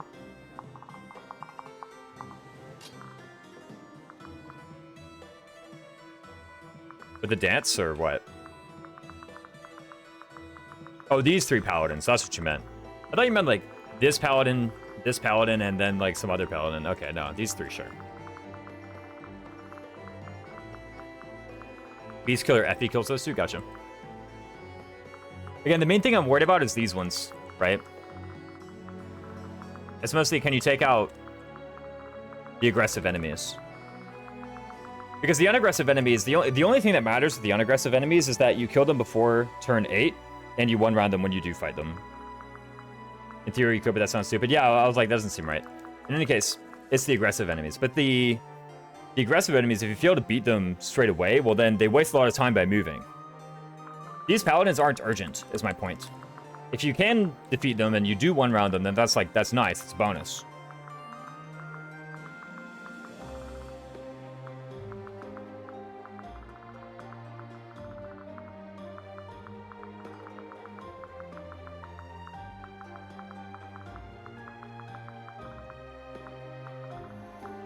But for these guys, the most important thing is that you one round it all.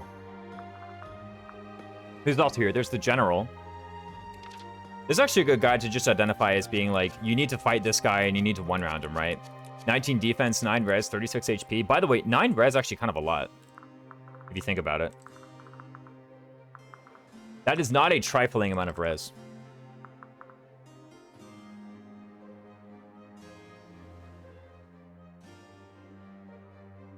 Sting Shuriken makes it pretty easy. Yeah, you got to deal 18 damage through 19 defense. Let me look up Sting Shuriken stat. Because I think, like, of the chapters we've seen so far, I think this is the first one where having a drafted unit will, like, really make a difference. It's 21 might. So 7 might and then effective.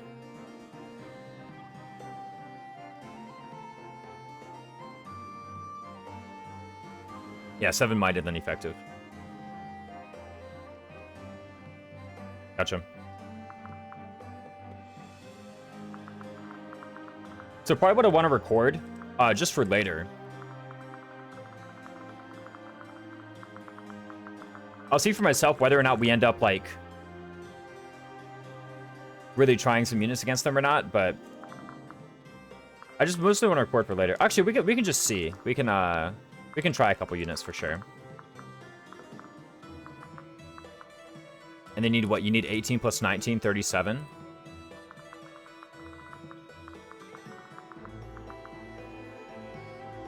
Sting Shuriken plus 1. Steel Shuriken plus 2.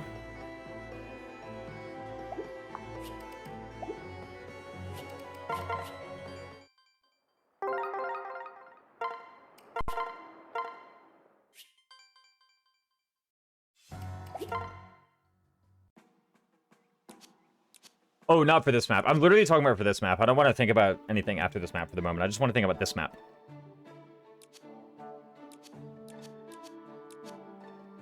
You get Shuriken. I will say, the Branch of Fate file that you're having us use does have Shuriken. So, you can forge Shuriken pretty nice. You can actually just instantly get Steel Shuriken too if you want. Right here. You're allowed to do that. On the Branch of Fate file. With only the 2 visits that, like, don't cost heaps of extra time.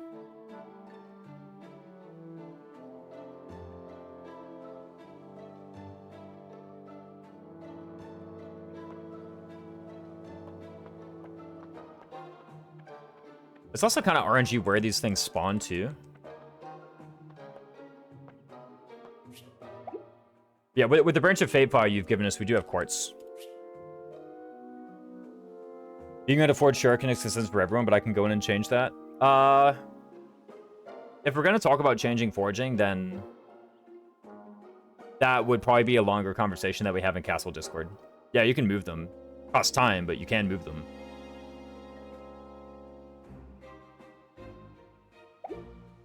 Yeah, let's start looking at units. No, change the save file. Yeah, I know that's what you mean. If we were to change the which ores were available.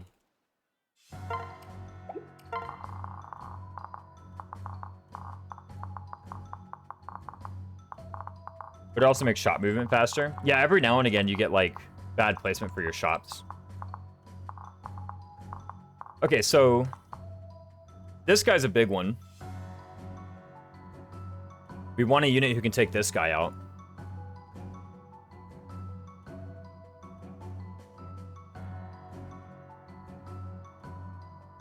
Is he the only general? No, there's actually 2 or 4. Do any of them have their axe equipped by default? No, none of them do. That's actually really nice.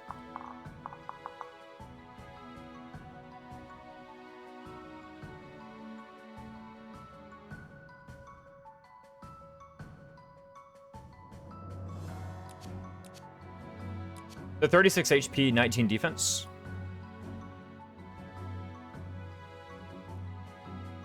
How much res was it? 8 res? Or 9 res? 9 res.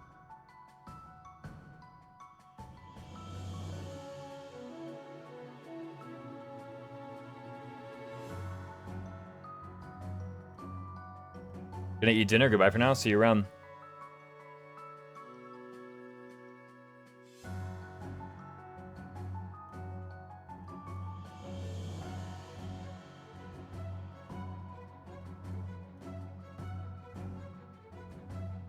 What's the next most important one? Paladins are important. Oh, I should mark down the speed. 8 speed.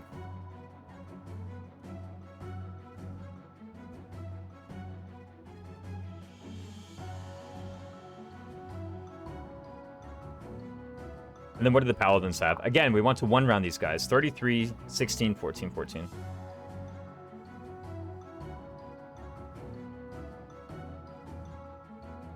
I'm actually going to move this speed number here so it's consistent.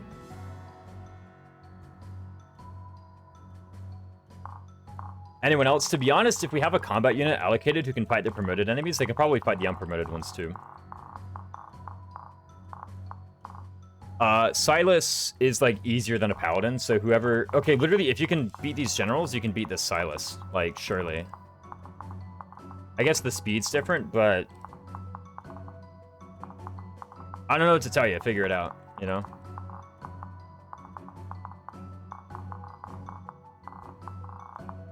Anyone else? I think those are like the main difficult enemies. So having a unit who's able to beat generals and having a unit who's able to beat paladins is probably part 1 of the draft. Likewise, or sorry, it's likely that whenever we start drafting units, a list will be made of who can do which ones easily, and then how to allocate them out. Let's not forget, this paladin is aggressive, so ideally, our beast-killing unit would go here and fight some number of these paladins. Oh, I'm totally trying to demonstrate here. Did you remember if you were using the Kodachi? I remember timing the Kodachi, and it looked pretty bad compared to just using tonics. I'm pretty sour in the Kodachi Chapter 7 strat. I don't think I'm going to do it.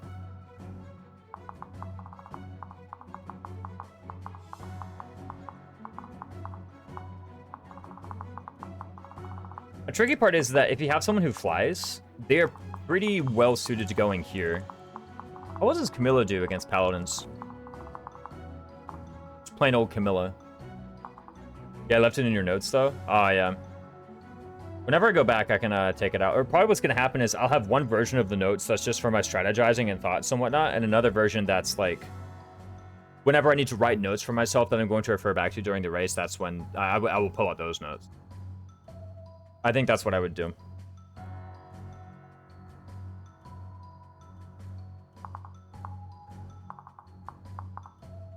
What was I looking at? But I was looking at like Camilla versus these guys because I think ideally you either have like a foot unit. Okay, so look, for this right side you have two options. Either you have a foot unit run up this side and then down this way, which could be fine, by the way. But the thing is, such a unit is not really dealing with these guys until much later. After the outlaws show up, for sure.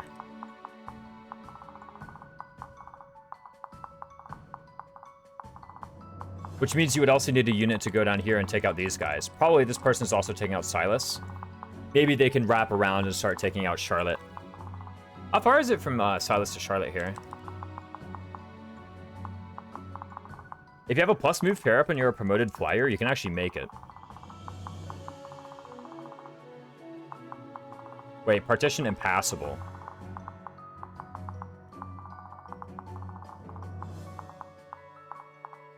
Is this impassable for flyer? Probably, right?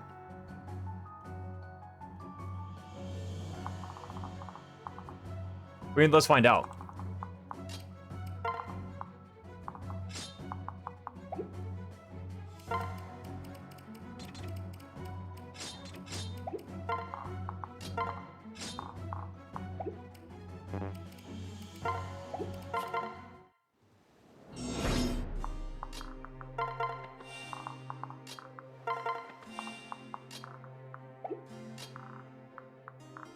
Looking like the answer is no.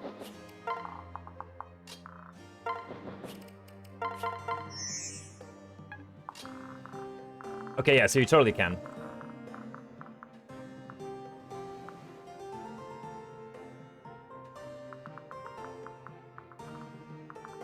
Yeah, so whoever goes here can end up wheeling this way.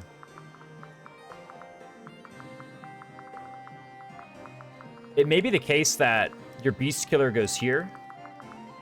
Hopefully they're good enough to take out generals as well. These generals I claimed they don't move? Yeah, they don't move. Okay. This is one thing, actually, is that someone's going to have to go down here and with a ranged attack, kill a general. Or you're going to have to spend 2 turns fighting generals. Or you lunge, I guess. Don't you have Baruka right now? We have Baruka. Doesn't she have lunge? No. Wow, she doesn't have lunge. So Selena is level 10, but Baruka is not. How's that fair?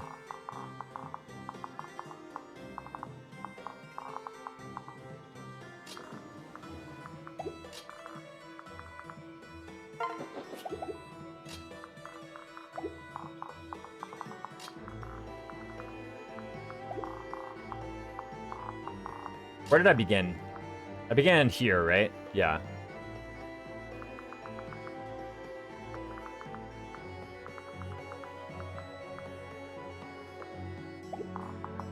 Looks like this is as far as you can go on turn 1. That is in range of 3 paladins, assuming again that you can take out 3 paladins. Imagine I go here. This also takes out a fighter. So if I can take out 3 paladins, 2 cavs, and a fighter without that being risky for me, then what happens? Next up, I can engage this archer in melee. Again, if I'm a really high stat flyer, I can do that. And I think with the Ebon Wings, a lot of people should be able to do that. I think that could be a pretty good rollout. Again, so long as you're able to actually take out these paladins. Maybe like Dark Falcon Horse Spirit should be able to do it. I think so. You have speed +2 when you're a Dark Falcon, so... This looks like a fine rollout. It takes out this aggressive enemy on turn 1. This general seems a bit out there to take out in turn 1, but, you know, you can do it. Whoever can take out a general can probably take out a cav and can probably take out Benny. So likely you're going to have one person going down this way to take out Benny. Okay, I see one of like 2 ways that this happens. You have a guy who goes this way to take out Benny. Second unit is a carry who takes out like cavs, paladins, Silas, generals, etc.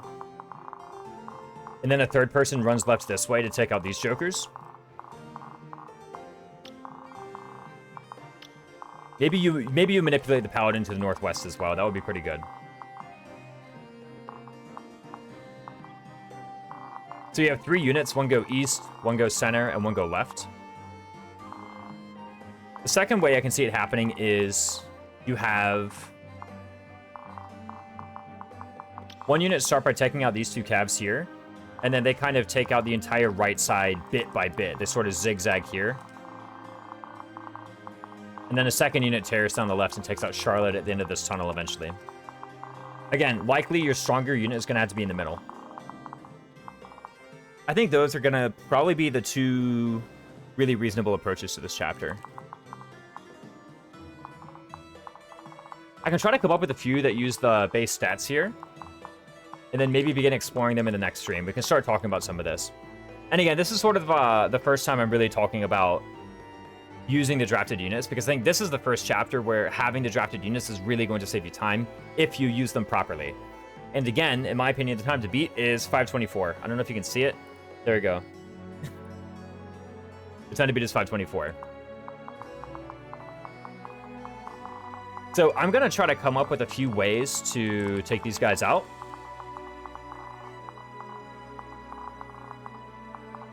A few strats that can help here, and then I'll come back with them later.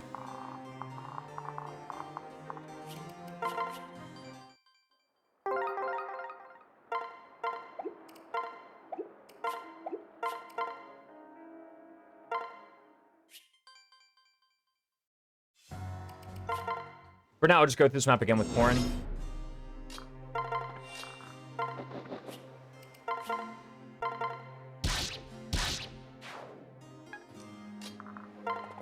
What up, mercenary BDU?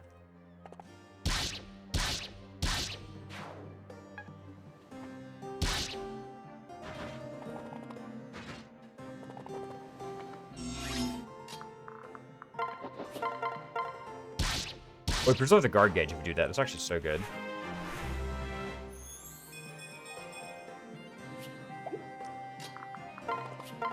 Remember if that was a better or worse level than what we got last time.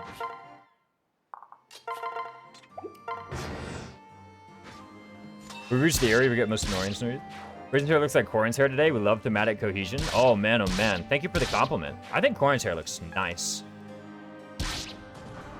Corrin is a handsome fellow. So I appreciate the compliment. Oh, this is bad, actually.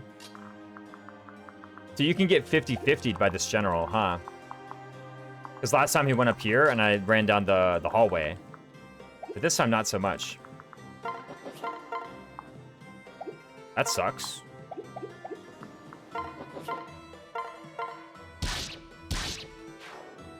Which probably means we won't be able to get this kill here. Also gonna leave myself from range of that paladin straight away. Oh, nice. Actually, not being on the village just means the guy one-shots you. That's good to know. Very handy. Yeah, I'm going to be a couple tiles short of where I really want to be. E-Tanks to the right. Thanks so much, man. I thought this was some kind of pun on Ekans at first, your name. Then again, maybe it is. I'm gonna be like a turn late to all these. Whatever. It's actually fine. It's not like super fine, but it's like, yeah, kind of whatever.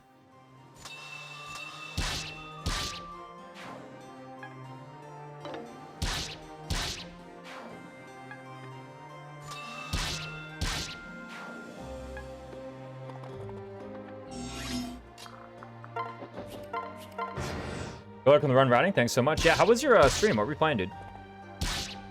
I should just remember to not be on this village, by the way. If it gives me defensive boosts, I obviously want to not be on the village.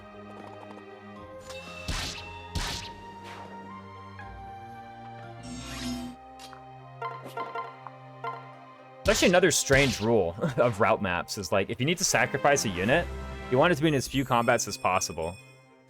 You know, if you think about it, it's like this map isn't over until this list of units is off the map.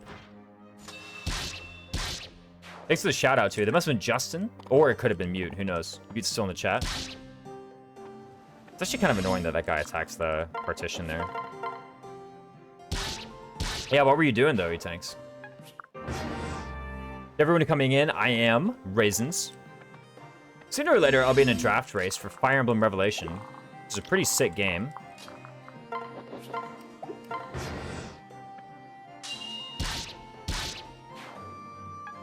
Actually, I could have gone way further north than that.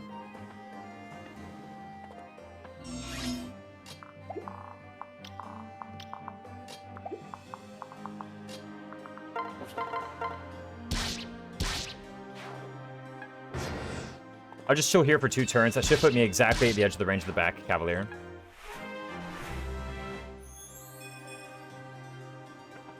He was 4 tiles short, so I moved 3 tiles ahead, and yep, there I am. Exactly at the back of the range.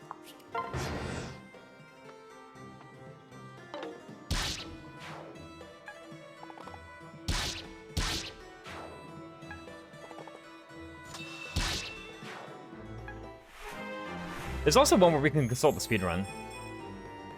One goes, nah, look excited to level up. That guy? Yeah. He's like, I leveled up again. He's just grumpy Corrin all the time.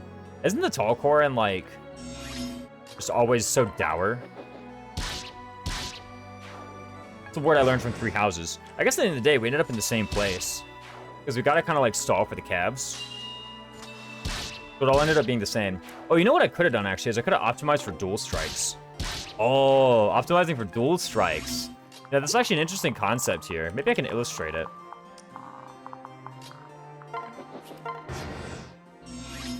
Okay, I'm going to talk about optimizing for dual strike. So there's this concept in Fates called dual strike.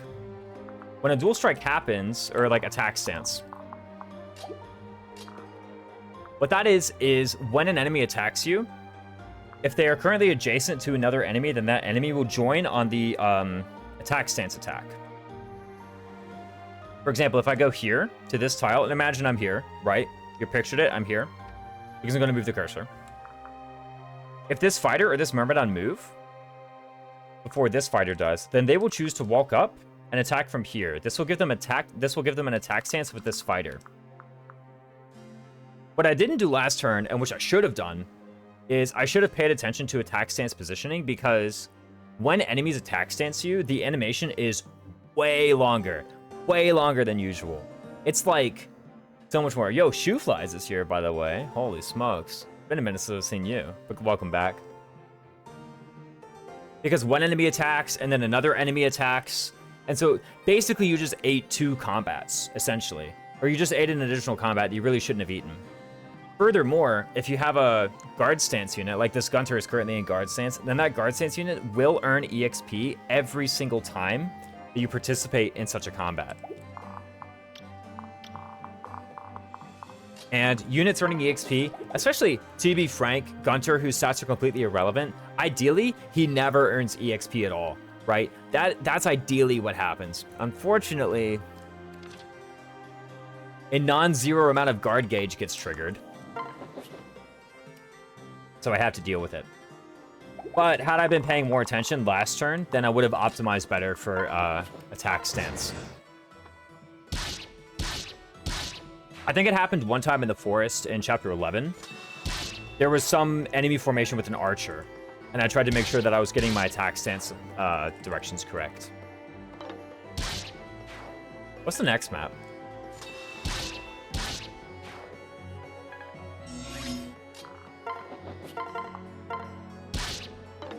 Oh, yeah, see, now what's gonna happen is I actually should have attacked the mercenary. Never mind, we'll be fine.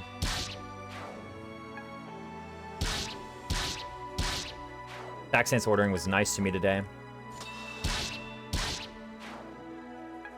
Let's see where I go here. Yeah, I think optimally I go and attack the mercenary from here, or from here. I think actually this tile is correct. Attack the mercenary from northwest, and that's entirely an attack stance optimization. Because then I could just 1, 2, 3, 4, 5, 6, 7. I think that's correct. Yeah, that's correct. So I can just go here, and I still have range on Charlotte, which is all I really need. All I need is range on Charlotte. And I can eliminate the attack stance.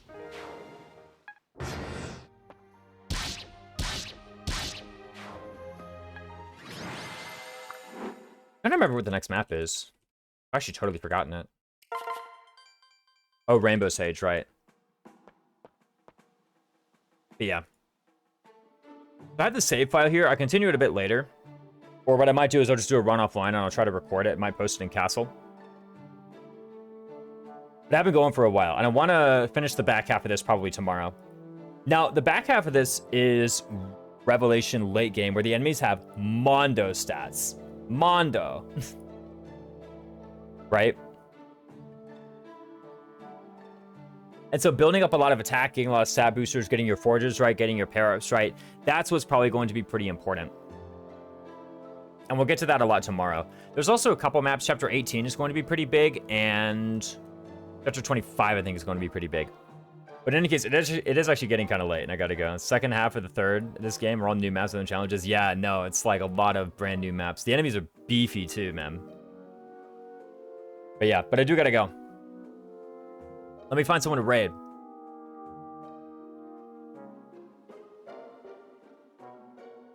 Wasn't there another guy streaming Fates? Oh, Guru Cheeks is streaming. We gotta raid Guru Cheeks, fellas. We're raiding Guru Cheeks. Are you streaming the draft race when? I don't know when the draft race is. It'll probably be in a bit. Watching the routing process. Yeah, the part 2 of this stream will be like developing some of the routing, and then what's gonna happen is I'll do a couple more tries at the. Let me begin the raid to Guru Cheeks, by the way. What's gonna happen is there will be a couple more tries at getting times whenever rules get solidified for sure, and we're absolutely certain that the rules that we have written down are the rules that we're going to use for the race, then I'll really start practicing with carries in earnest.